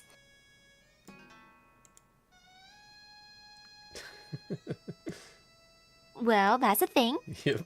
What's the other one? Well, this one's only 300, so. That should be safe. Yeah. Oh, okay. Lacert's primary weapon, the halberd. A spear with an axe familiar from RPGs. I'll leave the commentary on this weird weapon to you. Are you sure? Go for it. Fine. I'll accept. The halberd, as you can see, can be used for cutting, slashing, and stabbing. However, it is inferior when compared to the normal sword, axe, or spear. This weapon is used almost exclusively to trip the opponent. In short, to put them in a position where you can kill them easily. What's Rin doing back there? The shape of the tip is designed to drag down an enemy on horseback. For its original use, it is a very easy weapon to handle. But this halberd is an extreme case. Firstly, it is too heavy for most men to wield. Quite an inhuman weapon. If a rational servant had it, they wouldn't recognize it as illogical and discard it. Fighting barehanded would be preferable to that.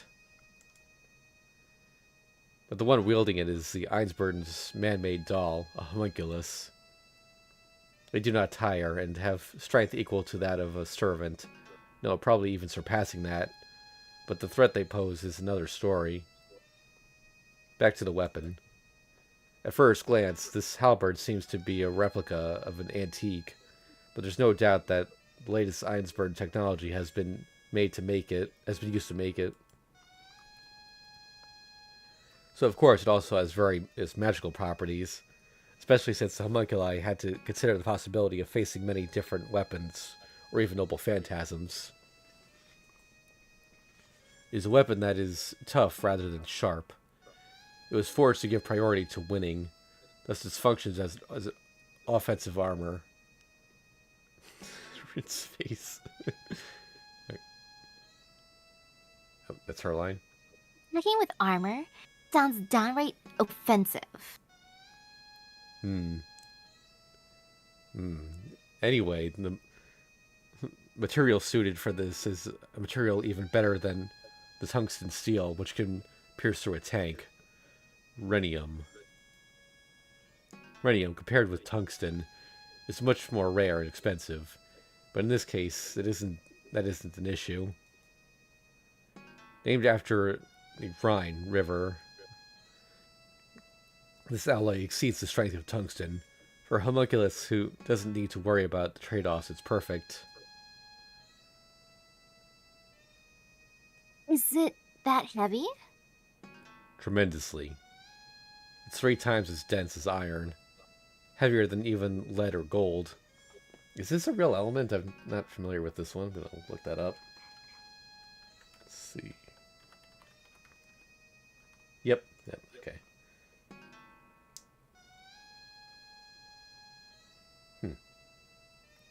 Yep, alright. Back to this.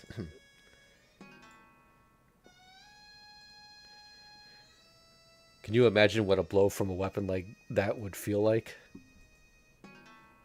I'm sure you can't. In that area, it has an extra plus of inducing hesitation in the enemy. A delicate-looking homunculus, wielding an unknown weapon, never seen in the history of human warfare. This is how to inspire fear. The way you're talking now, it's almost like you just finished a duel or something.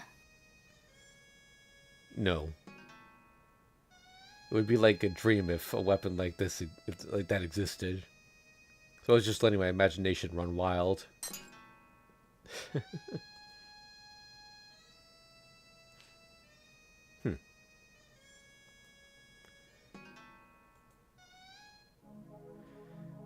Alright, I guess that's it for now. So, thanks for watching, everyone. We'll be back on tomorrow at 1 p.m. Eastern Daylight Time. And, well,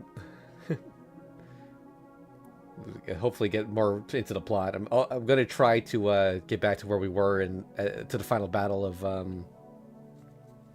the Hanafuda game without using command spells to see if it changes. But if not, we'll just jump right back to the main story. So I'll see y'all then.